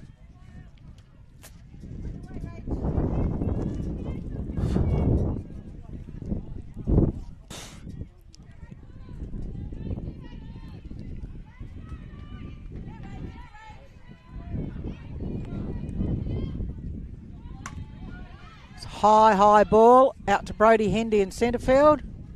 Well, hey, back and forth on it. Nice catch by Brodie. Very blustery here at the moment, so a bit hard to read the ball in the air.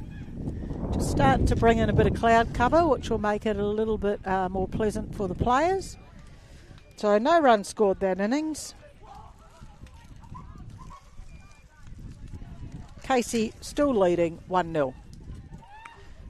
Next batters up for Casey, Rachel Steendam, Shay Ulmer-Joyce and Brooke Steendam.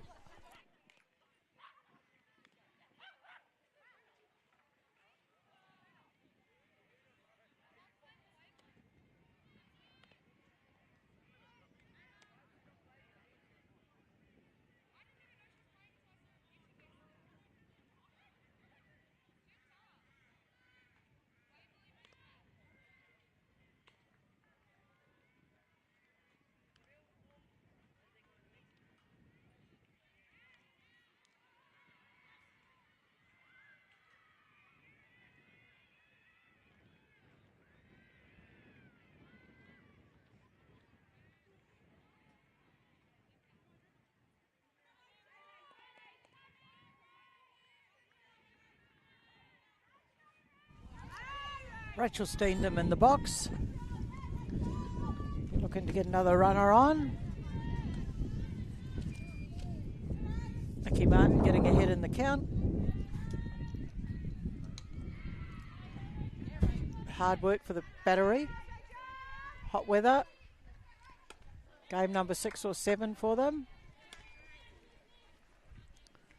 Rachel just tempted on that outside pitch there. 2 strikes on her. Fouled that one off.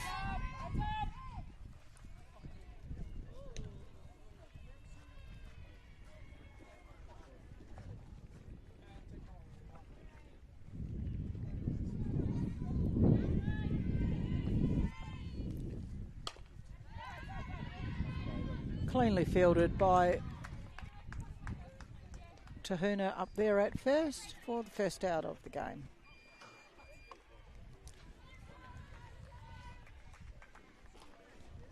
Brings to the plate Shay Ormer-Joyce, right fielder for Casey.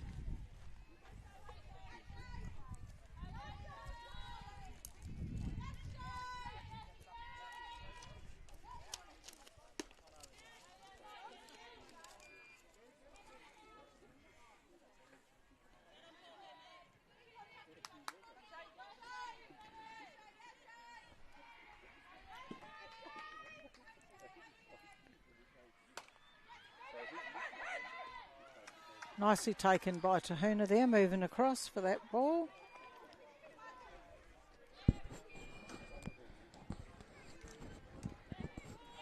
Brings to the box the other Steendam in the Casey lineup. Brooke Steendam, third baseman.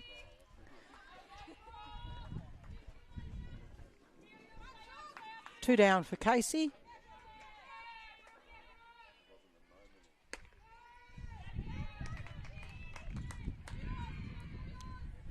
Nice start by Nikki Martin. Just working the outside of the plate there.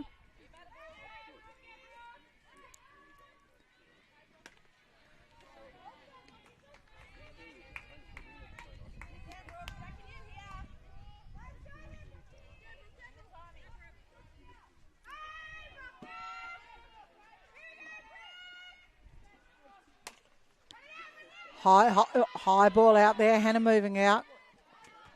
Maya Rigg taking a nice catch out there in left field, retiring the side. No runs scored that innings.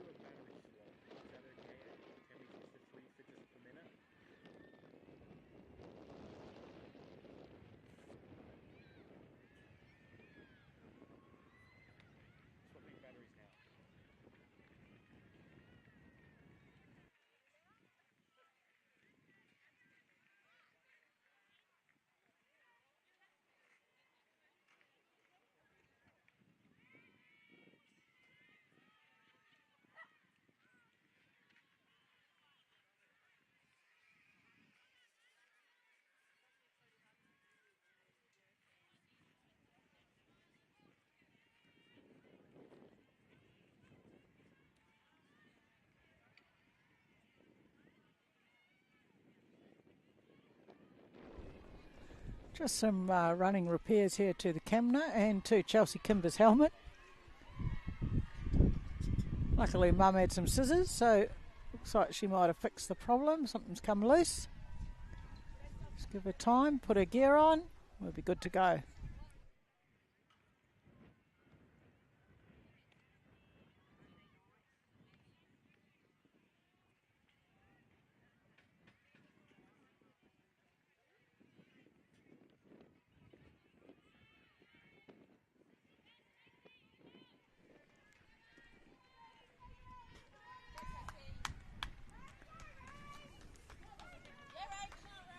Maisie Bond into the box for Knox Northern. third baser.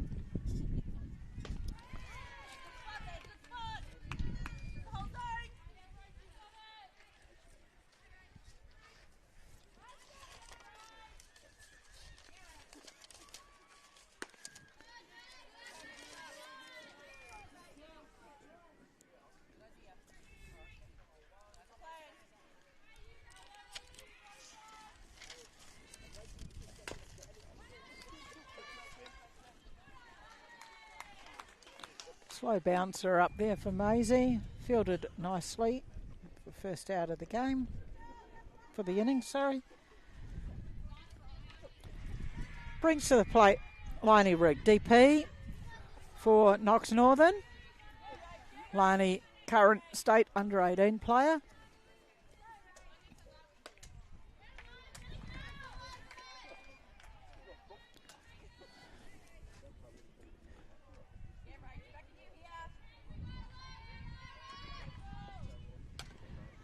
Foul ball, fouled off. Heads up warning for the right fielder in Diamond 9.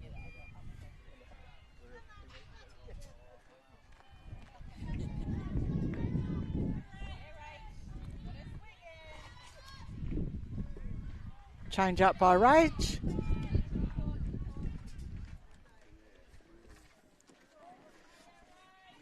Lani not drawn into that. 2 balls, 1 strike on Lani. Roach comes back with a rise ball.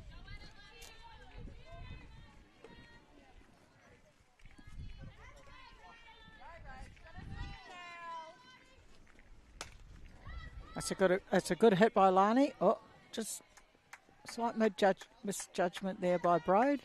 Wasn't sure to keep coming or pull up. Drops in for Brody.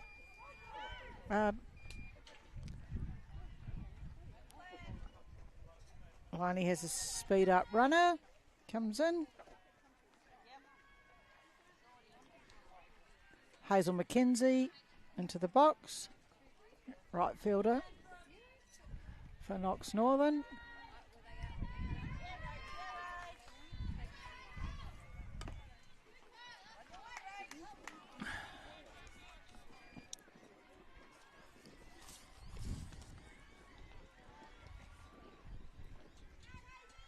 Elsa McElvoy is our DR runner for Casey Northern, currently up on first there.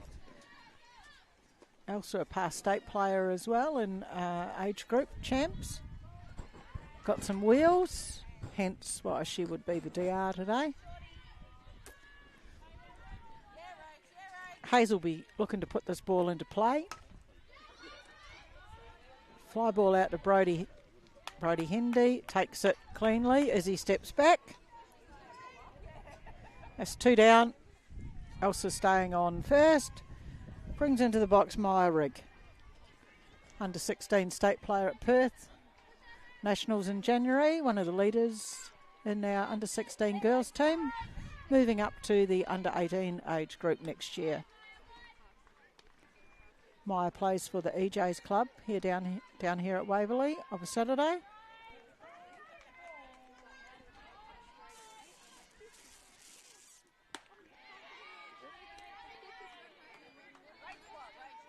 Nice swing by Maya there, just looking to make some contact.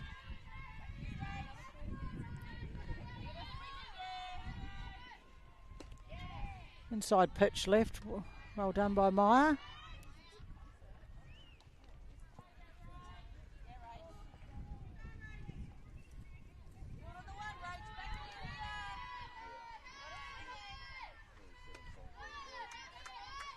Good disciplined turn at bat by Maya there.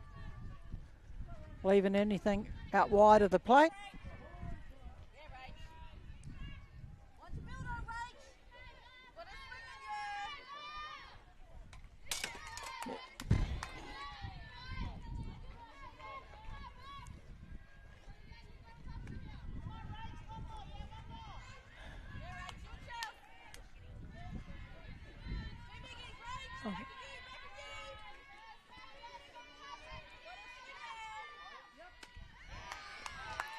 Bad luck, Maya. Good turn at bat. Had a couple of good hacks at the ball there. That retires the side. No runs scored for Knox Northern.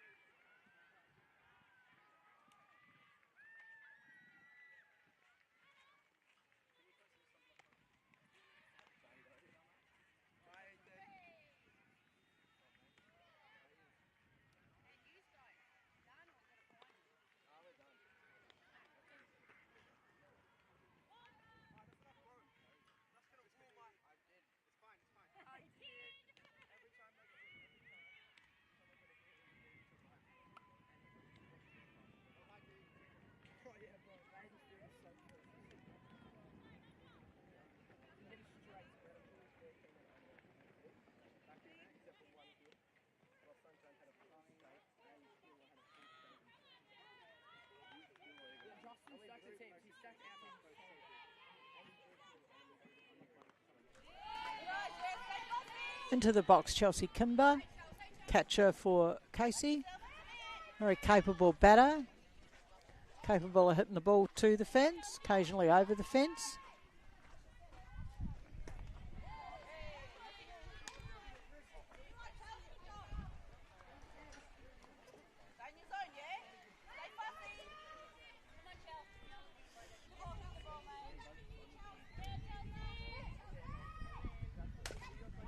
Oh, dead ball down into Chelsea's foot.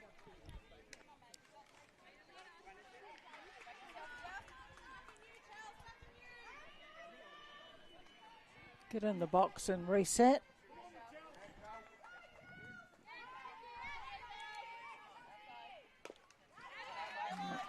Tempted by that outside pitch of Nicky's again.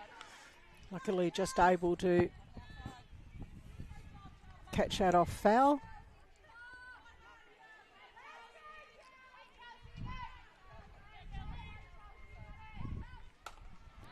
No. Good chase by Kayla there.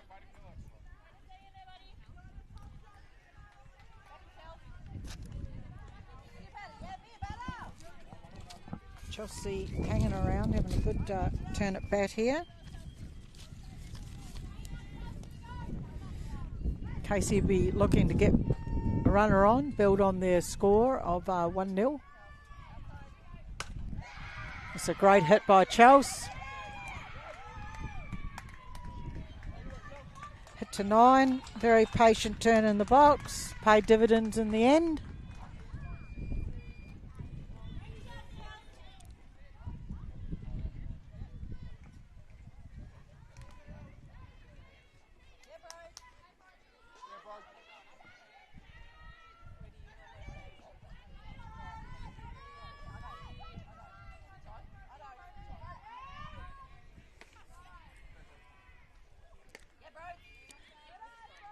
Brody Hendy into the box, centre fielder. Took that catch to end the innings.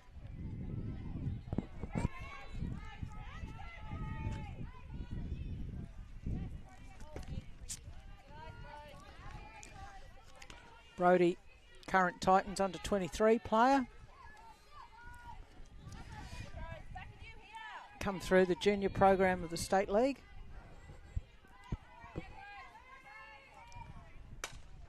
That's a good hit through the 5-6 hole. Moves Chelsea up to second. Brody happy with that. Sees herself up on first. Gemma Brook in the box. Mid-diamond conference for Knox Northern. None down, working out what the plan's going to be.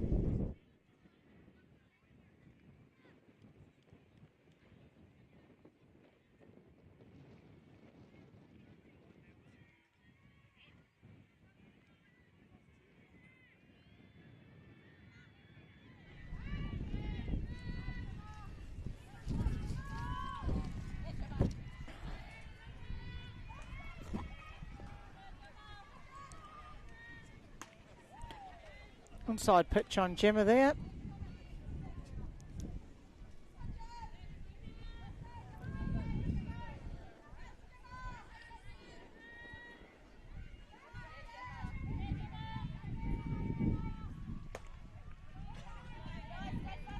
Down low, Nikki Martin trying to work the zone. Umpire Franklin deeming that too low.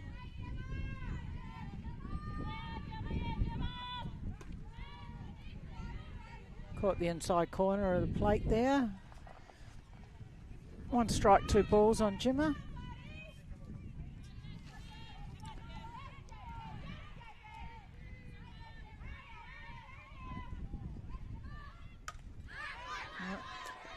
Ball up over the back.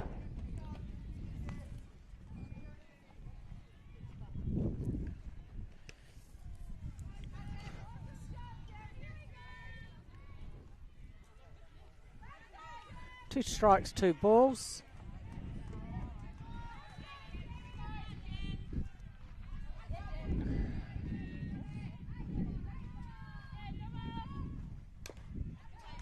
Got rid of that one as well. Good disciplined turn in the batter's box here for Gemma. Experienced player. Seems like she's been around for ages, but really not that old. Should be looking to find some grass with this ball, move these runners around. Good job there. Holding off on that inside pitch. Full count on Gemma now.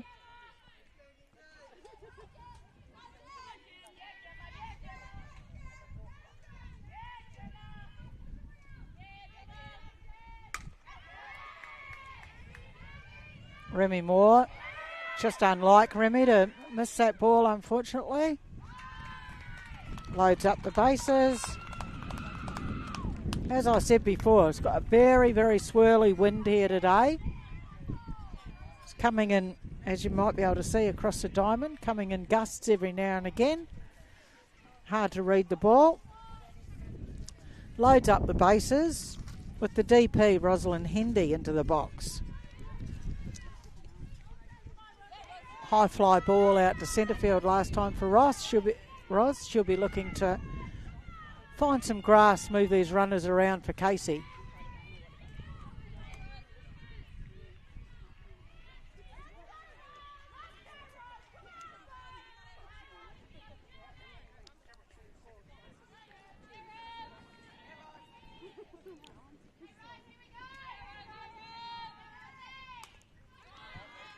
Foul ball over the back. Two strikes on Ros here. None down currently. Good opportunity here for Casey to build on their score.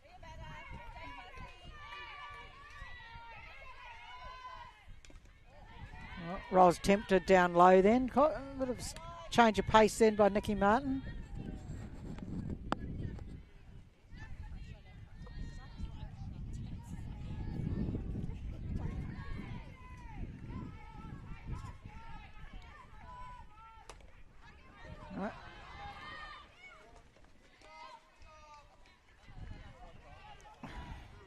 Nice pick up there at third. Chelsea Kimber out coming home. Ros up to first on a fielder's choice. Really nice pick up by Maisie Bond there to Kayla for the force out at home. Still loaded bases with 1 down. Jack Davis on to run for Ros. Izzy Zaharias, who had a beautiful hit out to right field in the last innings. She'd be looking to have a team bat. Move her teammates around. Not tempted by that. Izzy would face Nikki most Saturdays down here at Waverley. Coming from the playing EJs and Gemsa. Change of pace for Nikki on the inside there. Not working.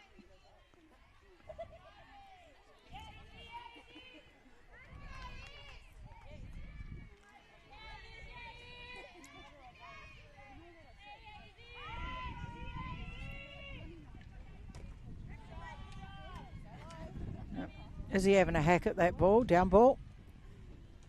Just going underneath Kayla there. Might have just caught Kayla. She's given everybody the thumbs up.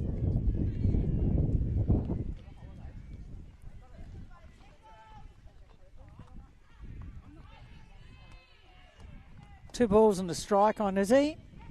Disciplined time in the box for her.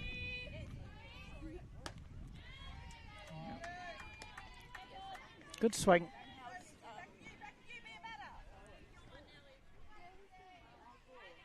2-2 the count on Iz.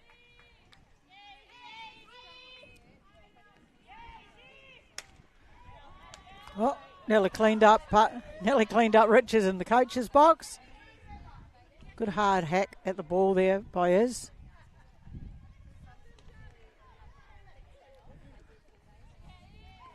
Titans player from our last Nationals. Should be looking to push this ball through the infield, get these runners moving around the bases. Or a late cut down the right field line. Yep.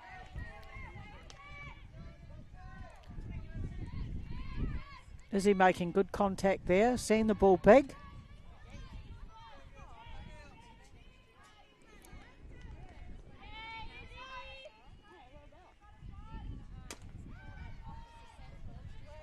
It's all right.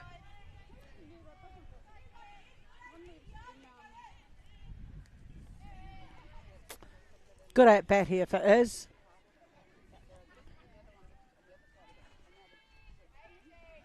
Taking her time, no panic. Waiting for her pitch. Put it into play.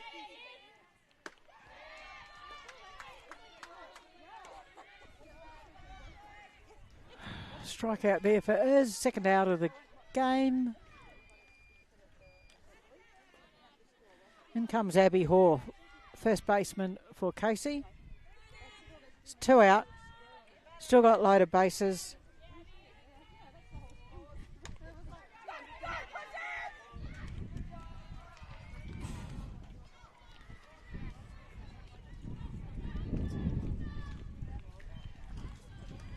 Just attempted a squeeze bunt there by Abby.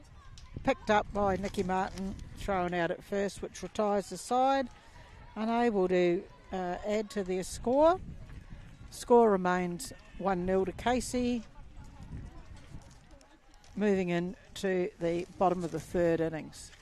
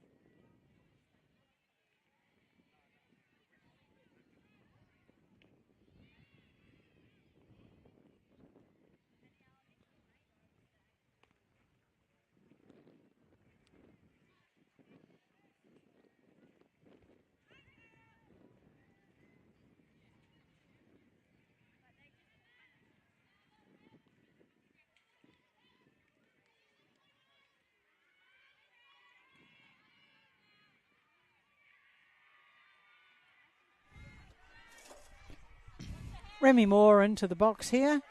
Remy, our centre fielder for Knox Northern. Batting number 9 in the order.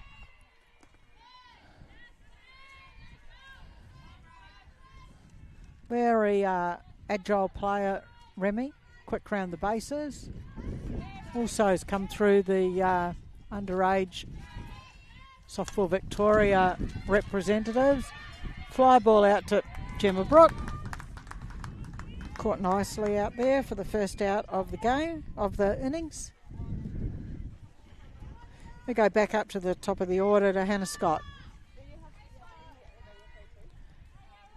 Hannah also plays for EJs down here in Open 1 and Cheetahs in the Northern District competition up at Mill Park.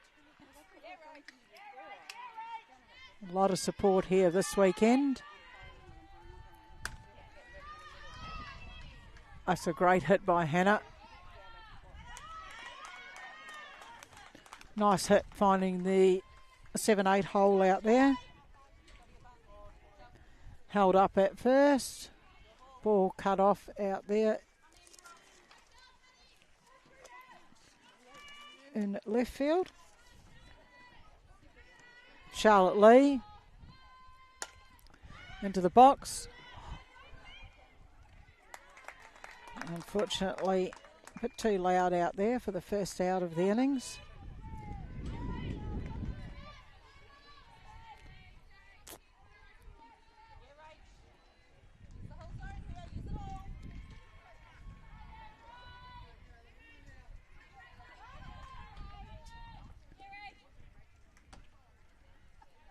Carla Waller, not interested in that ball up high.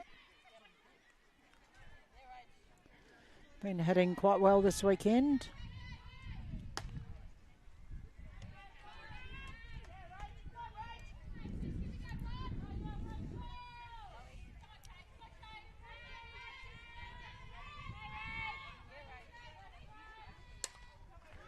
High fly ball over the back here.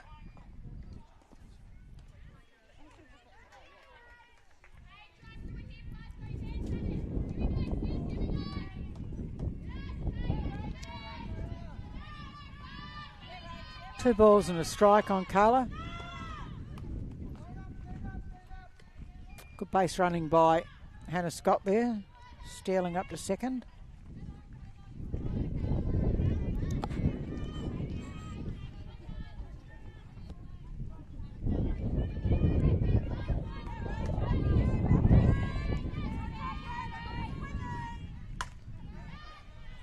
High ball, hard to catch in this swirling wind.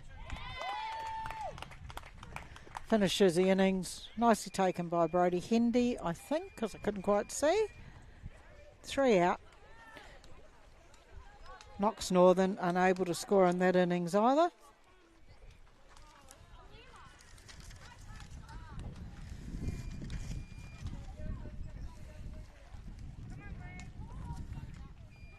Top of the 4th innings now.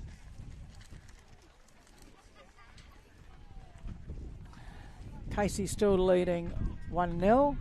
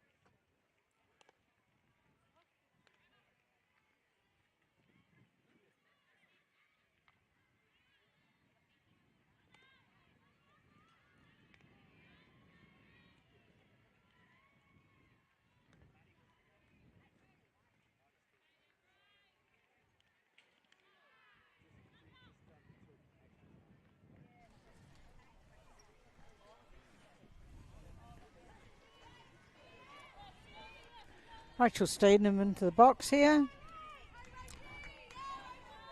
Had a ground out to the first baseman last turn at bat. Should be looking to build on that.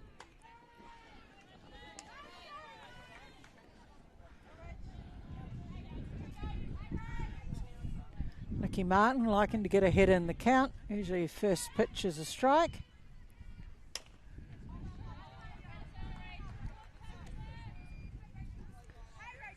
Good hack away by Rachel there.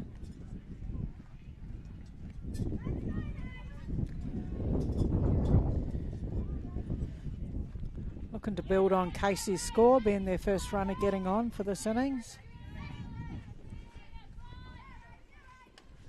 Oh, tempted with the up ball. First out of the innings, Shay Olmer-Joyce to the plate.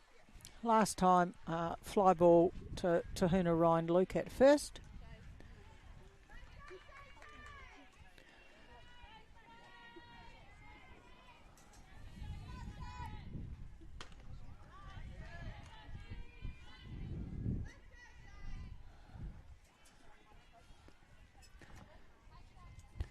Nice swing there by Shay. He's looking to make some contact here.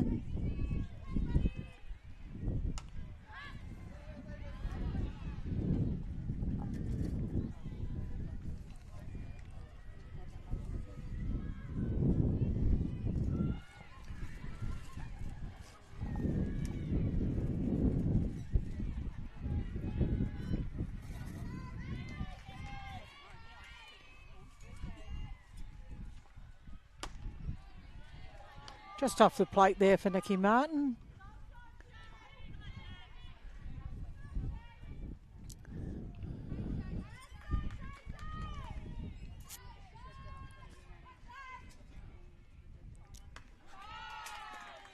Ball up there by Nick. Shay not tempted.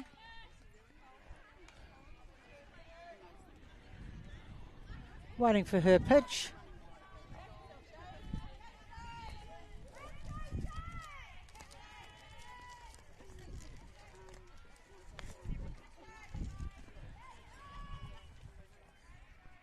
Oh, inside pitch there. Shay had a long, high fly ball out to right field in the game this morning.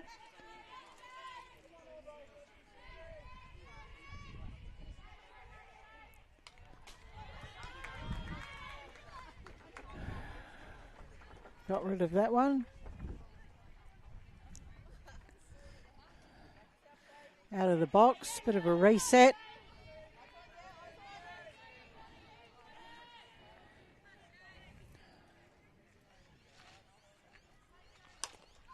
It's a nice hit.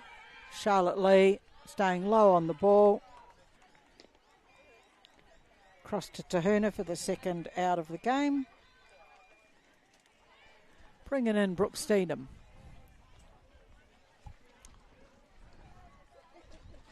Brooke had a fly ball out to left field to Maya Rigg in the last innings.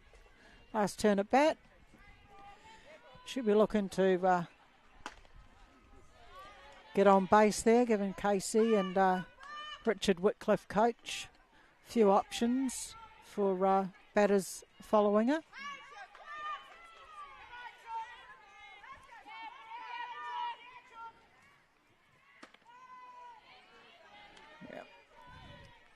Nikki hitting her spot there on that outside of that plate, that low outside, working well for her today. Quite a few strikes called in that spot. That's 2 strikes on Brooke now. 2 strikes, 1 ball. 2 down in this innings.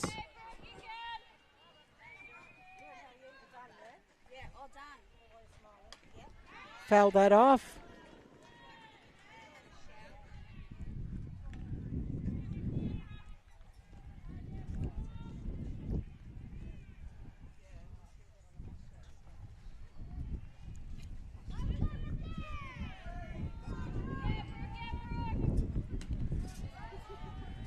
Well, just that outside corner I was just talking about a minute ago. Just missing the plate there. Turn 2, the count on Brooke. And a good turn at bat here. Not panicking. Inside pitch. Ties her up. Retires the side. No score in that innings.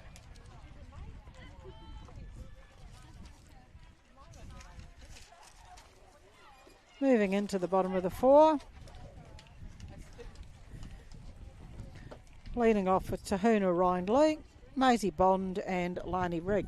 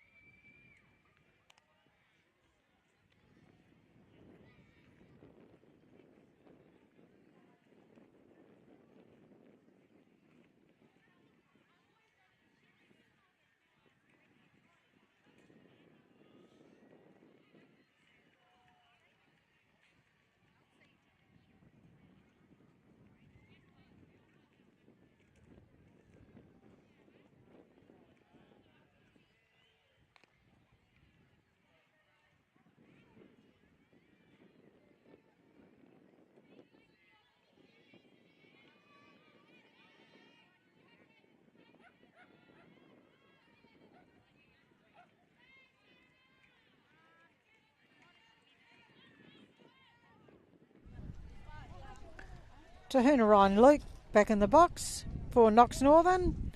High fly ball out to centre field. Last turn at bat for Tahuna. Not tempted by that inside pitch from Rachel. Rachel and Tahuna play together at State Under-18s and SSV this year. Nice pick up by Izzy there to retire Tahuna.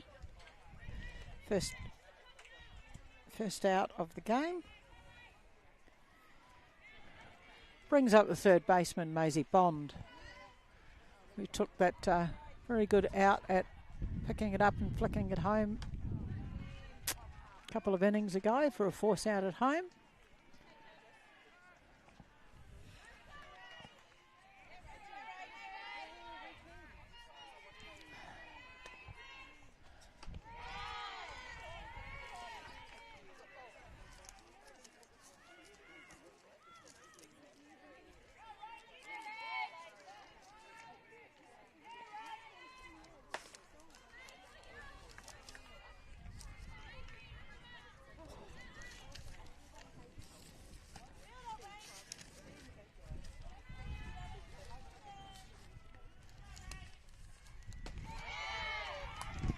Good pitch by Rach, could come back there.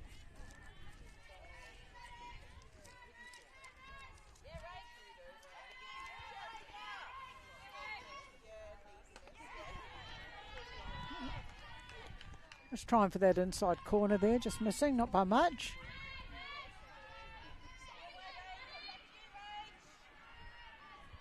Full count here on the batter. Cross to Brooke. Nice out.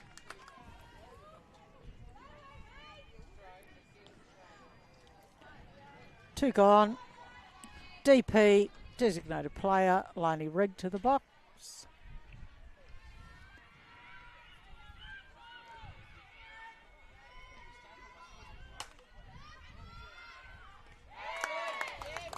Just off the end of the bat there, unfortunately, for Lani. No score in that innings either.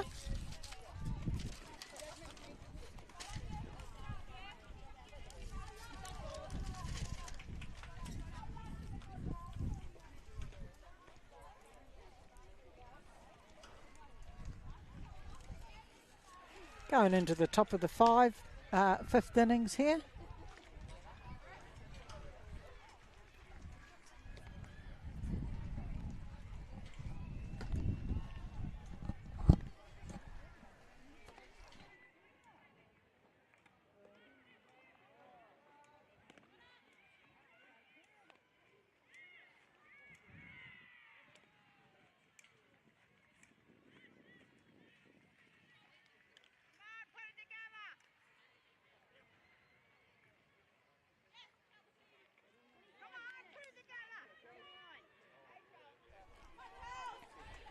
Chelsea Kimber into the box, just waiting for Coach Whitcliffe to get up to third base batter's box. Kerry said we're not waiting, let's get going.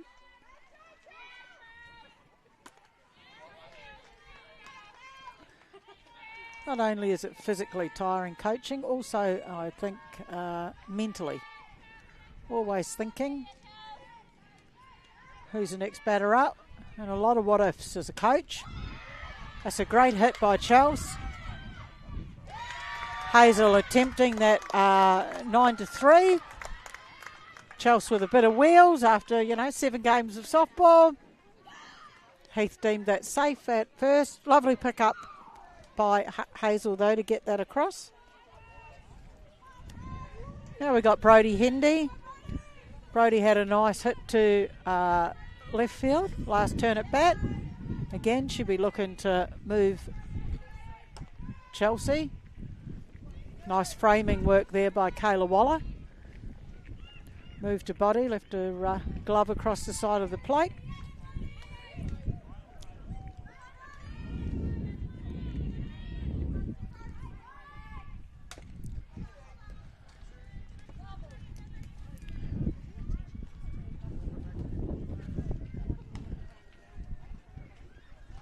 Foul ball there. Chelsea, some wheels on her way up to second there. Knew that the bunt was on. Big jump off first.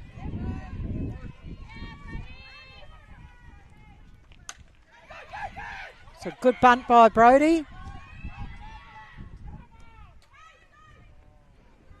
Sacrifice bunt by Brodie Hendy there.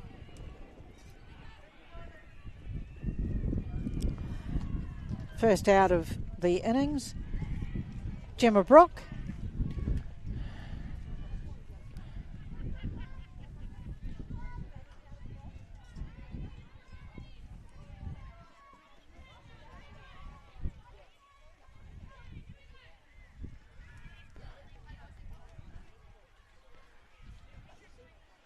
Not sure what's going on here. Coach Whitcliffe.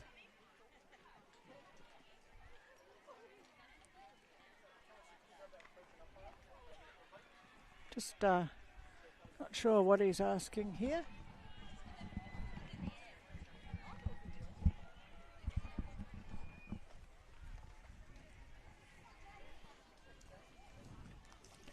Okay. Gemma Brook.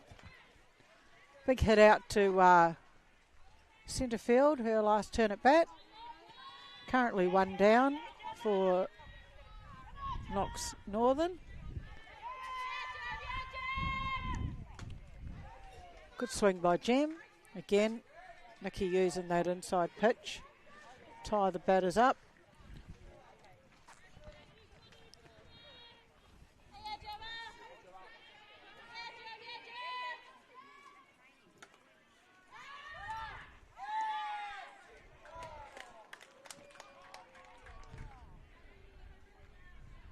There's a good pick-off attempt there.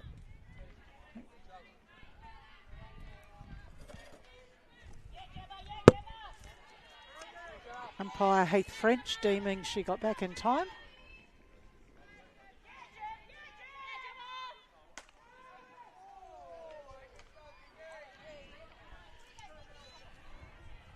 Strike inside there. 2 strikes on Gemma now, 2 strikes on a ball.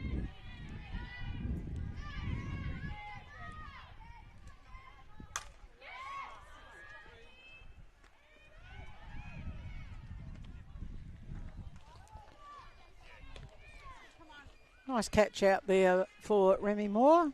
So 2nd out of the game.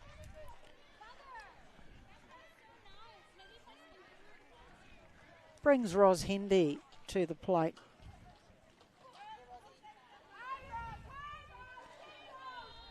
Couple of fly balls. Fly ball and fielder's choice for Roz. Should be looking to build on Casey's score here. Find some grass. Hard hit ball through the infield. Oh, unfortunate there. Brodie Hendy, good base running there, and so is Mum. Mum and daughter, 2nd and 3rd. Roz will be looking to get a runner. Yep, coming off already. Not even waiting for Richard to call time. Why wouldn't you? Jack Davis out to run. 2 down. Let's hope there's a late rally by Casey here. Izzy Zacharias into the bat. Had a really good turn in the box last innings. She'll be looking to score Brodie Henley. Any opportunity here, wild pitch, whatever. I'd say Brodie be coming home. Izzy lets that one go through. Nikki getting ahead in the count. First pitch, usually a strike.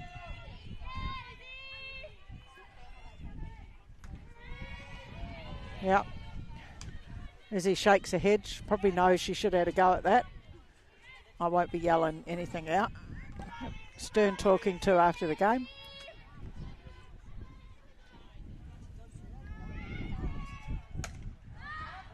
That's all right. That's a foul ball. That's just to the fence.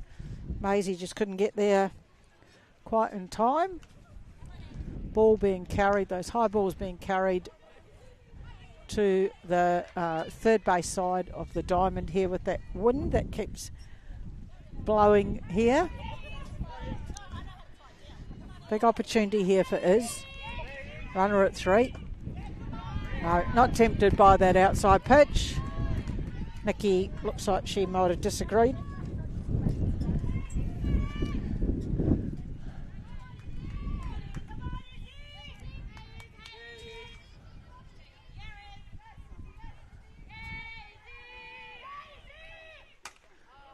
Yeah, dispatch that down the left field line. Meyer will go and get that down there. Ball is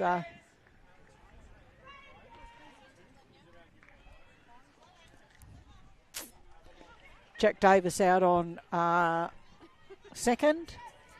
Very quick over 35's runner. She'll be looking, if there's a ball through the infield to the outfield, Jack will be rounding third. There's a head up the thing. Charlotte on the hop. Nice clean pick up by Charlotte Lee there across to Tahuna. Retires the side. No runs scored. Score still stays 1-0 to Casey.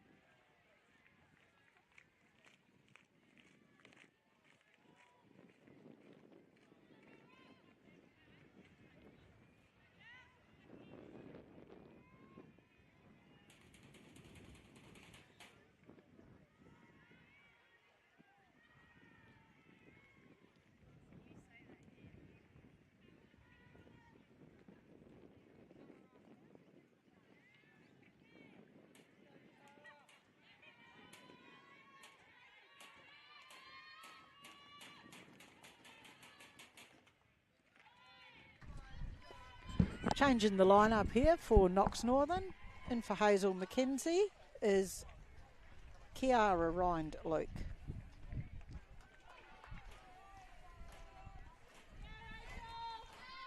Bottom of the 5th.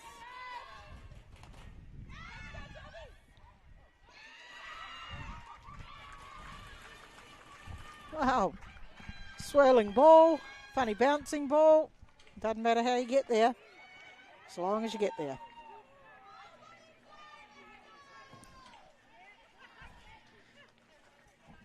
It's Hazel back on. Hazel back on as a runner for Kiara. Brings Maya Rigg into the box.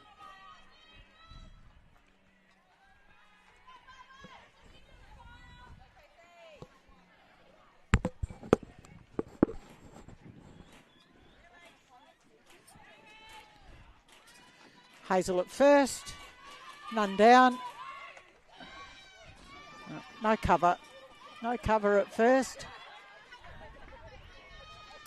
Good lead off there by Hazel.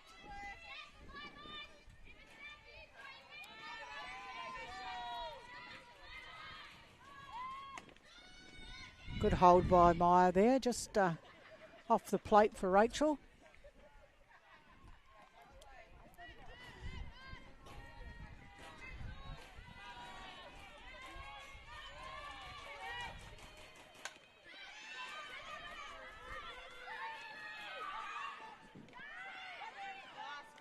Oh.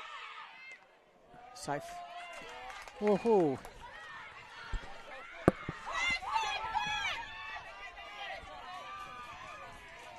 Right.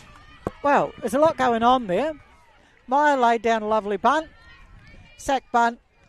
Hazel went to second, rounded second, had some sort of attempt to go to third, run down play. Back to second, and then a bit of a misfield, and Hazel is now standing on third. That's a bunt by Remy Moore. Sack bunt, beautifully executed.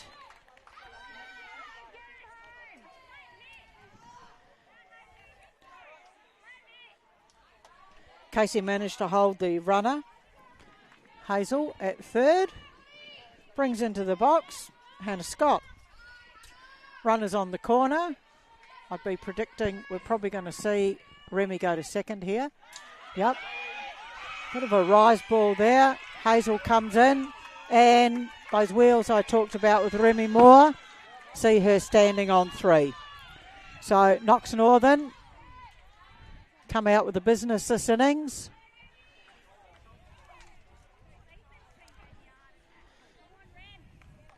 So it saw Hazel come home. That's 1 run scored. Remy around to three. Hannah Scott in the box with 1 ball as the count. Coach Whitcliffe is going out and have a chat, have a talk. Got a couple of very experienced players out there in Chelsea Kimber and Isabel Zaharais who've just be calming the team down. A couple of under 18 players.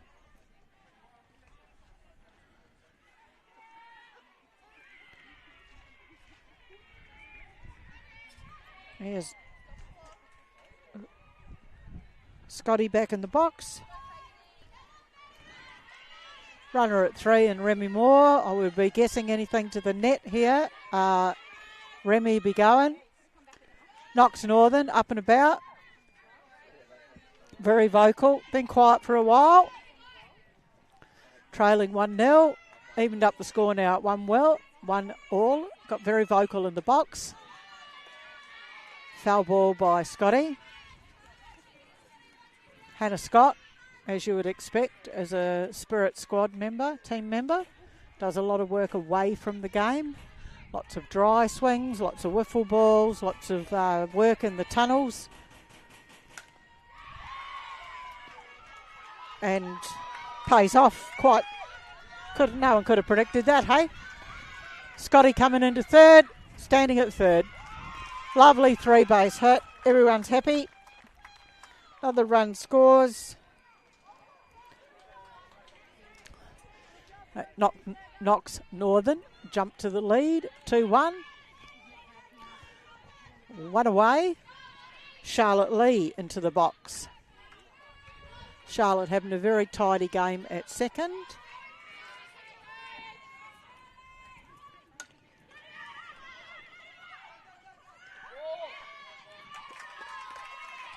Hannah Scott scores. Sack bunt by Charlotte Lee, beautifully executed.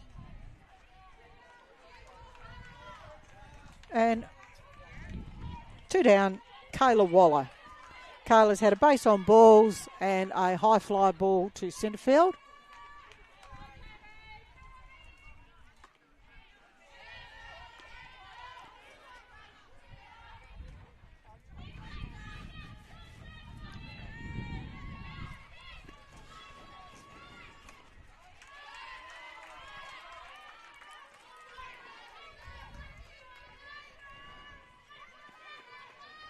2 balls on Kayla. Not tempted after any of them.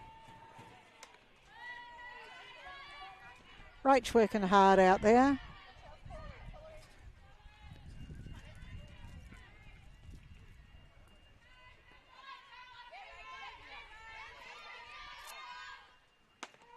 Yep, good comeback by Rach. No panic, took a bit of pace off the ball, hitting her spots.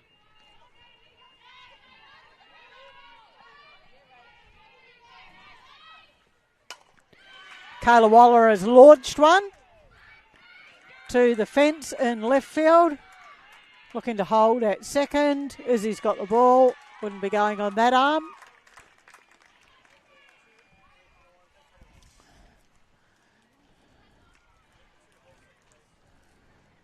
Courtesy runner for Kayla as she is the catcher.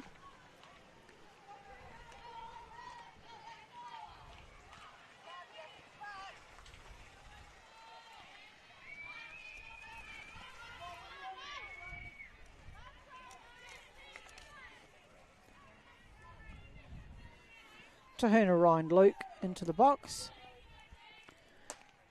2 down for Knox Northern. Tahuna be looking to move this runner. Get as many runs on the board as they can. Been a very good innings for Knox Northern. Team batting.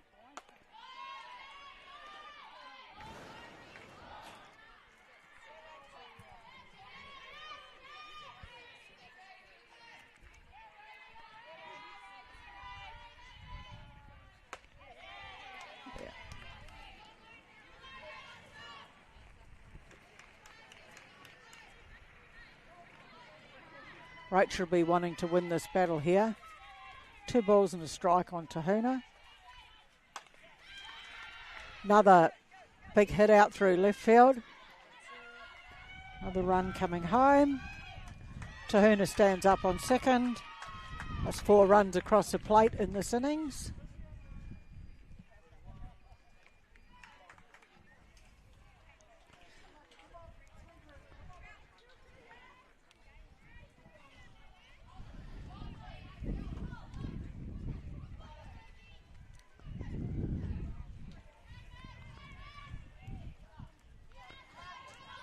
Two down now for Knox Northern. Maisie Bond in the box.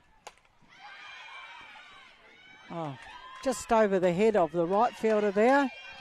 Another run coming home. Maisie, great wheels.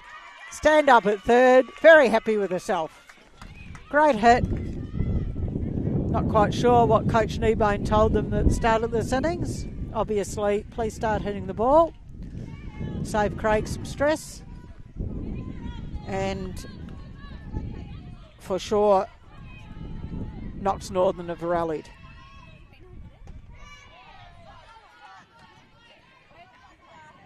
DP Liney Rigg in the box. Liney also looking to build on Knox's score. Big high hit. Clearing the left field fence out there. Foul fence, not the actual fence. Liney looking like she's really enjoying herself in the box there.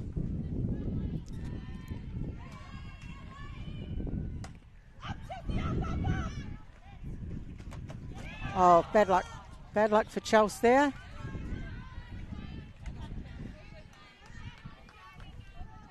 Everyone making very good attempts to catch these fly balls, as I've said.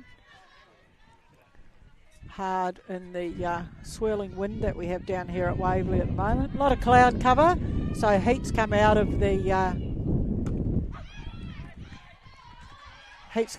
sun. I am just looking down on Diamond 1. I think that game, Dandenong Waverley Red Sox may have finished. Yes, it has finished. Try and get you a score. So the winner of the Dandenong Waverley Red Sox game down there will be playing the winner of this game here in the Cup Grand Final. Scheduled for about 3:20, 3:30. Whenever the groundsman, I would be suspecting the groundsman will get on, give the diamond a bit of a, well, hopefully a water. I might even request it. It's been very dusty out there, if we've got enough time. Maisie not coming home at third. Ran from home to third. She said, no, I'll be right, just propping here for a minute. Thank you very much, coach.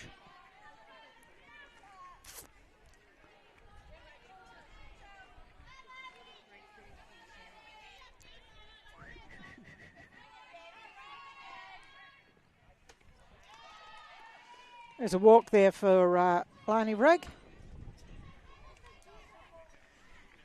It brings Hazel McKenzie back into the box. So Knox have managed to go through their batting order in this innings. A lot of nice hits. Yep. Just clipping the inside front of the plate there for Rachel. Hard job for a pitcher when they start scoring runs like they do, but Rachel is pretty tough. Well, that's a good stop. That's a good stop, and that's a great stretch at first and called out. Ends the innings.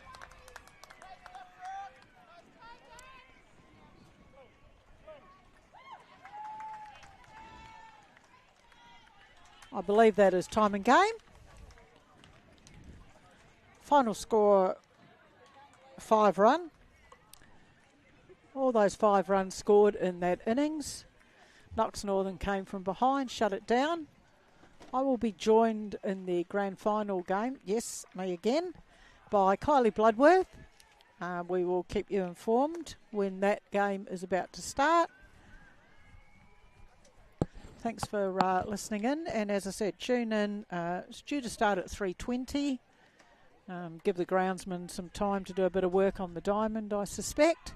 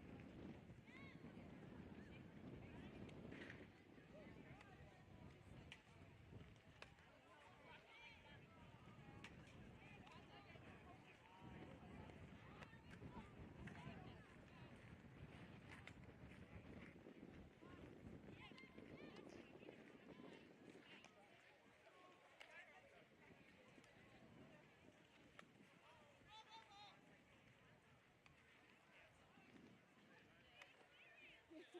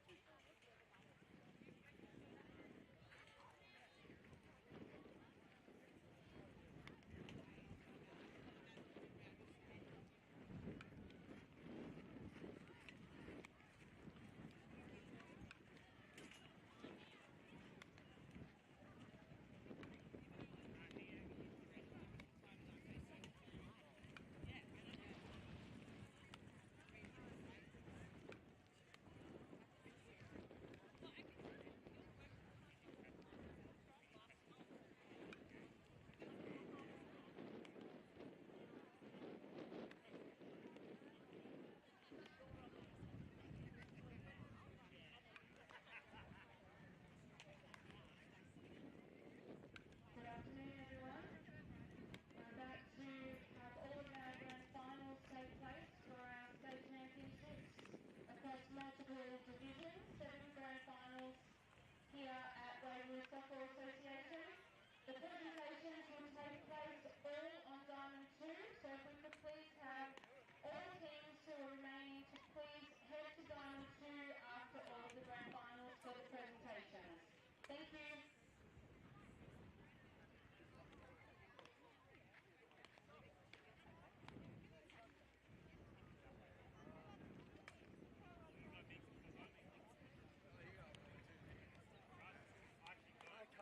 I can't.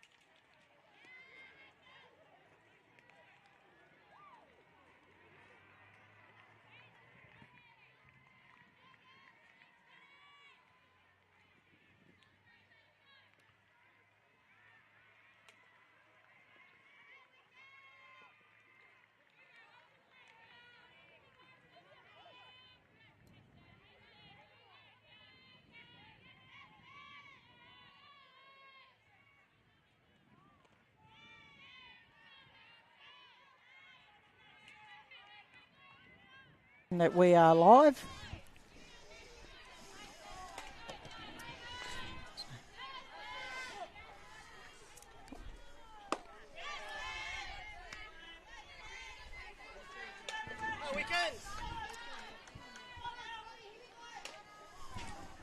Sorry about that, a bit of a glitch. Got Hannah Scott in the box.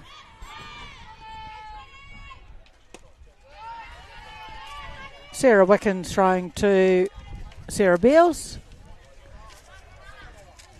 Kylie Steamers at first.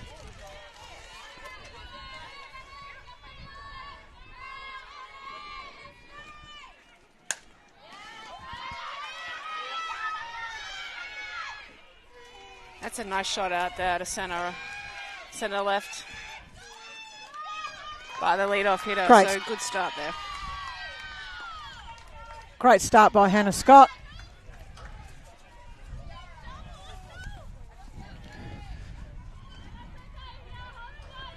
Charlotte Lee up to bat, one of our under-16 representatives from Nationals that just held in Perth. Charlotte plays for the EJ's club.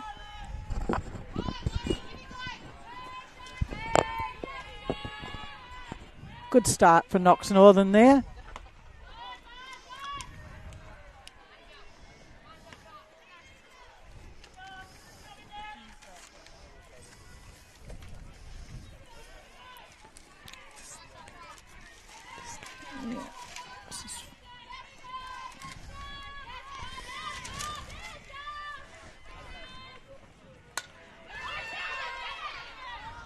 Well left there by the third base player.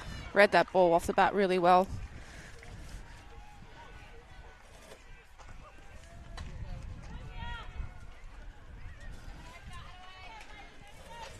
Charlotte looking for a signal there from Coach Kneebone. Still got Hannah standing up on second.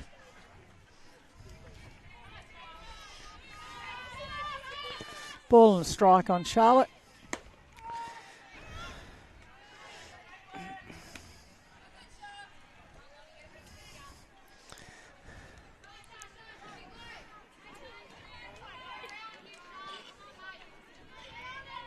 Knox Northern came from behind in that last game against Casey. Had a big batting innings. That's a really nice pitch there from Wickens to end. They'll be looking to keep that batting rally going from the last game. Fiona, you watched them all weekend. Who would be their their top hitters in this team that are on form coming into the grand final? Hannah Scott's had a great weekend with the bat. Tahuna Ryan Luke hit a few balls to the fence. Remy Moore. Kayla Waller, of course, from Queensland, plays for Tasmania in the Gillies Shield. Okay. Kayla hasn't had a bad weekend with the bat.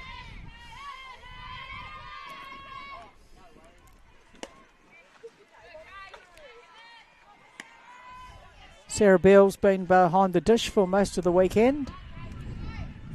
She had a great Gillies Shield, so good to see that she's still out there playing well. Oh, yeah. And, of course, in the Aussie squad at the moment.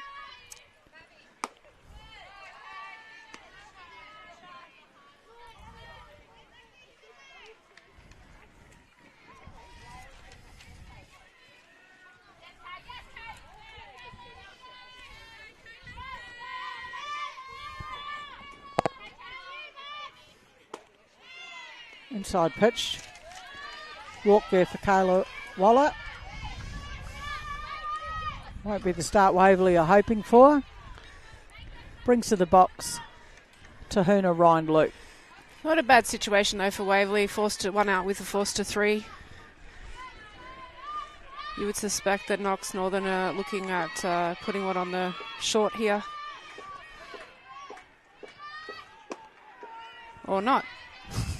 Tahuna not long back from the AIS and the under 18 Aussie squad at the moment.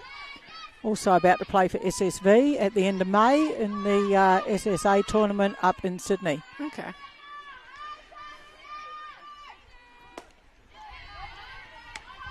That pitch right there is one of Wickens' strength on that outside corner of the plate. Really hard pitch to connect with unless you want to go drive that ball right side of the field.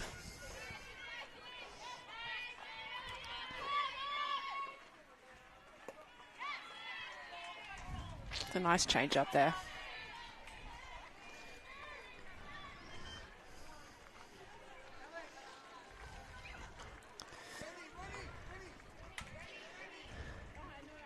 So well done to Waverley to come back after a lead-off double.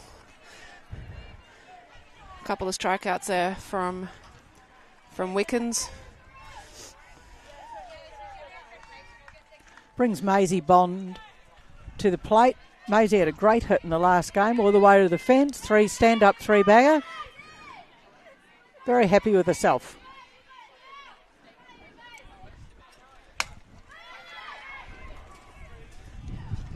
Yep, nicely parked under by Beck Campbell out there in right field. Retires the side. No runs scored.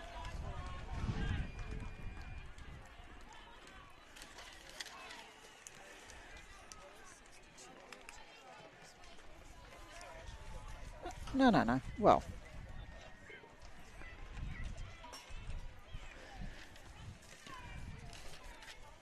I'll go round the diamond for you for Knox Northern. We have Nikki Martin on the mound. Thrown to Kayla Waller. Tahuna Rind Luke at first. Charlotte Lee at second. Maisie Bond at third. Hannah Scott at shortstop. Rounding out the outfield. Maya Rigg in left field. Remy Moore in centre field. And Lani Rigg in right field. First 3 batters up for Waverley. Kylie Steamers, Grace Peters and Beck Schaefer.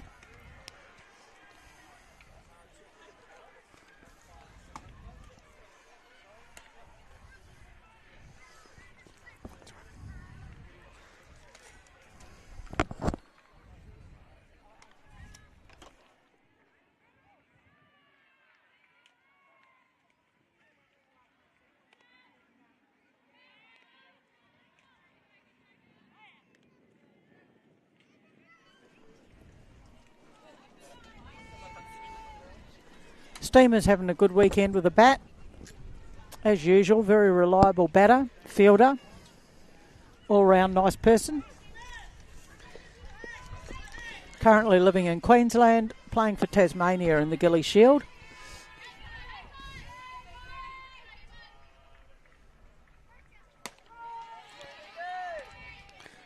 Noticed in the last game, Nikki likes to get ahead in the count. Very first strike, most of the time straight down the middle. Really important for pitchers to try and get 1 strike out of the first couple of pitches. That's a nice pitch there.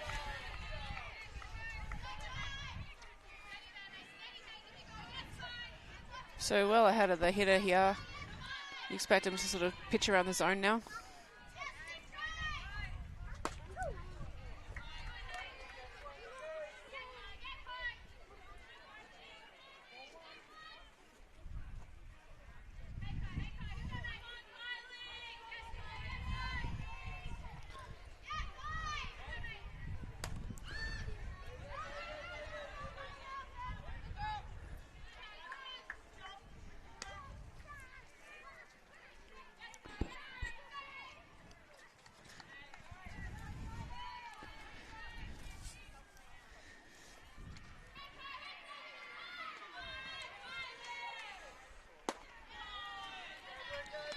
Good discipline in that box, even just to get that last pitch away for a foul ball. Evens up the count now. It's 2-2. Can't see the... Right. Got rid of that one.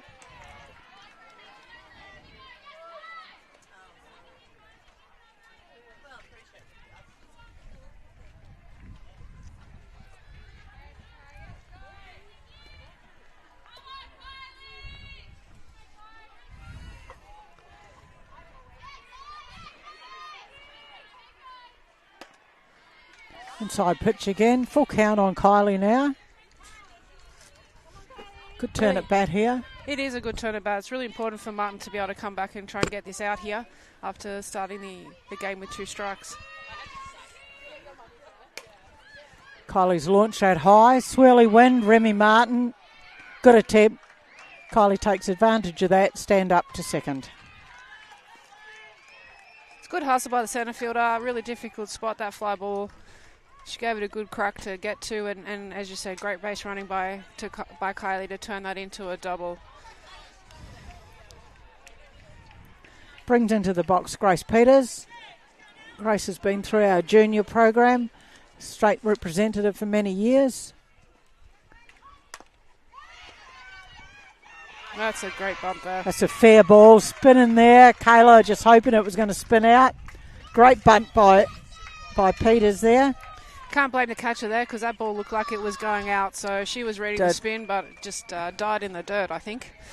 I'm not sure we redid the lines between games. Probably would have helped her. Just conference in the middle there. Just take a break for a sec. Absolutely.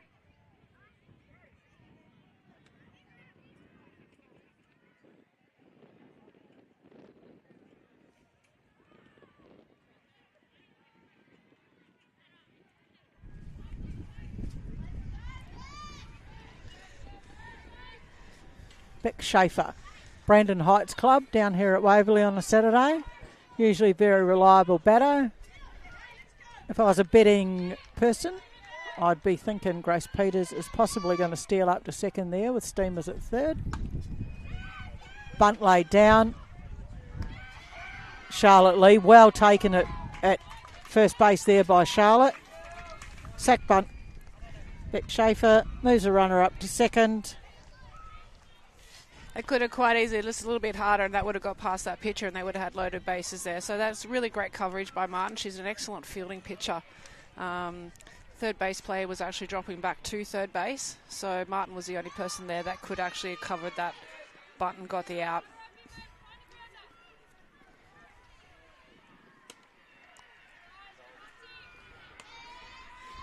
Averley be really looking for Beals here to step out and put one onto the grass.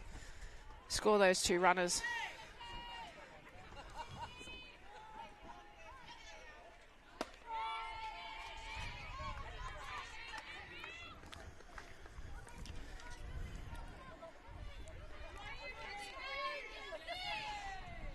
Martin would be doing her best to keep the ball away from Beals' bat. Late cut down there.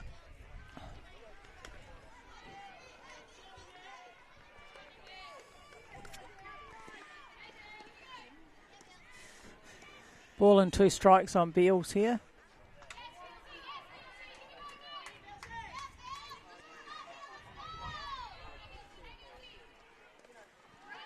Drop third strike.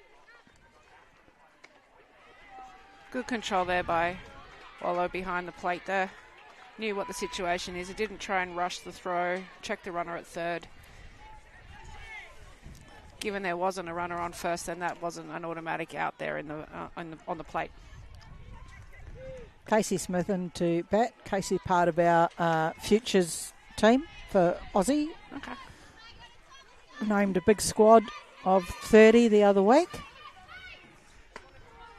It really is fantastic, Fiona, to see the number of Victorians getting back up in our national programs, given the opportunities. Oh, yeah, I think it's great. And it's good that the numbers are up there as well. I agree. It's a hard hit ball. Maisie just unable to control that. Steamers scores. Casey takes advantage of that slight misfield. Up to second. Just a little unlucky on third base play just then. That ball didn't bounce. I think she thought it was going to bounce, and it just died a little bit there on the dirt. There is a lot of surface dirt here, which is potentially affecting some of those bounces.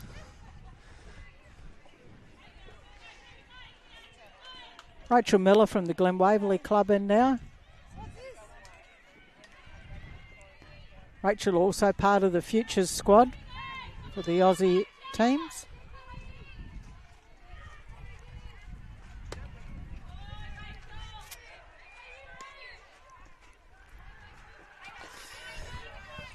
Waverley still in a good position here, although there's 2 down. They've still got runners on 2 and 3. Still a possibility of scoring, adding to the run that they've got across the plate in this innings. Yep. Coaches Lynn Clarkson and Kylie Bracey be hoping Rachel gets one onto the grass here. Oh. Great hold there by Kayla Waller.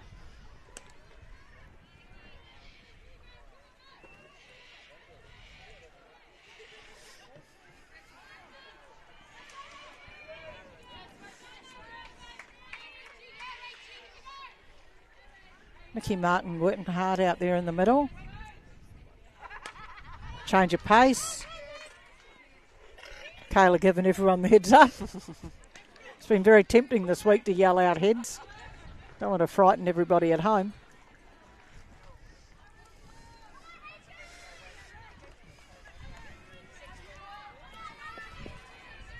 Two balls, 2 strikes here on Rachel.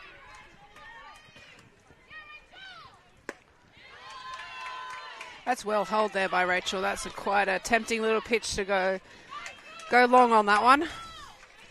Nikki on her way to get a drink.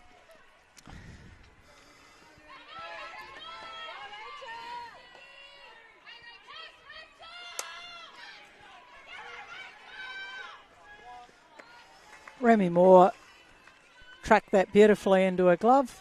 I think the first innings says anything, that's going to be a hitter's game this game, Fiona. I'm thinking which so. Which is going to be great. Good effort by both teams in the box there to make those pitches throw. More strikes and more pitches in the first innings. Well, Nikki's pitched that hole last game.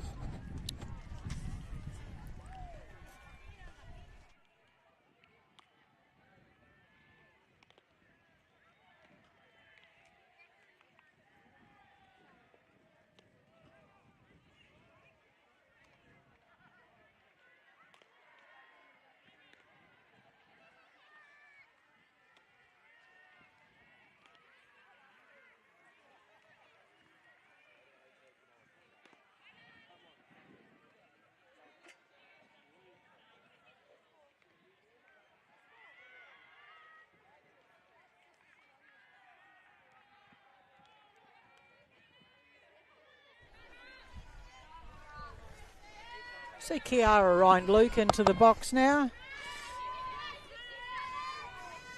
DP for Knox Northern. She would face Sarah on a Saturday down here. Kiara part of the EJ's club. Sarah, of course, open one for Sindel.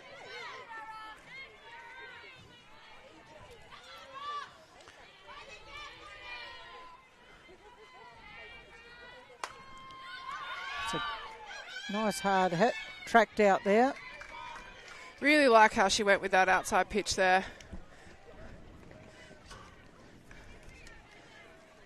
To left field for her, so a little bit more follow through, might have got it over the head, but nevertheless a good at bat. Zali Summers out there in left field, another Queenslander that has come down for the weekend to play for Waverley. Okay.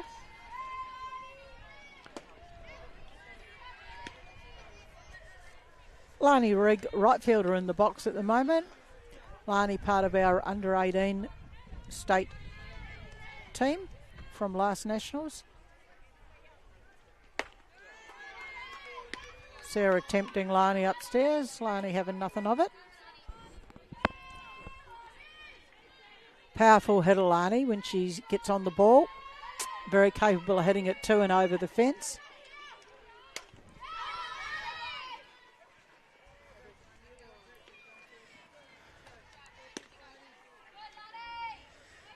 Wickens is actually a very difficult pitcher to hit against. She generates a lot of spin on the ball. So not up there as the fastest pitcher out there, but you know the spin that she has on that ball makes it a lot more difficult. Absolutely, to and hit just against. sitting here all weekend too. It's been quite a bit of movement. So yep, and been around, knows the game. Absolutely. Got very good game knowledge. It's high again. Nice coverage Beck there. Schaefer takes that ball. 2 gone.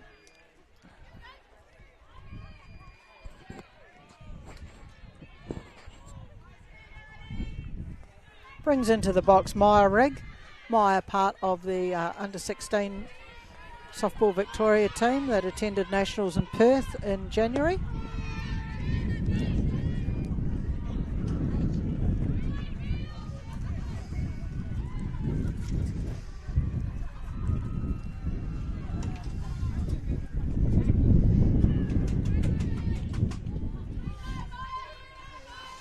Maya playing left field today for Knox Northern.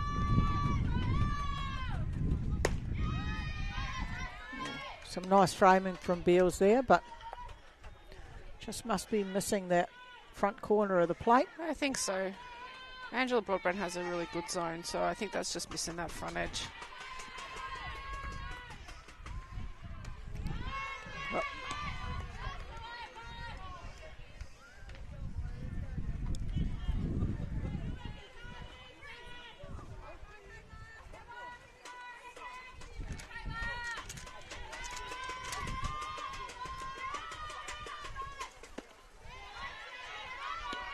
Good swing by Maya.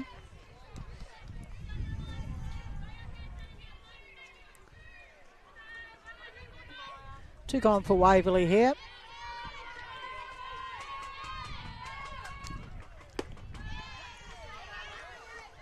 Nice tidy innings there to come back after that first innings with a couple of runners on, so well done to Waverley.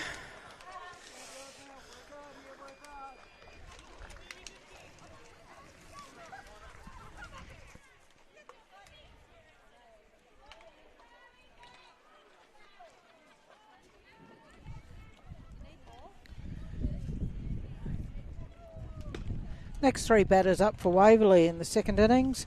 Caitlin Ollie, Zali Summers, Beck Campbell. Caitlin Ollie from the Sindel Club, plays open 2 for Sindel down here, and then comes across, plays open 1 for Monash. Zali, as I mentioned earlier, from Queensland, and Beck Campbell, part of the Glen Waverley Club.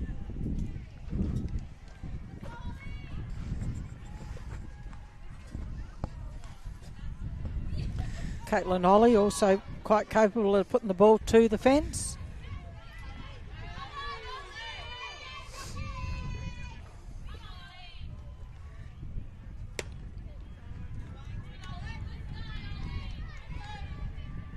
Unlucky there for Martin, but I think it's just a little bit too low, that pitch. As I said, Angela Broadbent has a great strike zone, so then only must have just missed. That's a good hit. It's a nice take by Charlotte. Bad luck, Ollie. Very smooth in her movement, Charlotte. We had her at the 16s, but turned her and Elise Haggerty as our pivots. Okay. Didn't much get through.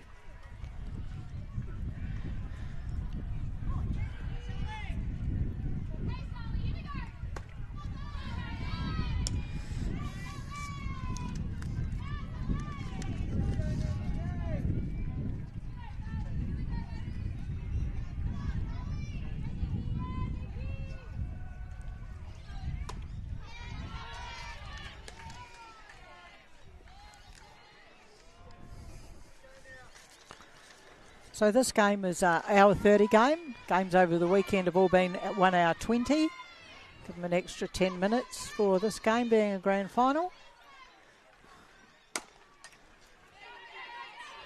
Nice movement by Charlotte again. 4-3 retires Zali Summers. Great footwork, as you said, there to get that ball up the middle there, front on, be able to make that throw to get the out. So really good job. Martin certainly looks like she's got a little bit more control this innings, which is great. Again, both pitchers had a harder start to start the game, but now they look like they're really settled into the competition.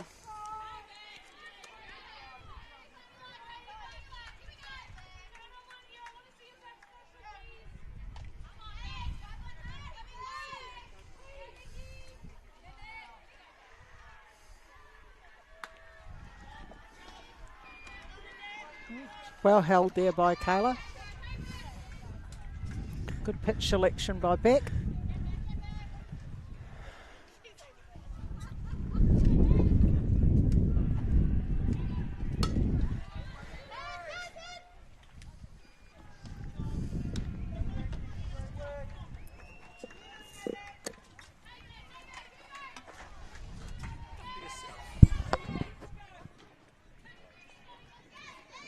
Two strikes and a ball on Beck here. Well left. Beck's dad actually doing the scoreboard for us today.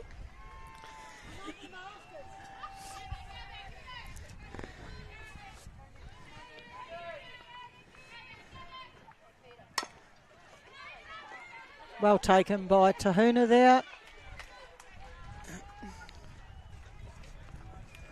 Just an update on the Cup plate final that is going on down on Diamond 1. Diamond 1. Werribee is up 1-0 against Frankston. Seems like it's been a great weekend here down at Waverley, Fiona, just for, I guess, to cap off the season, the summer season of softball. And, you know, the Waverley crew do a really good job on the fields, on the amenities around, and it's actually got a great crowd here as well. So well done to all involved, Softball Victoria, on what seems like a great weekend. It's been a great weekend, and I think since we're a few months out from Nationals, because we've got so many associations here, there's been lots of catch-ups. Albury-Wodonga have sent 4 teams down this weekend. Oh, fantastic. Didn't have enough uniforms, had to borrow off the baseball club, get them kitted out, but they've got a really good comp going up there on the border at the moment. Got quite a few state players in the national program that's just been over. Are really doing some good things up there with their juniors. Remy Moore in the box here. Remy from centre field. Very quick around the bases, Remy. Been laying down a few bunts this weekend. Slow rollers, very quick. Very hard to beat Remy up to first if you've got a slow roller going up the line towards 3.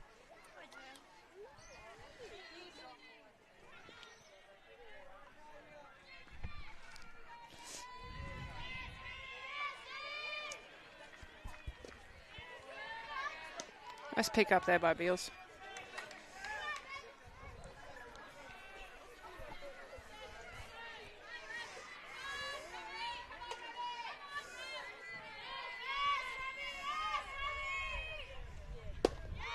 Yeah, nice pitch. That there is that signature picture, probably when she was about 15 years old right there. So really good job. Yeah, still got it. Absolutely.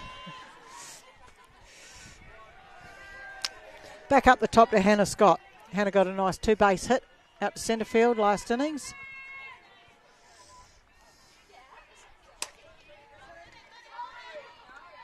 Unfortunately, just popped that one up. She probably would have been a bit disappointed in that. I mean, the thing is, a second time round for Wickens in the order. It's a hot day. He's trying to get her to pitch a little bit more than what she would have normally. So hopefully at the end, we're 30 minutes into game time. She's already pitched a fair few pitches already, but head coach there would probably be looking at his players just to work the count a little bit more, stay in the box a little bit longer, and that maybe ought to benefit them. Absolutely, deeper in the count. Yeah, absolutely. I mean, we're at a 1-0 ball game. It's really anyone's ball game right now, so.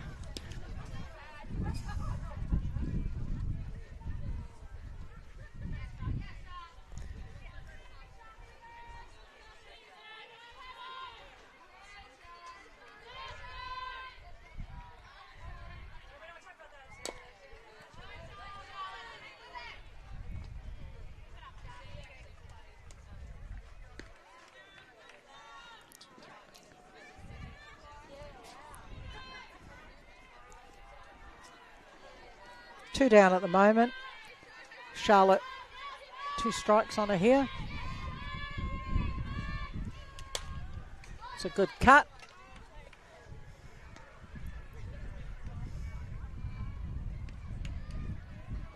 Charlotte moves up to under 18 in the state next year. It's last year at under 16s this year.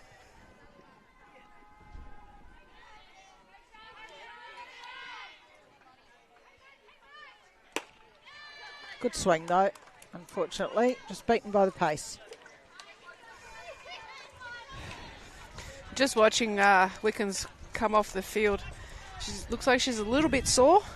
And they're the kind of things that Knox need to be paying attention to. Make her pitch more, make her throw more, and later on in the game that what may result in a loose pitch that they can jump over and score a run. Nikki Martin's doing a great job. It's a 1-0 ball game going to the top of the third.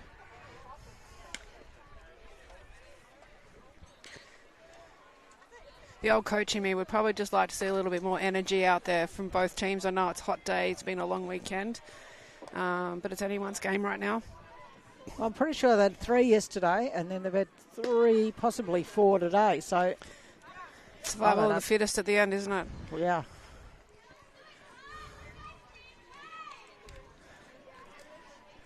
Back to the top of Waverley's order. First baseman, Kylie Steamers.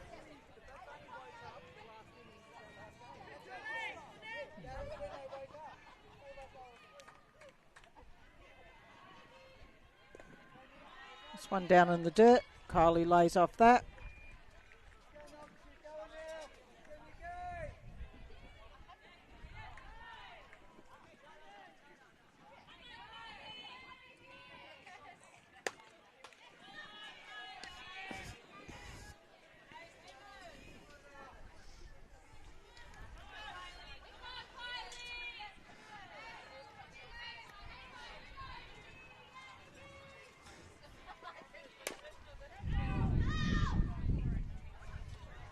Just lifted her head up on that one. If she had driven that a little bit more through, it would have been a nice drive between probably, I would anticipate, shortstop, third base there. So yep. Stay ahead up, keep her head a little bit more on the ball.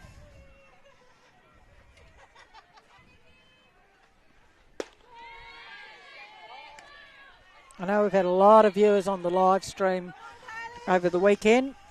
Kerry Porter the other day sent us a comment.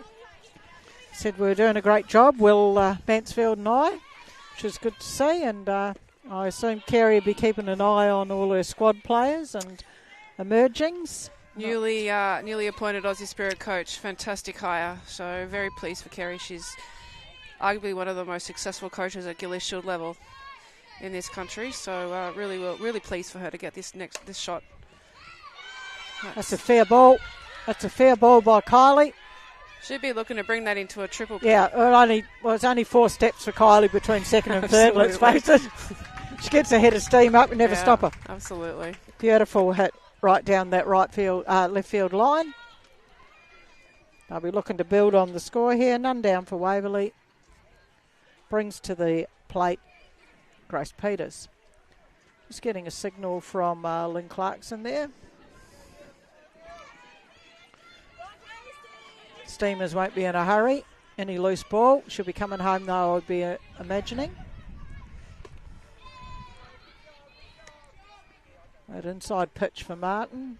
Just missing the front of the plate there, as she said, and she has a very good strike zone. Umpires all weekend haven't been too bad with their balls and strikes and where I've been sitting.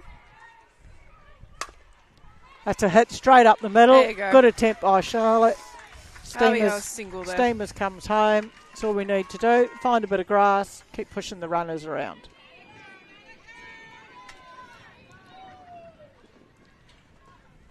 Brings into the box. Beck Schaefer had a sacrifice bunt last innings. Nice bunt. We'll be looking to see if Coach Clarkson pulls the same signal for her.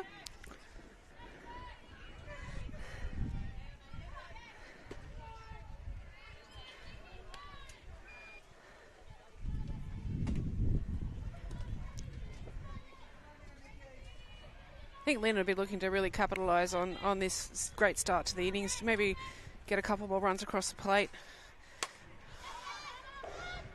Heads up to people. Hit the pole. Saved some people walking up on the hill. Lots of good viewing opportunities at Waverley. Now there's a bit of cloud cover. Quite a good day. Been a very busy weekend. Lots of cars in the car park.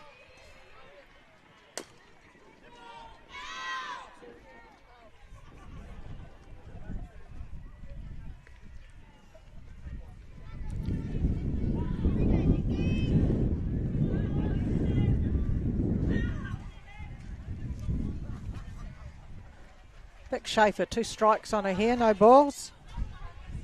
Should be looking to find some grass, move Grace Peters around, just like that. Great shot. Lovely pick up by Remy. Good jump there from that first base runner. That was a hard hit ball. Got to that centre fielder really quickly, but the fact that she made it to second to avoid the force out. As we hear Knox coach call time now, just to try and stem that flow. Come out for a chat, might have a new plan.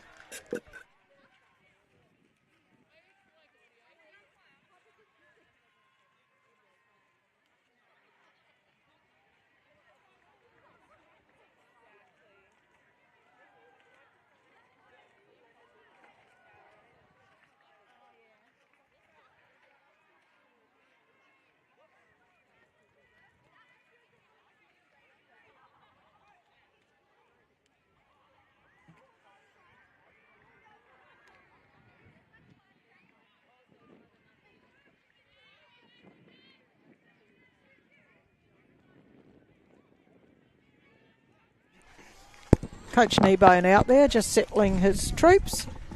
We've got Grace Peters at second, Vic Schaefer at first, Bealsy in the box, Sarah Beals. Launched that one. Gone. Remy said that is That gone. is very much gone. Straight over the fence. Everyone gathers at home. Let's see if Beals got some special dance as she comes in. No, very humble. Well done.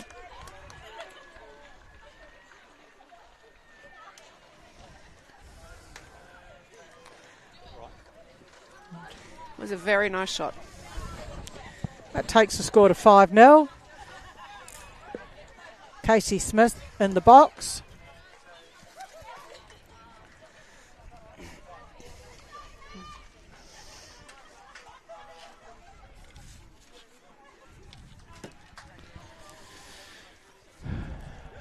Just having a chat out there for Knox.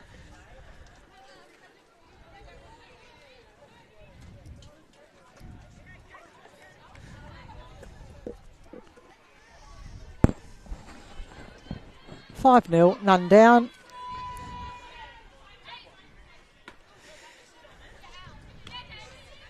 It's interesting, Fiona, seeing, Waverley's picked up their energy, got a couple of hits, got more energy now. Beals' home run, obviously, that helps with the energy.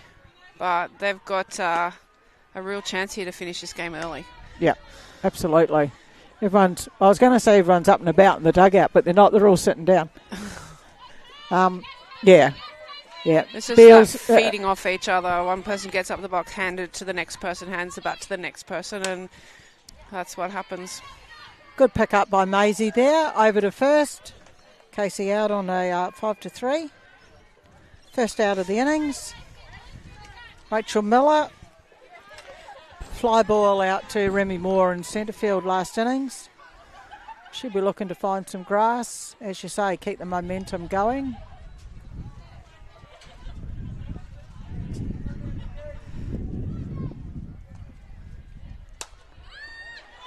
High flying ball. Oh, Hannah. Ball hog. Charlotte's like, go on then, you're a bit taller.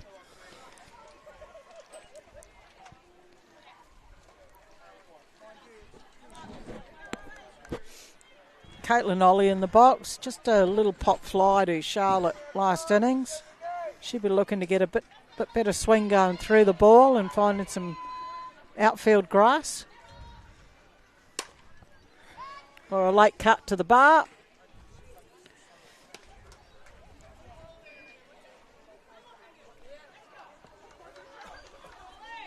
Two out for Waverley. Ollie in the box.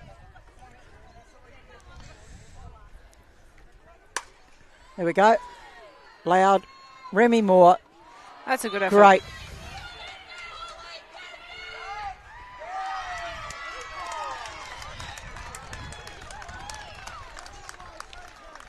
Good recovery out there.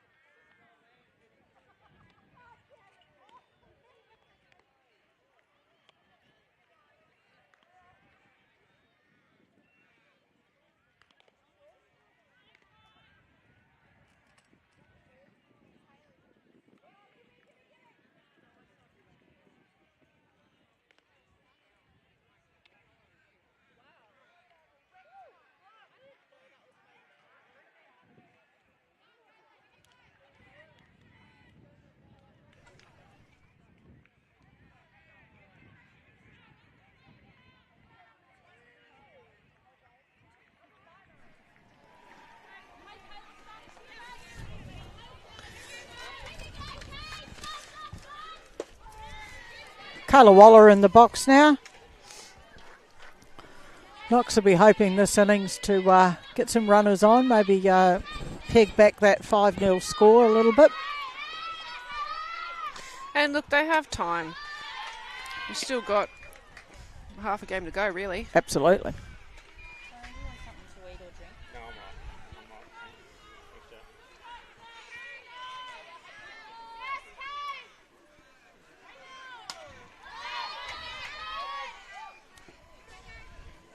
It was funny sounding. Right on the handle. Oh, right. I That couldn't went right on quite the see it. handle, I've got the pole right in front of me, but if I move this way, I can't see the batter. That's nearly breaking bat type area right there. Yeah. So, look, she did well to get that as a foul ball. Or even fingers. Yep. Yeah, nice change of pace from Wickens. Good idea.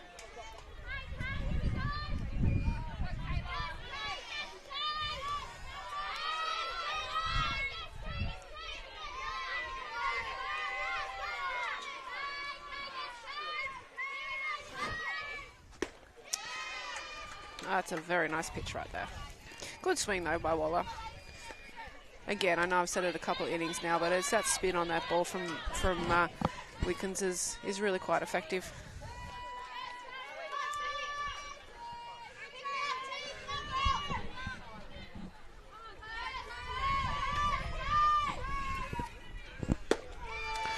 Yeah. Toon had a look at that on the outside, decided no. Called strike by Ange Broadbent behind the plate there.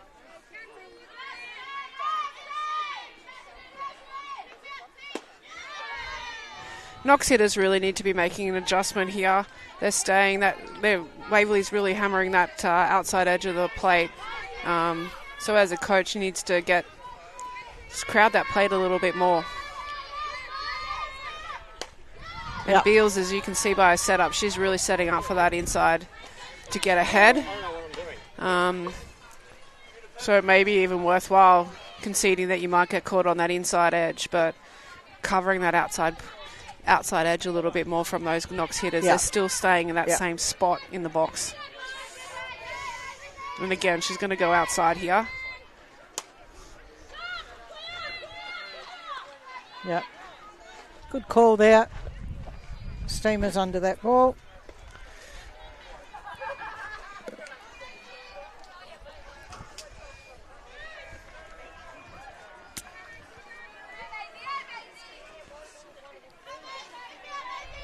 Maisie Bond, a high fly ball out to right field, last turn at bat.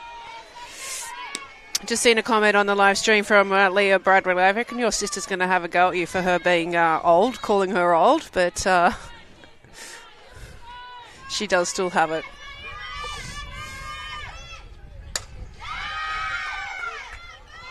Nice Nice take there by Rachel Miller.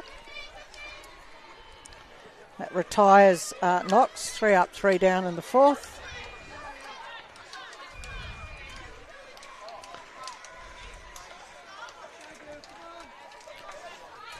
Very chatty in the Waverley dugout over there. Everybody up and about, smiling. As we go into the bottom of the fourth, 5-0 to Waverley. Knox need to really keep them scoreless this innings. As I said, after the Beals home run, really entering into run-ahead rule territory now.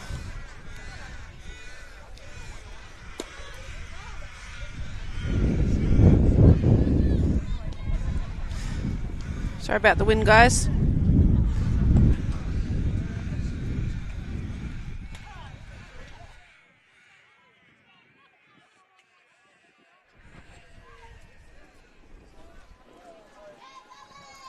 Zali Summers into the box, leading off for Waverley here.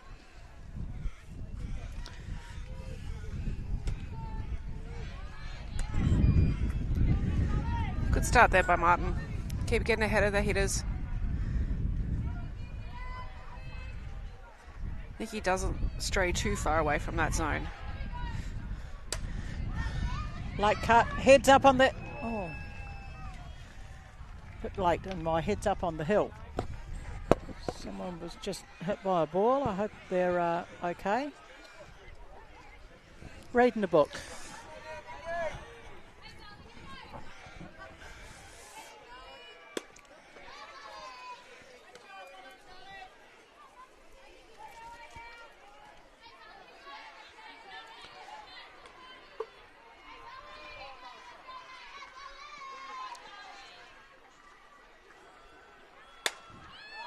High flying ball. Hannah Sotlook going back for it.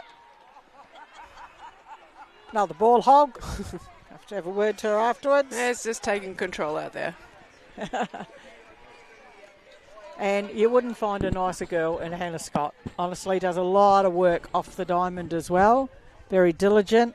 Really deserves to be in that Aussie squad at the moment. She's come through the ranks. I think in that last series against China, I think started off at batting at about number 7, ended up batting at number 1 for the final game of the Fantastic. weekend. That's really good to Had see. a really, really good weekend.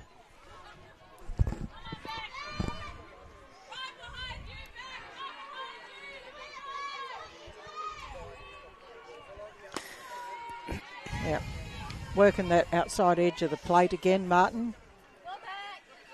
We're thinking that might be a go-to pitch. Absolutely.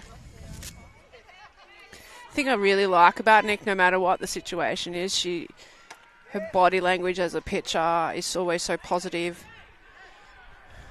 Stands tall there. 2 down for Waverley. Back up to the top of the order for Steamers.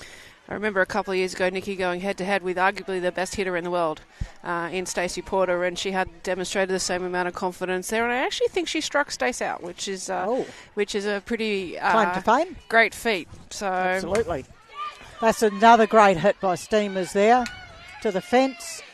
We'll see. Yep, this is going to go Lynn to is 3. bringing her down to 3. Easy stand up for Kylie. Lovely hit.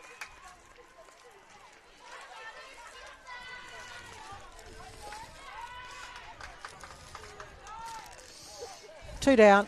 Grace Peters hit to 8 also in the last innings.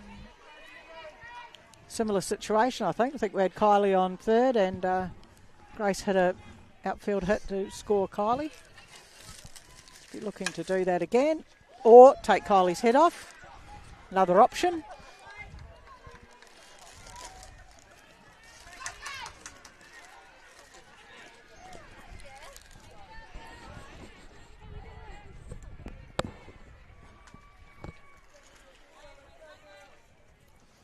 Important here to for Waverley to convert this run.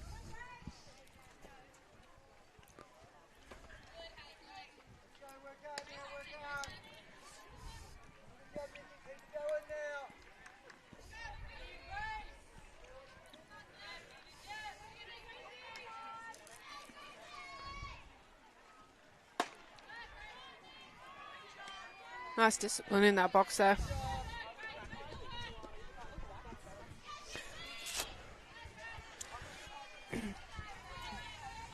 It's good to see, Fiona, a lot of young kids around here. Obviously, the under-15 championships held Yes, at the same yep. time.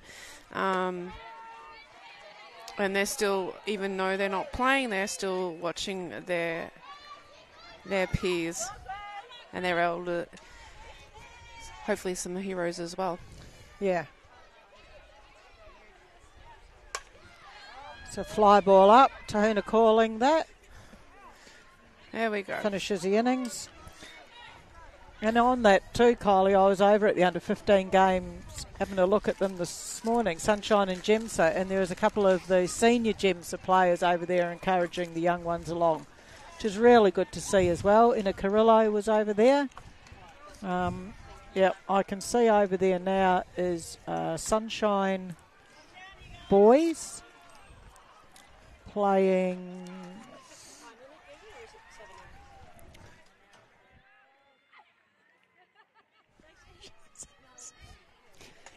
Look, in a small sport softball here, it's a smaller sport within the whole landscape, and having the juniors being able to see the seniors play, give them something to aspire for. Our men's program is very strong. The teams have had a lot of success. There's a lot of national level players, but also now with our women having those people that are starting to get recognised in squads, this gives these kids something to look up to and aspire to. Absolutely. Off the back of, Gilly Shield and the regional championships here earlier on this year. And also off the back of the season. So, keep providing that connection between the younger ones and the older ones, and, gives them something to aspire to. Oh, look, it's been great. And the park's full, every diamond being used. Have to park somewhere in Mount Waverley to get into the ground, but... Nice outstart there from Wickens, who I understand has her niece Laura. So shout out to Laura, who's sitting down with her mum watching her auntie play. So you got all the inside goss, Kylie. You're all over it. Drop it on the chat, and I'm happy to Hope it's all positive on the chat. I hope I haven't bored people to tears this weekend. I've been doing a lot of this by myself, and I think, am I just rambling or...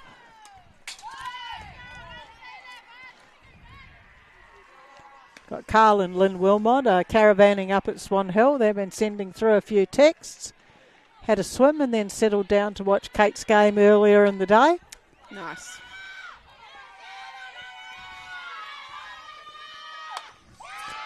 That's nice. Over there.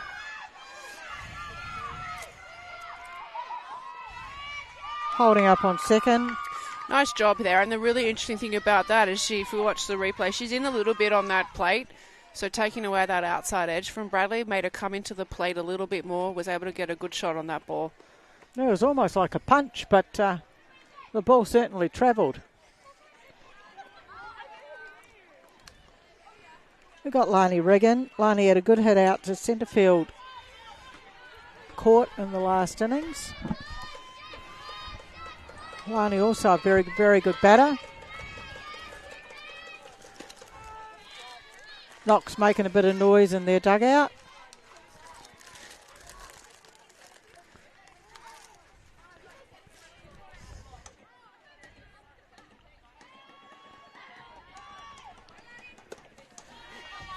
Just getting an update on the score down there.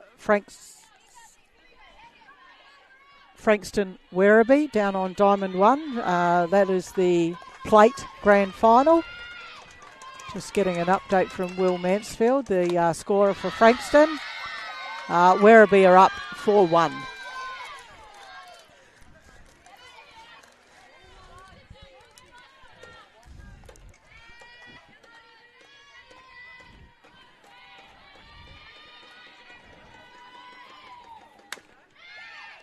Nice pick up by Casey there. Held the runner at second. Steamers. Yeah, great double play. Great double play.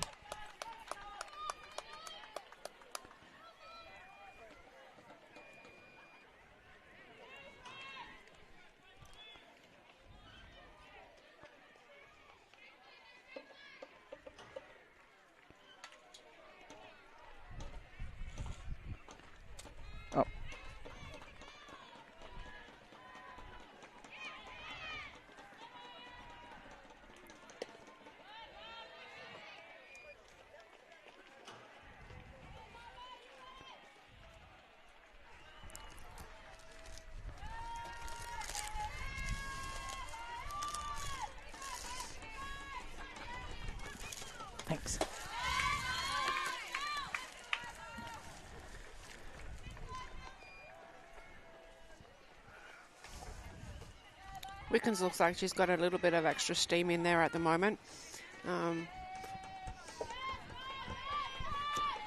Really hitting some nice spots. Yeah. It's found the rhythm. Not that she didn't have it in the first 4 innings. It's what my dad used to call as a thinking pitcher. Yeah. They can be quite rare these days.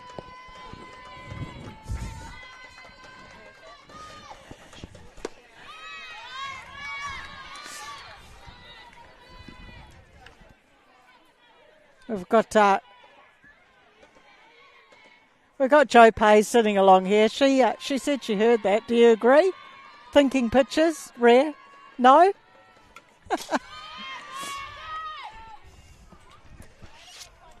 I'd take a thinking and a fielding pitcher any day of the week. Absolutely. I think a lot of the time, though, people think it's the catchers that, sort of run the game. I don't see... I'm pretty sure Beals has not been shaken off too much by Sarah Wickens this weekend. Absolutely.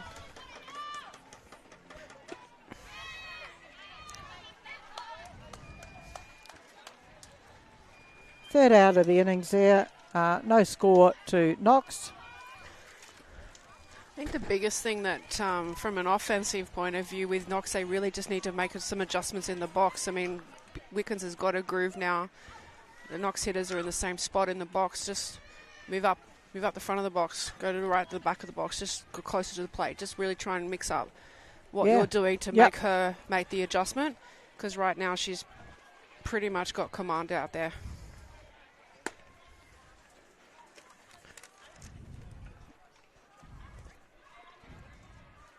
And I'm just looking back at my archaic scorebook here. I'm not sure we've had much of a short game from Knox. Okay.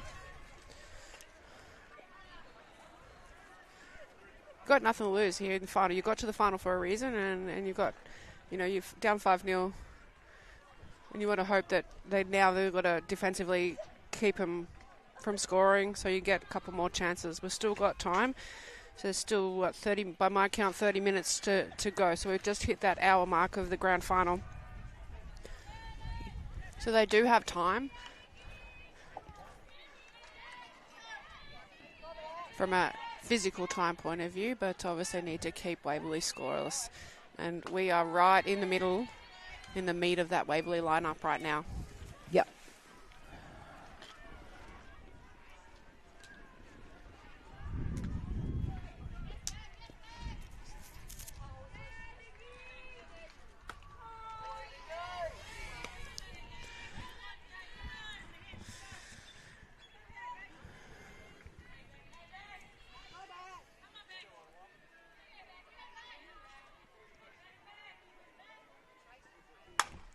That's a nice hit by Beck Schaefer there through the hole there. Remy picking up the ball, no damage done, back up on first.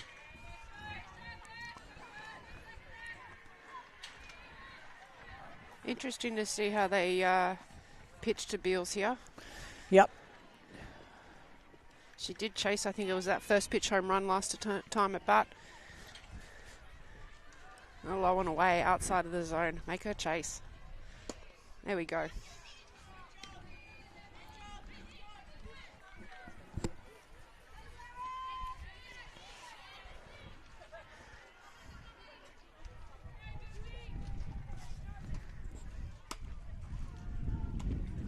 No.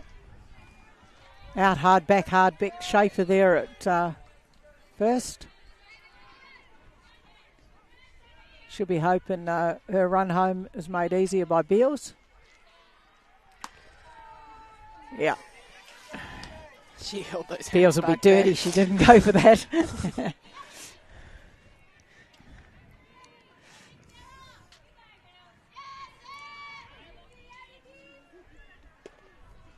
No. Nikki tempting her inside there, just missing the zone. And this is a good sequence of pitches they're throwing to her now. They're not going back to the same place twice. Yep. 3 balls Bealsy's way.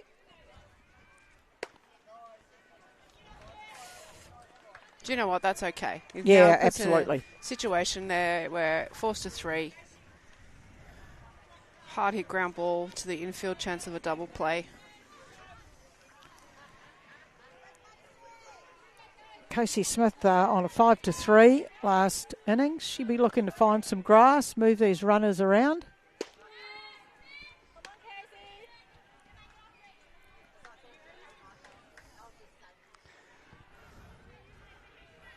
I wonder if that instruction this innings by Lynn Clarkson is to just start hitting with a strike on you. Casey not happy with that. Oh.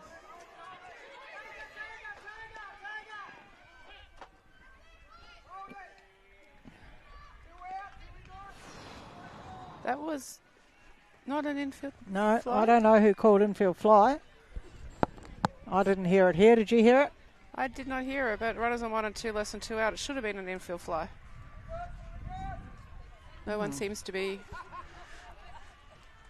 And that's actually why the runner at second base, going to second base, then got tagged. So that runner at first was automatically out. So escape from a knocks there. Good thinking to tag that runner going to 2. Yep. Rachel Miller in the box now. A fly ball to centre out to Remy Moore, first innings. Nice pick up by Hannah. Good defensive Crossed it to innings. Hannah. Great defensive innings by Knox.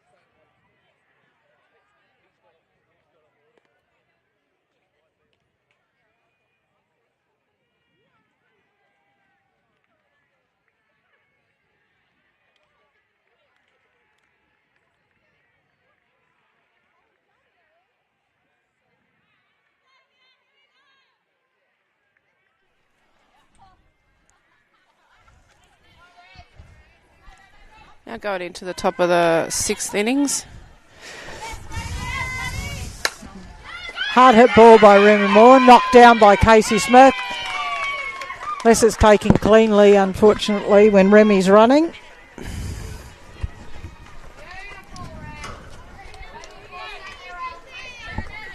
Puts Remy on first. Dangerous runner when she's on base, Remy. Always looking for extra base. Hannah Scott in the box.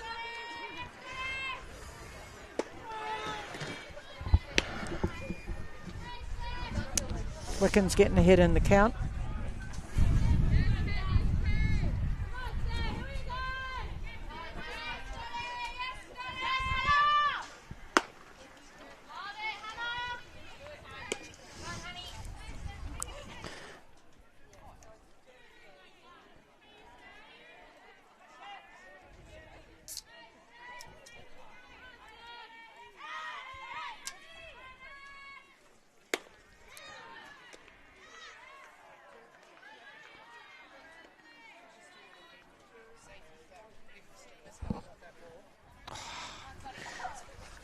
Thanks, Fiona.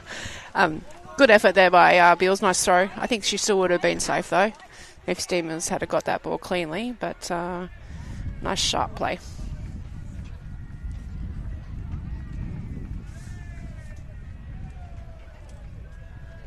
And that's what you want to see. Fire a warning shot.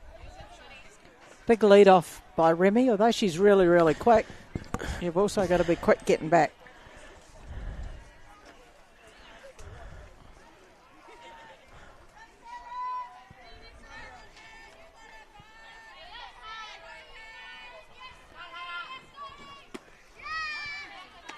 Have another go. On the money too. Beals' throw, right? Absolutely. Can't get much better than that. Just an update from down on Diamond 1. Werribee are now up 9-1, top of the fourth.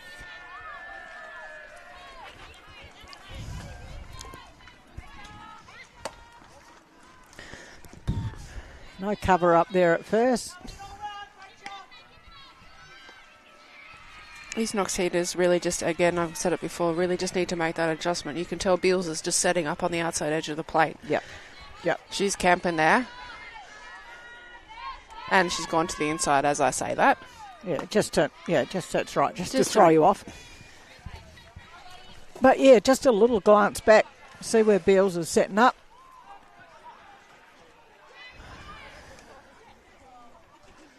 It's always smiling, Beals. She's a good person too, always up for a chat.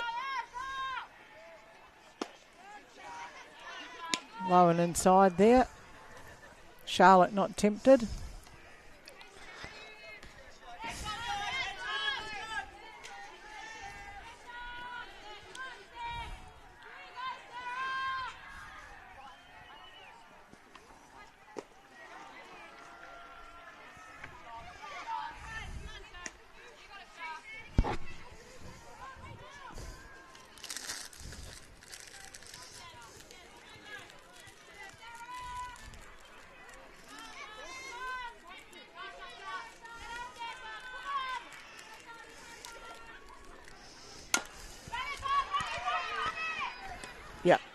Great play. Great play by Casey then. Up there to Rachel. Play together on a Saturday, so knew Rach would be there.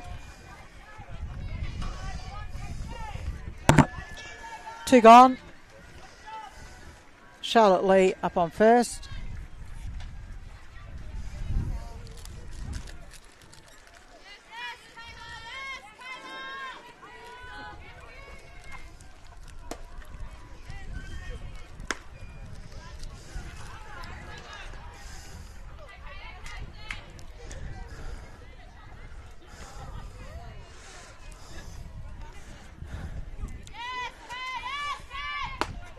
Inside there, Kayla not tempted there. Sure, Kayla's mum and dad, Michelle and Dave Waller, Queensland stalwarts of softball, be tuning in to watch this. Big shout out to them if they are. Hello. Just about cleaned up the coach. Lucky it's not another game. Should be on the bench.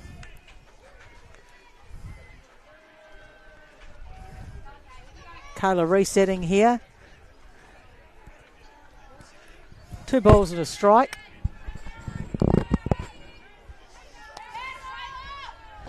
That's a great pitch. Change of pace. Lovely pitch from Wickens. That is textbook stuff here from a coaching point of view, from a strategy point of view. Hands really quick through from Waller.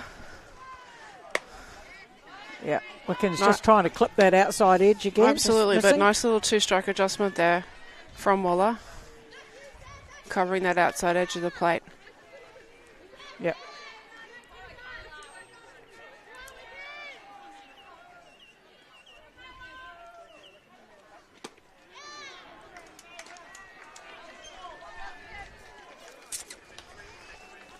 Three out there.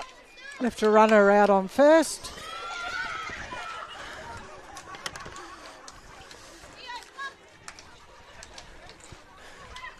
Getting through this game really nice and quick now. It's certainly the Waverley team that's run out over the top of Knox here, but there's still some great plays from the Knox players. Particular highlights. You know, that shortstop for Knox doing a really good job. Nikki Martin doing a really good job. So both Hannah Scott and Nikki Martin really doing a nice job out there. Play together on a Saturday, so, you know, they've got a good understanding of each other's game. But Hannah, yeah, very smooth through shortstop. Plays her glove low to the ground. Pretty to watch.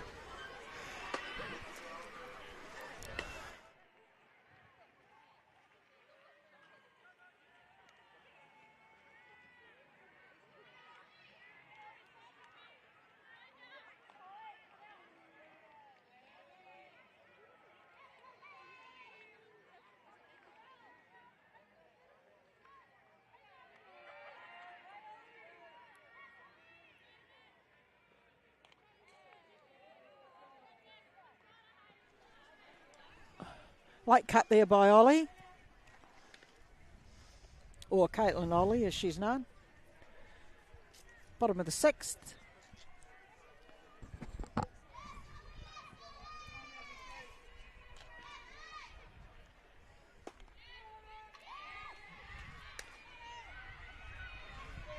Caitlin be used to facing Nikki of a Saturday down here.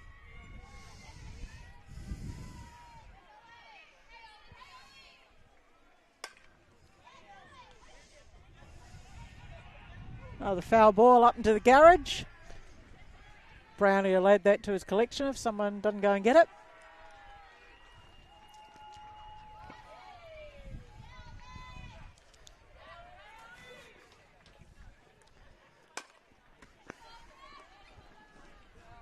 Nice movement by Hannah, as we were just talking about.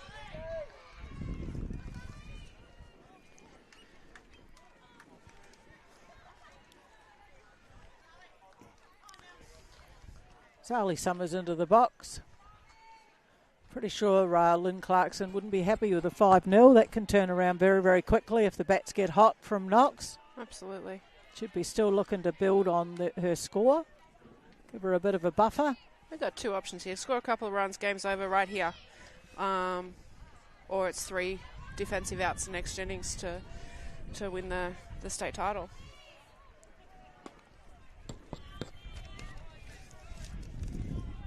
It's a nice breeze. You can hear through the wind, through the microphones, guys. That breeze is really coming in behind that pitcher's back here now.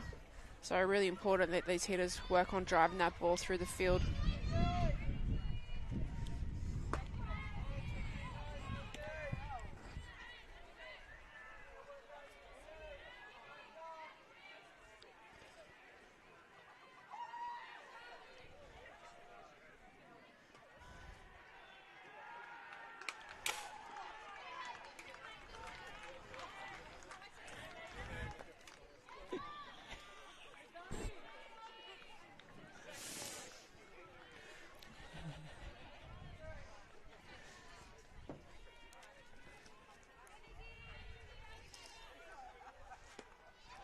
Good turn in the box here for Zali.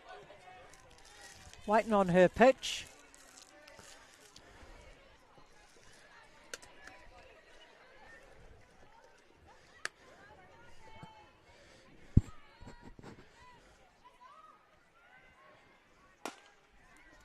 Chopping ball. Tahuna's got it. Tag her as she comes down. Just looking at that men's final over on Diamond 1, it's 3-0 to Geelong over Frankston. Bottom of the 5th inning, so... Okay.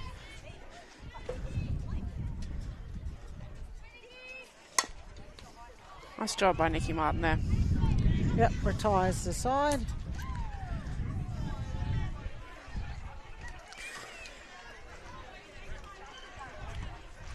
So Fiona, it's pretty clear now. So 3 outs win the title. Yep. But Knox would be really hoping to just be productive in the box, make those adjustments, just take it one hitter at a time. We spoke about earlier in the game about the hitters, just passing the bat to the next hitter. It's going to be tough for them, given particularly how well Wickham seems to have found her stride again. A bit of pep in her step. Yep.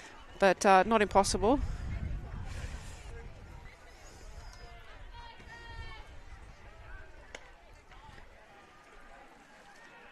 Haven't really got any updates on those under 15 games. I know Elise Haggerty, our under 15 Aussie rep, is off to Milan at in June. She's been doing some fundraising this weekend and was talking to one of the state coaches and said people are coming up to her and congratulating her, and she said, I don't even know these people. That's Jodie so cool. said, that's because you're a celebrity now. Under 15 World Cup is such a great initiative. I'm so pleased that Softball Australia have come on board and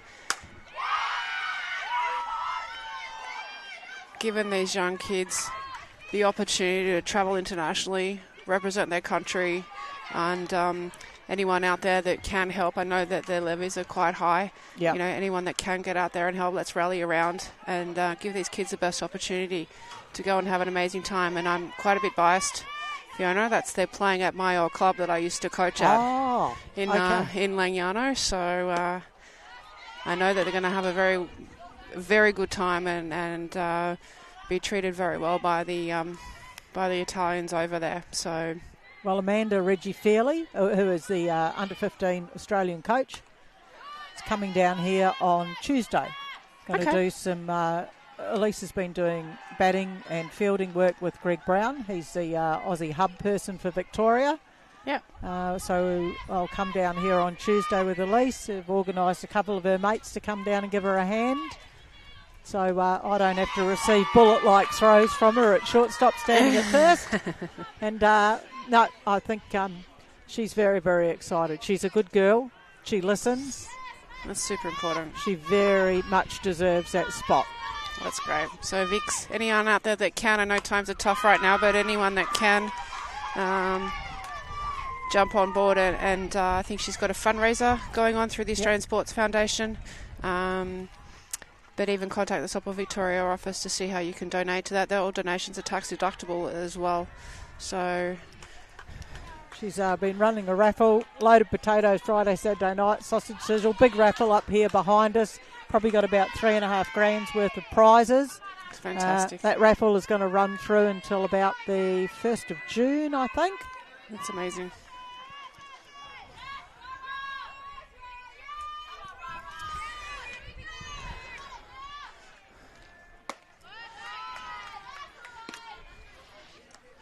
I think looking at that scoreboard, we've got one out over there. Yep. Runner on one.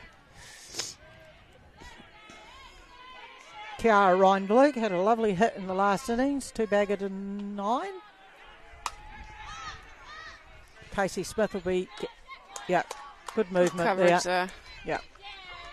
Lucky that we've lost a bit of sun. Really important now is that Lainey Rigg work out a way any way she can to get on base, keep the game alive, advance the runners. Don't go too early in the count. Yeah.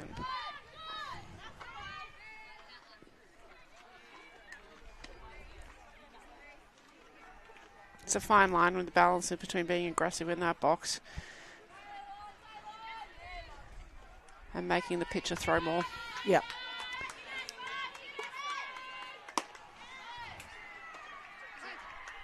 Lani only moved up to under 18s this year from under 16s. Yep. In an Aussie squad last year, I think it was, early last year.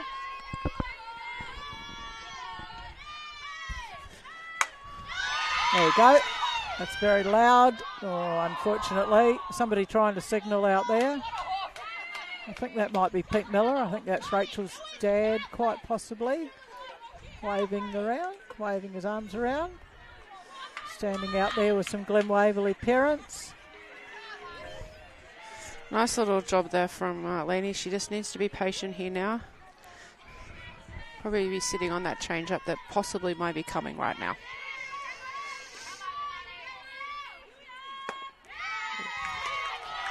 Ooh. Lucky Lani.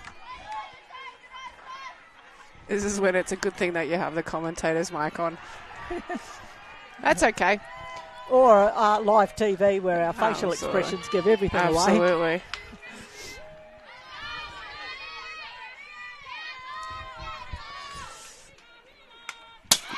Well done there from Lainey. That was a really nice pitch. She's got that bat on it, kept herself alive. We're at 2-2 with 2 down, so it's a good turn of bat in the box. Yeah. She's a good girl, Lani. She likes to listen and take on advice. Always has a smile on her face. And there we go. Nice job by Sarah Wickens. Very, very tidy effort there. And the Waverley team, congratulations on a great tournament.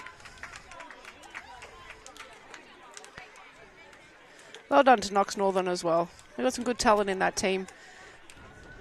Had some really good, they were tough tough game for them there, but had some good highlights. And as you say, you know, they fought hard. Yeah, and I mean, look, had a big game the game before to come from, you know, 1-0 down to take the win. A lot of noise over there in the under-15 boys game. Not quite sure what team that is, but they are playing Sunshine.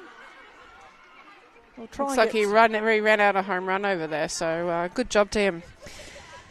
All right, well, thank you very much for having me, Fiona. Thank you for coming down and giving some insight into the game. There'll be a presentation in a moment. I'm not sure if that's being streamed or not, but just stay tuned, and thank you for listening in for the weekend. We had many viewers. And thanks for all your efforts. A lot of time on the mic, as you said, sometimes solo, so really well done, and thanks to everyone for watching. Yeah, thank you.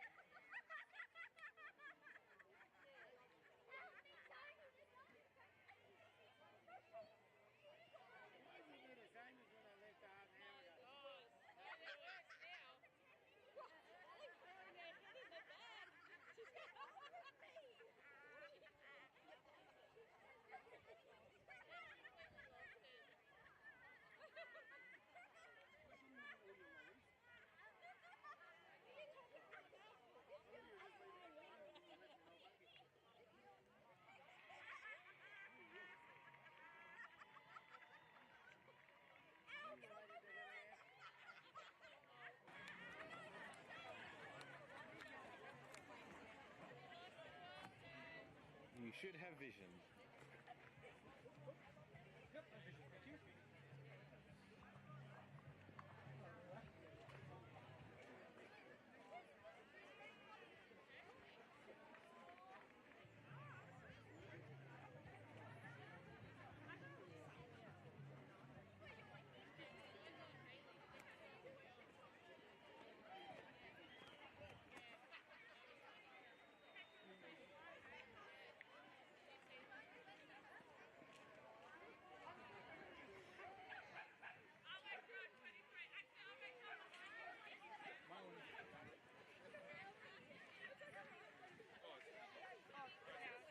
Oh, it's switched off? Completely missed it. It was close to it. No, it's on. Is it not? Interesting. Oh, it's good now. Yeah? I just got done. We're good. Cool.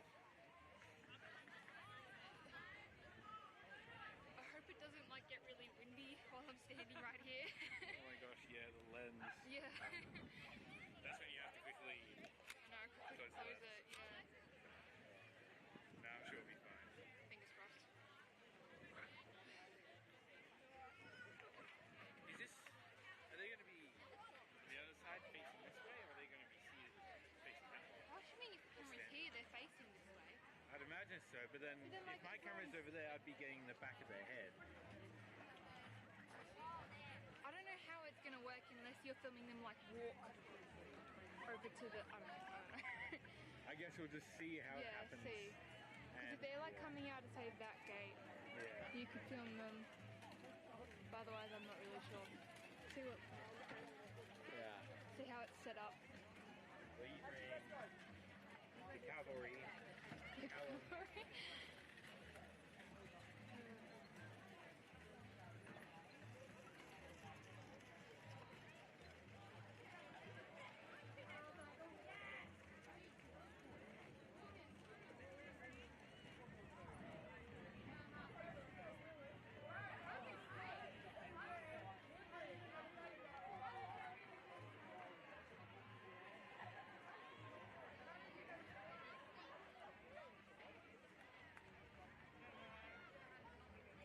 Yeah, so that goes through the camera. This one's a little bit.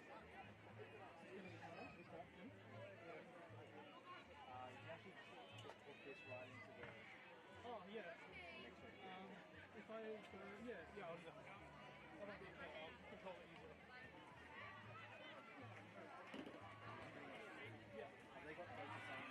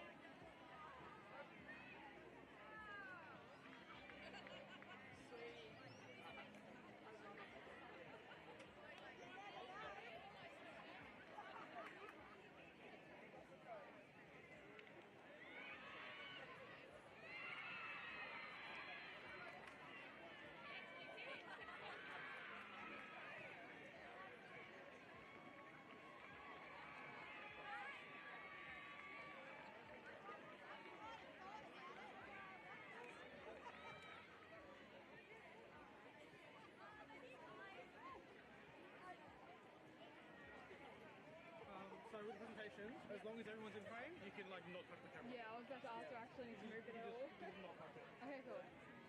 And other places where like I'm doing it with other people, I'll like just make sure no one gets in the frame, but no one's gonna be in the frame yet. So. No, not live now. Oh yeah.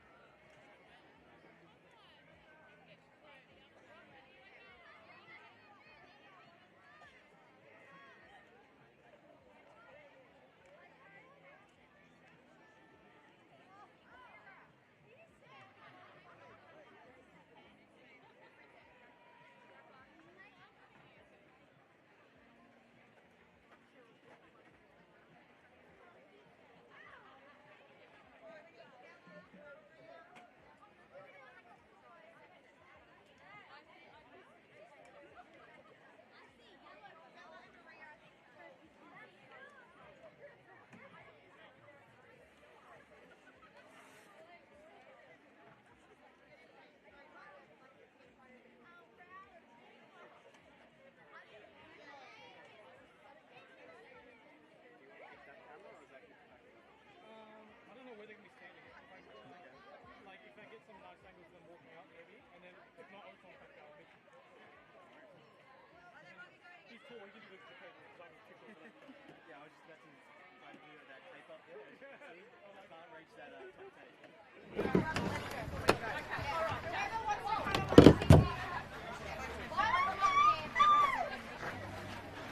Can I get a rag? I gave the other one to Adam.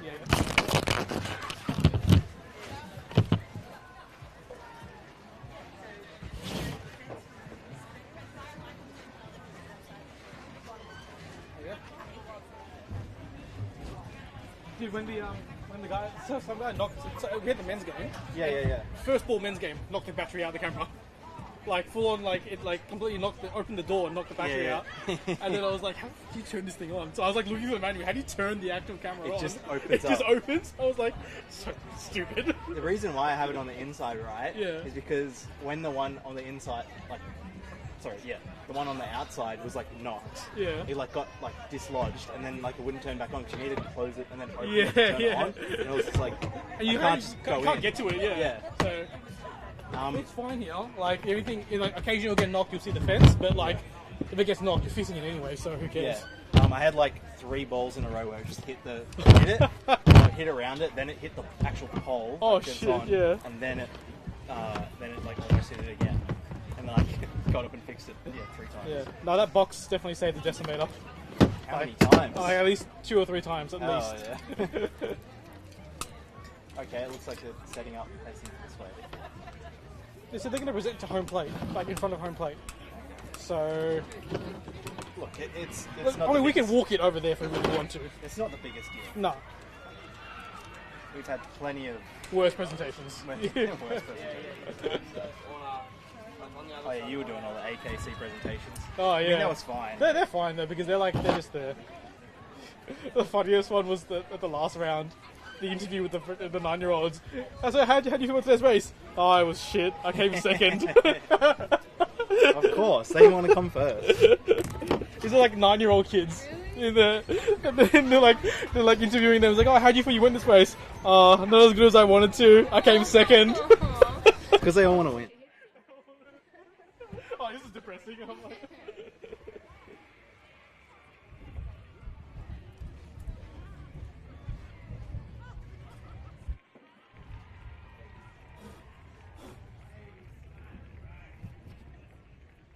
I just put a holding slide and I edited your one and just made it presentation starting soon. Saving from rolling sponsors all day.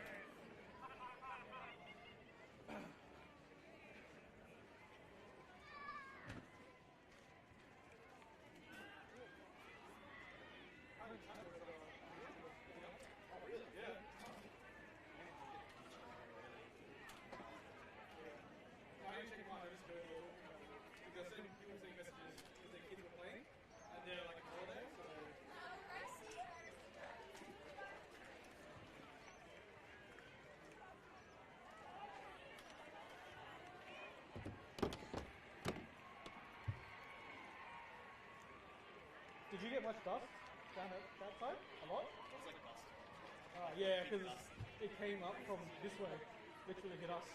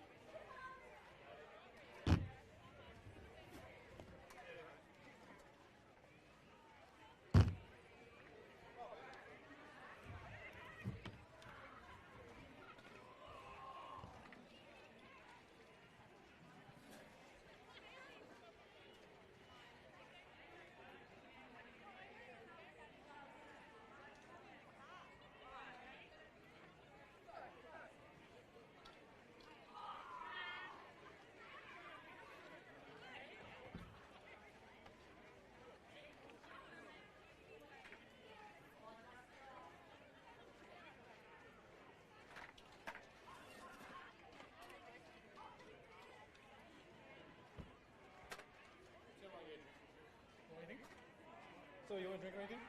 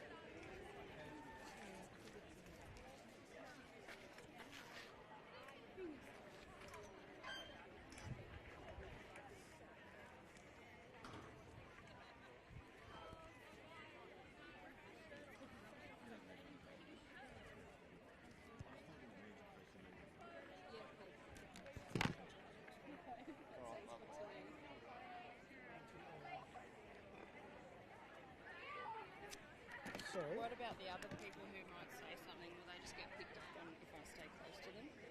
Yeah, but I can turn you down. So are you doing majority of like the presenting or what? Yes, until the people come up to do the awards presentation.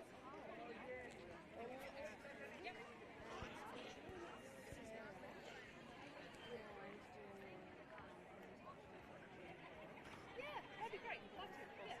But you're all on the microphone anyway, aren't you? Yes. Yeah, so when you all stop speaking, that camera's got audio as well. So you'll pick up the speaker. Oh, good. Yeah. But I can wire you up anyway. It's up to you. Whatever you think would be best.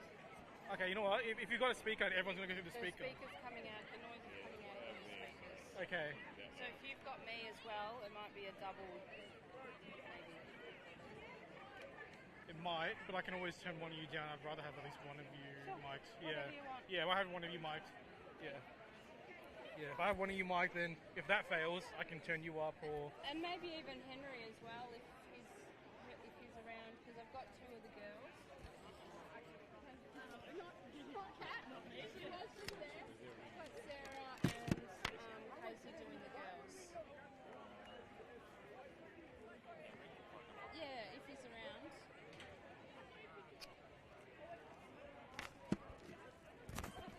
Good, how are you?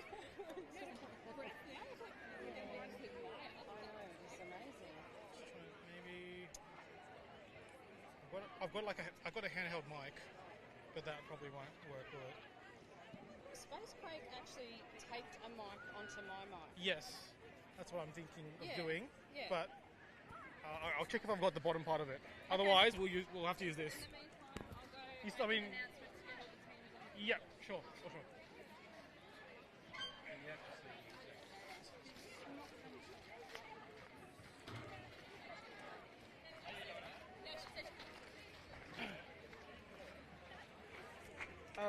Zoe, they're gonna use the speakers.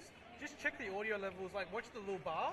If it goes quite high, yeah. If when they're speaking, if it's actually like quite good, then just let me know.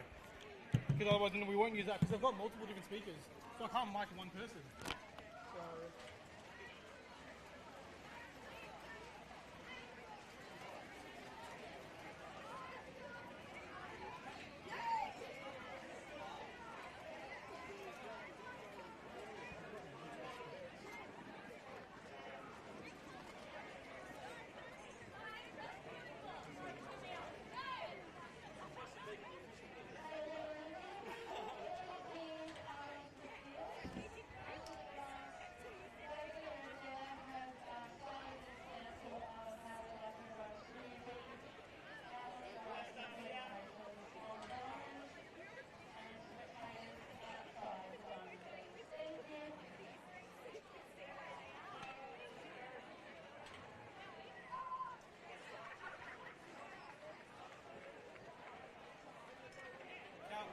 It's multiple different speakers. It's not one person.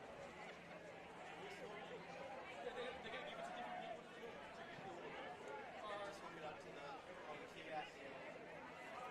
I don't have a place to speak. They're going to be somewhere in the front. So unless I don't have the wireless cord at home. Yeah. I don't think I don't know how well they're going to think. I don't know if they've got a cable long enough to do the install. Huh? It's the big one. I don't know. I say just use camera audio. Yeah, we'll just use camera audio.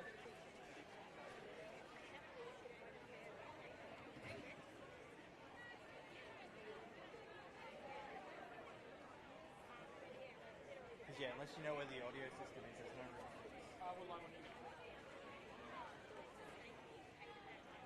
Max, if you want to.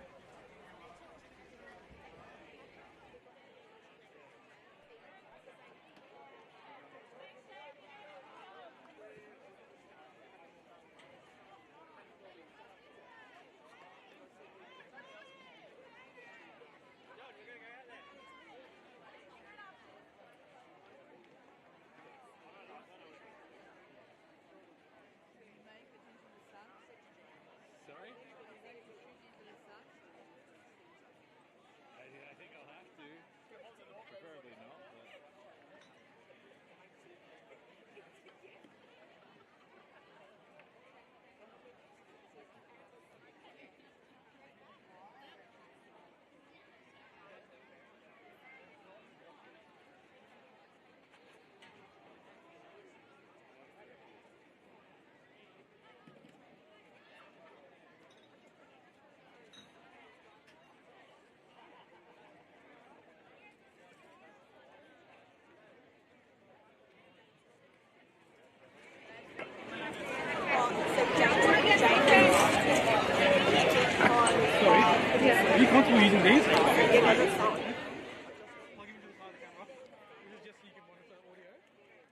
know how to control the gain on the thing?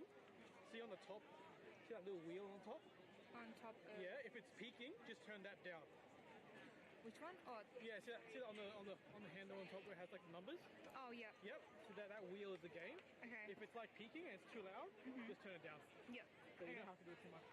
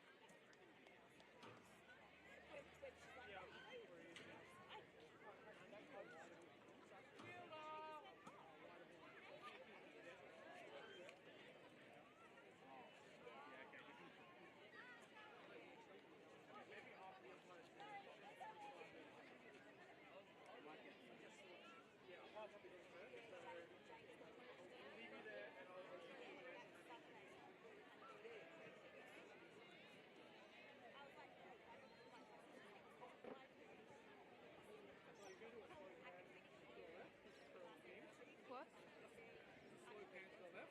Yep.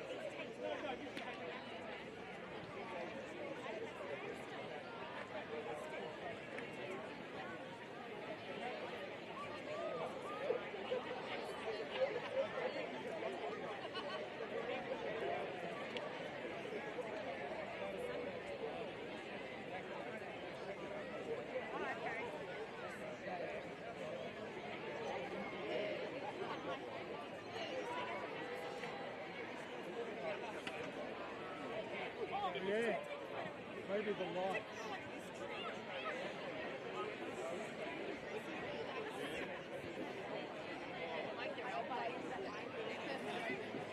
Yeah.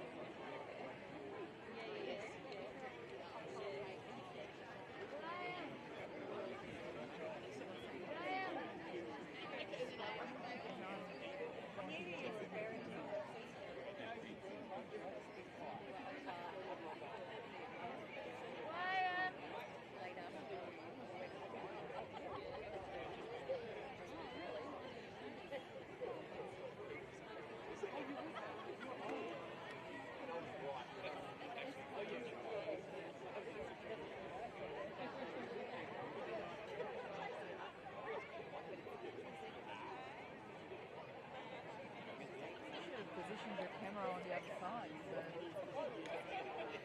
Have a you Vin. can still make it there. Oh, we're about to start, and I think the producers are happy where it is. So Hello.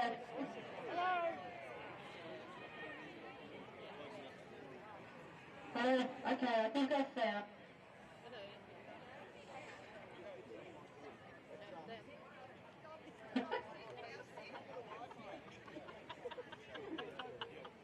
Did you hear that? Well. Okay.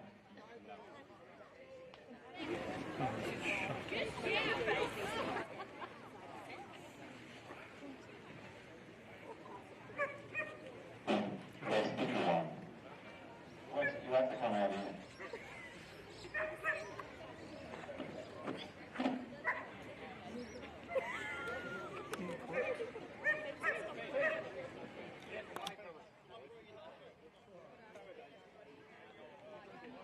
Can't hear you. Turn on the mic.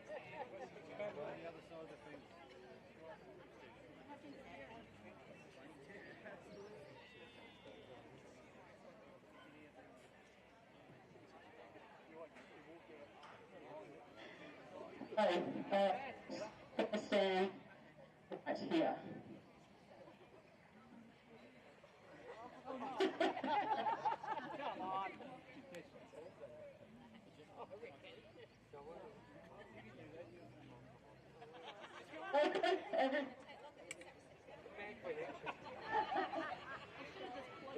Welcome everybody.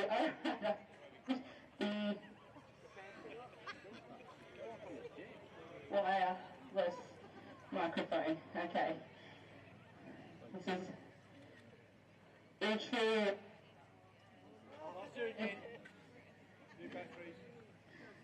I'm going to sit at the bar. I know everyone's just dying to go home. I'm really sorry. So welcome everyone to the presentations for the 2025 Open and 15 State Championships. I'd like to acknowledge the traditional owners of the land on which we are playing this weekend, and I'd also like to pay my respects to elders past, present, and extend that to any Aboriginal and Torres Strait Islander people who are here today. I'd like to welcome our Softball Victoria Life members who have visited us and been part of these championships over the weekend. George James, Rhonda Scammell, Helen Edwards, Deb Keogh OAM, Greg Brown, Brian Edwards, Kerry Franklin OAM, Angela Broadbent, Jen Miles and Caroline Christie. Thank you to and welcome to, thank you players. Nice. Thank you and welcome to the Waverley President, Leanne Thomas, Softball Victoria President, Shani Arthur, Softball Victoria Performance Director, Peter Searle OAM. I'd like to say a huge thank you to our Tournament Chief Umpire Richard Dodds and Deputy TC Kerry Franklin, as well as Angela Broadbent, who worked hard to ensure we had enough umpires for this tournament. And Kerry did an absolutely brilliant job with the allocations, which was an extremely difficult task for these kinds of events, and you nailed it. Thank you very much.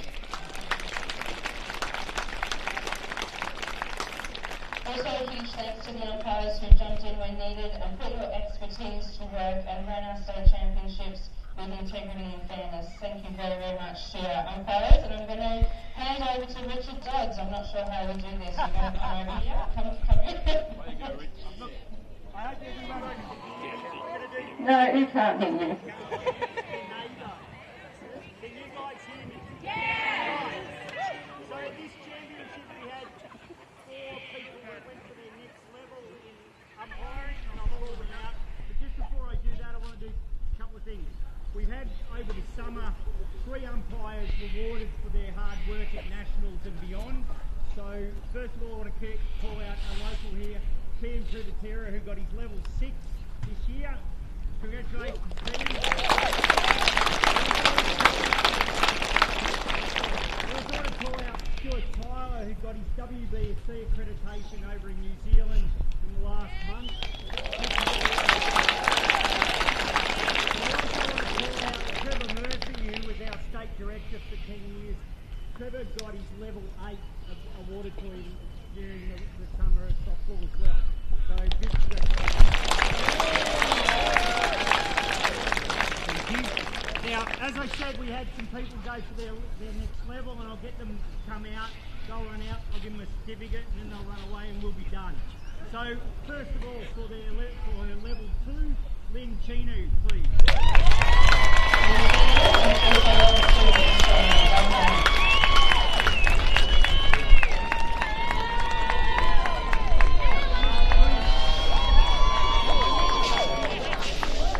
Level 3, Anthony Bradstreet.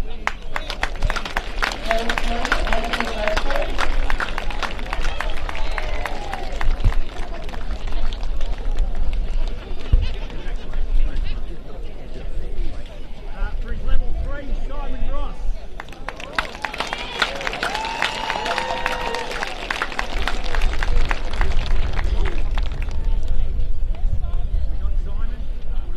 Level 3, Simon. Simon, come on, buddy.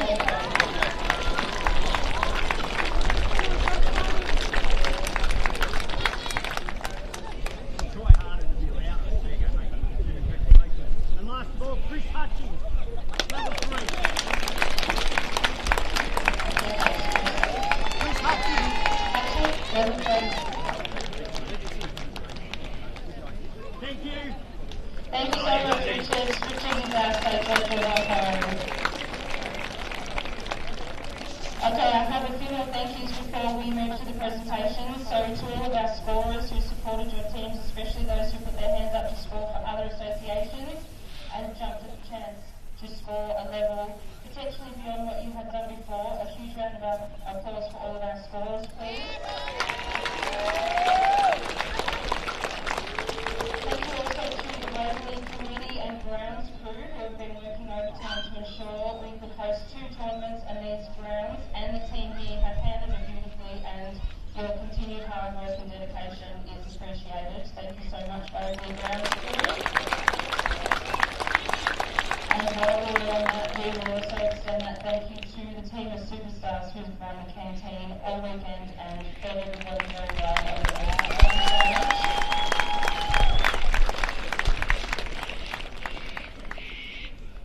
To our MySport Live, thank you very much for being here and live streaming on Diamond 2 and 9, and our brilliant team of commentators who talked all weekend.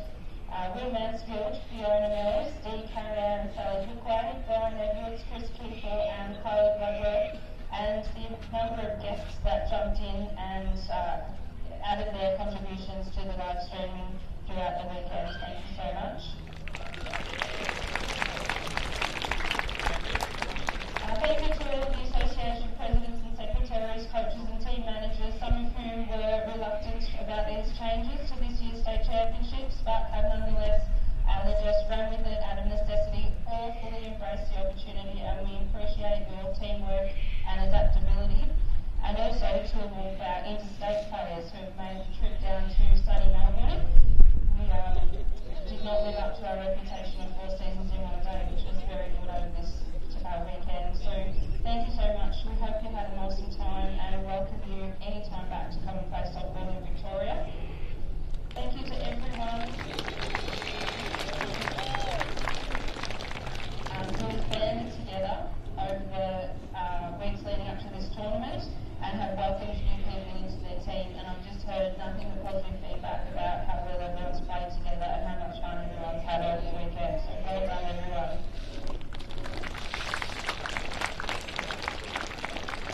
Lastly, I would like to thank our events committee, Brad Rice. One person did all of this, did an absolutely brilliant job with these rules and keeping the whole weekend organised and on track. Thank you so much, Brad. You're amazing.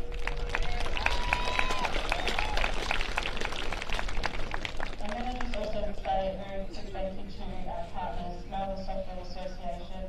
And we encourage everyone here to go and play softball at Melbourne over the May to September period. They have a fantastic metro league for women and girls aged 12 and up, so head to softball.org.au, one of our great partners. Michael Dyson for the design of our new state championships logo, and thanks to everyone who bought a t-shirt and hoodie over the weekend.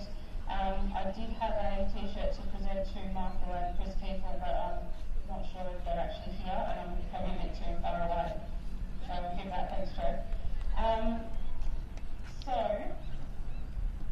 And Easton for providing our balls.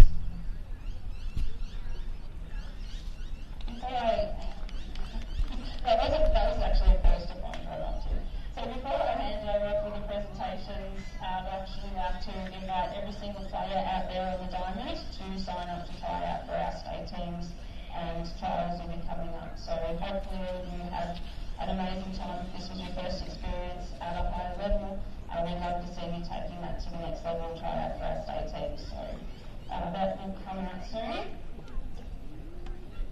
Now, if I could invite two of our, we're going to have to do these presentations remotely, presuming, but we've got two of our Australian representatives at the moment. I can't actually see. So Chloe and Henry, please head out onto the diamond. We're going to do the presentation for 15 boys.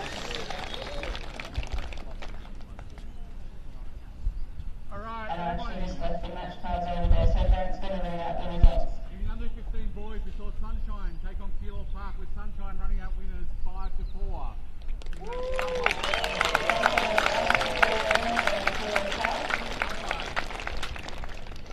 Please have the umpires for that game head over and present with your medals. Wayne and Ryan, please. Under 15 boys. Under 15 boys, umpires, Wayne and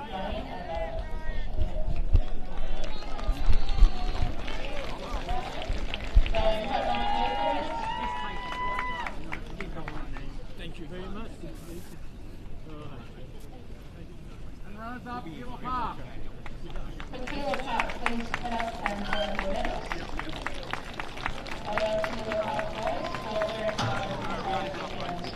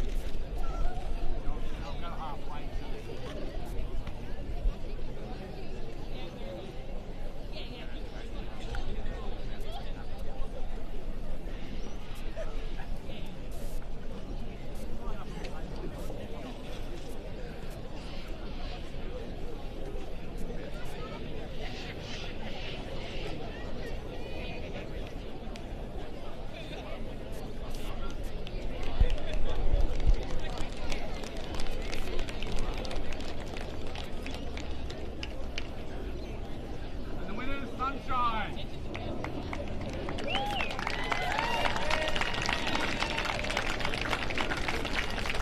Congratulations to that tournament, Boys Championships, Sunshine Soccer Association.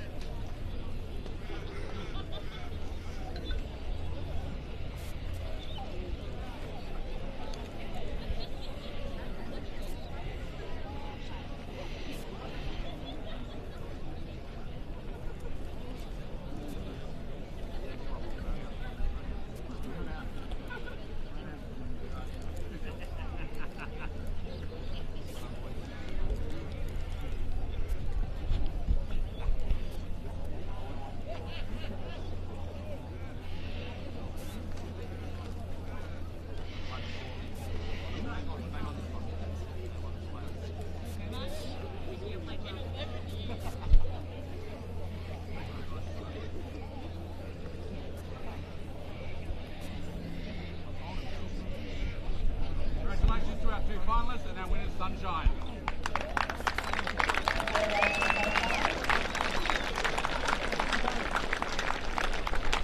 Thank you, boys. If you'd like to go back to your spots, we'll do some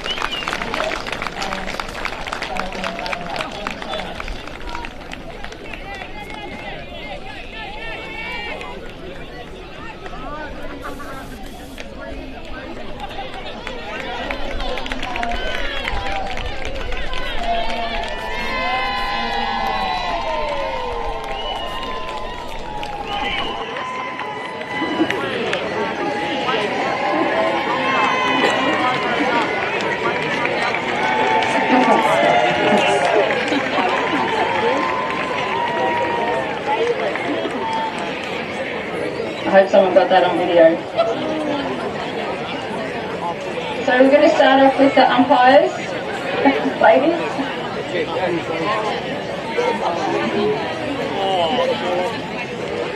Saxon Bailey and Graham Cherry, the umpires for the Division 3 women's game. Well done.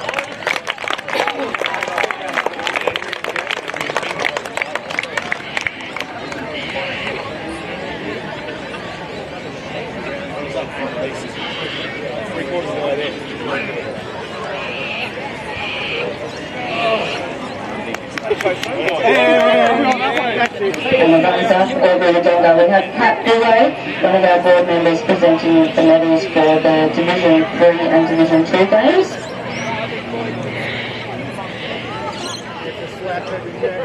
We had it the other way around. You guys thought I might have. This is the last little bit of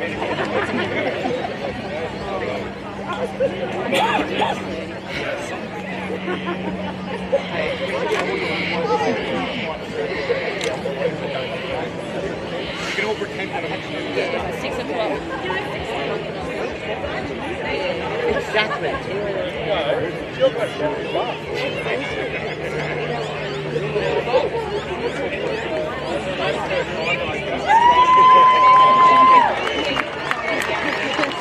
Waverley, the Division 3 champions for the women's. Well done.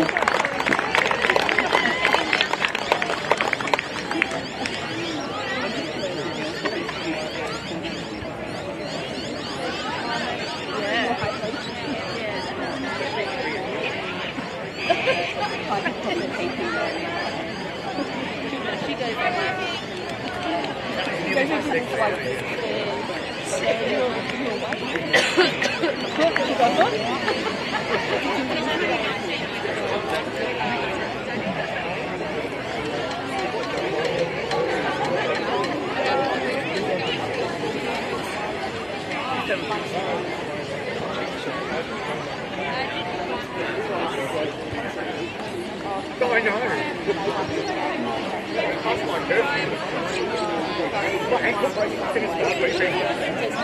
Thanks everyone. Thank you very much. Well done, Aubrey Wodonga and Waverley. For Division 2 men's, the umpires were Kian Kubatira, David Adlam and Heath French.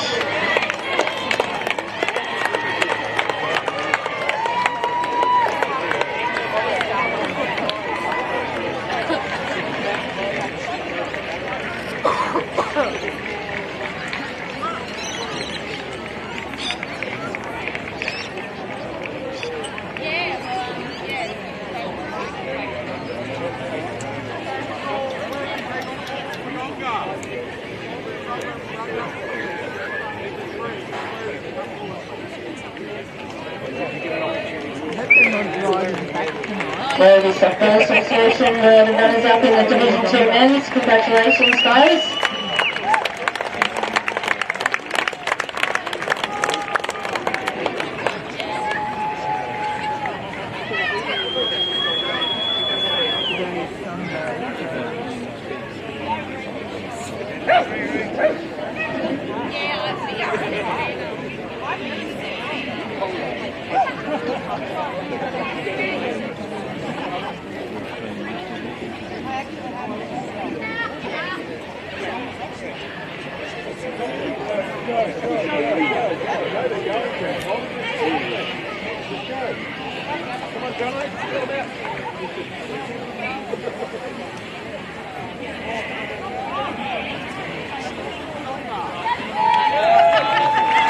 Division 2 men's champions, Wodonga.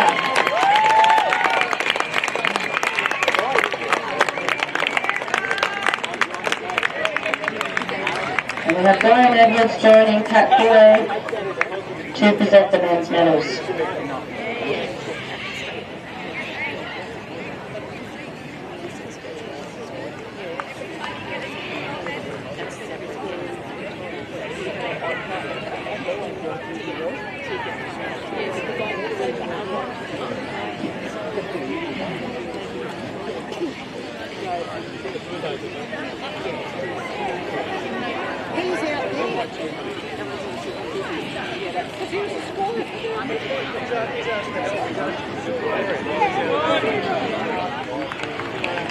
Well done, Wodonga.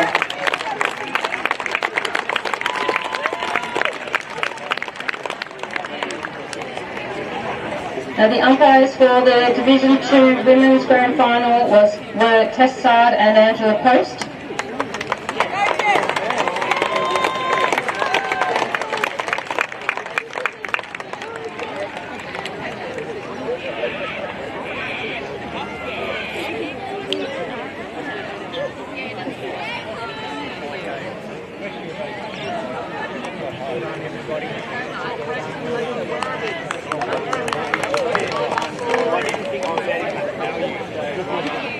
Congratulations, runners up at the Women's 2 Grand Final, Division 2 Grand Final for the Women, Frankston Softball Association.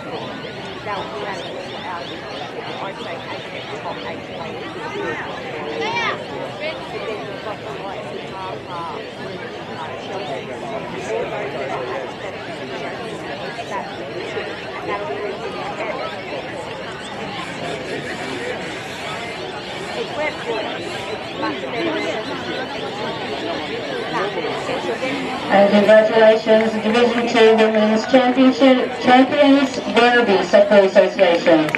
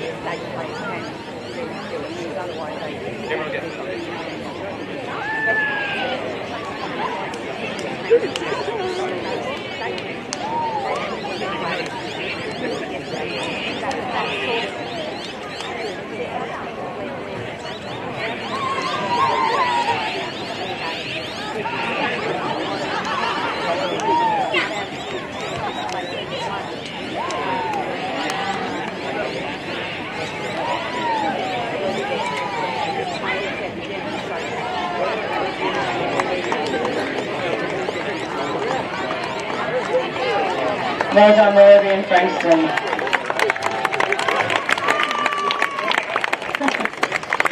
If we could please have the umpires for the Division 1 men's final, umpiring Verity, Stuart Tyler, Trevor Murphy and Jason Carter.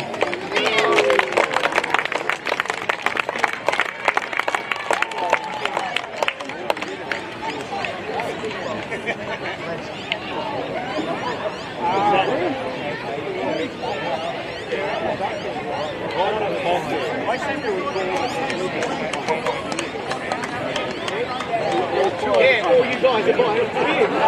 Other way around. Usually, everything here is so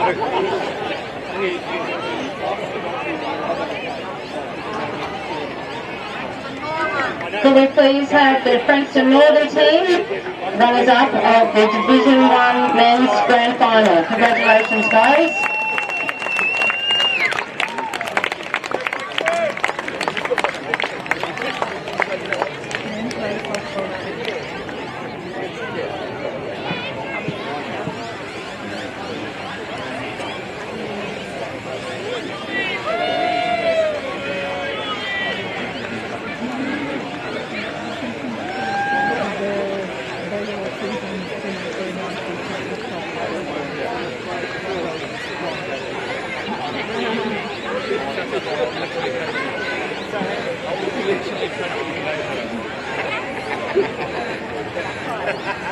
And the winners of the Division 1 men's grand final, the champions, Geelong.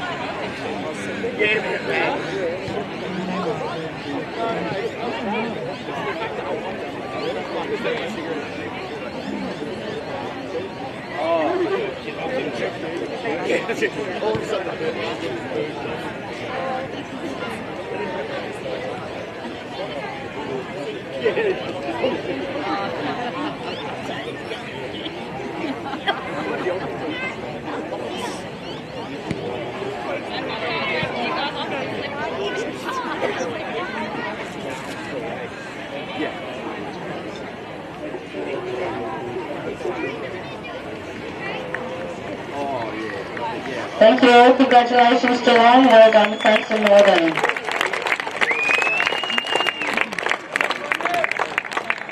And before I announce the umpires for the Division 1 Women's Grand Final, I'd like to invite Softball Victoria and Softball Australia Hall of Fame member Joe Pays out onto the diamond, who will present the Women's Division 1 finalists.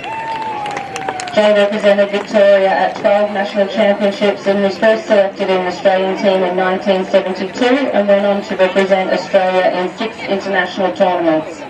Welcome, Joe.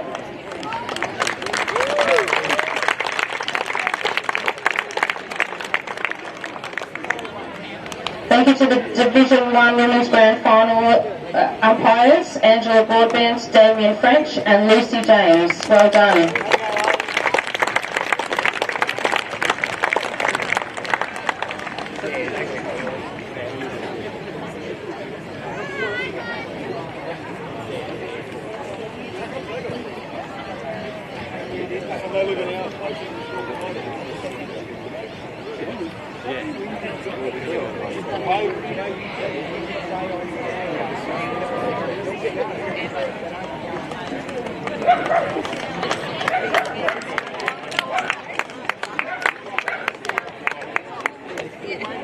Congratulations, runners-up of the Women's Division 1 Grand Final, Knox Morgan.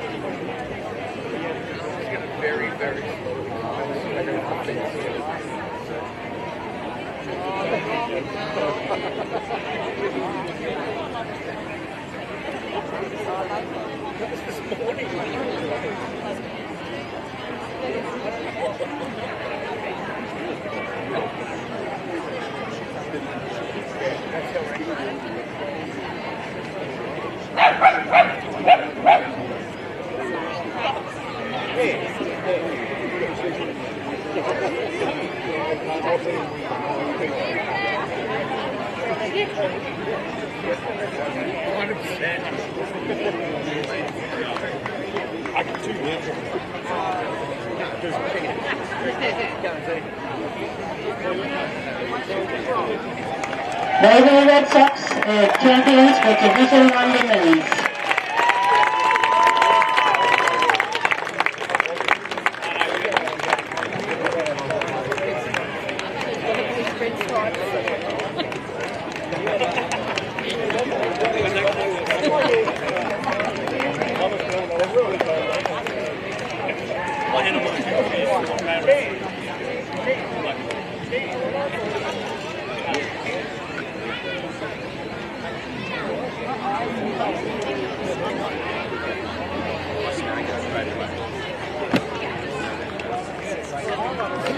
Yeah, good to see you too.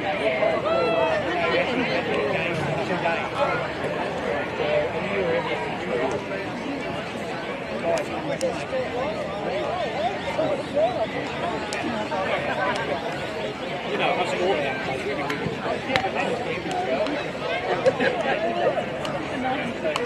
I was going to say, she's done a lot on this.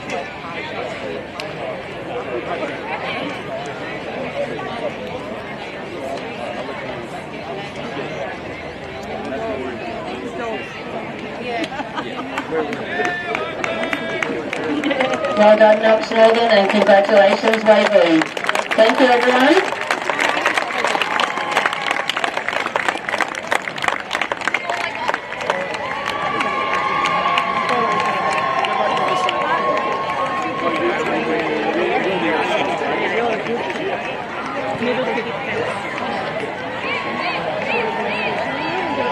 Thank you. That concludes the 2025 Softball Victoria State Championships for Open and 15s.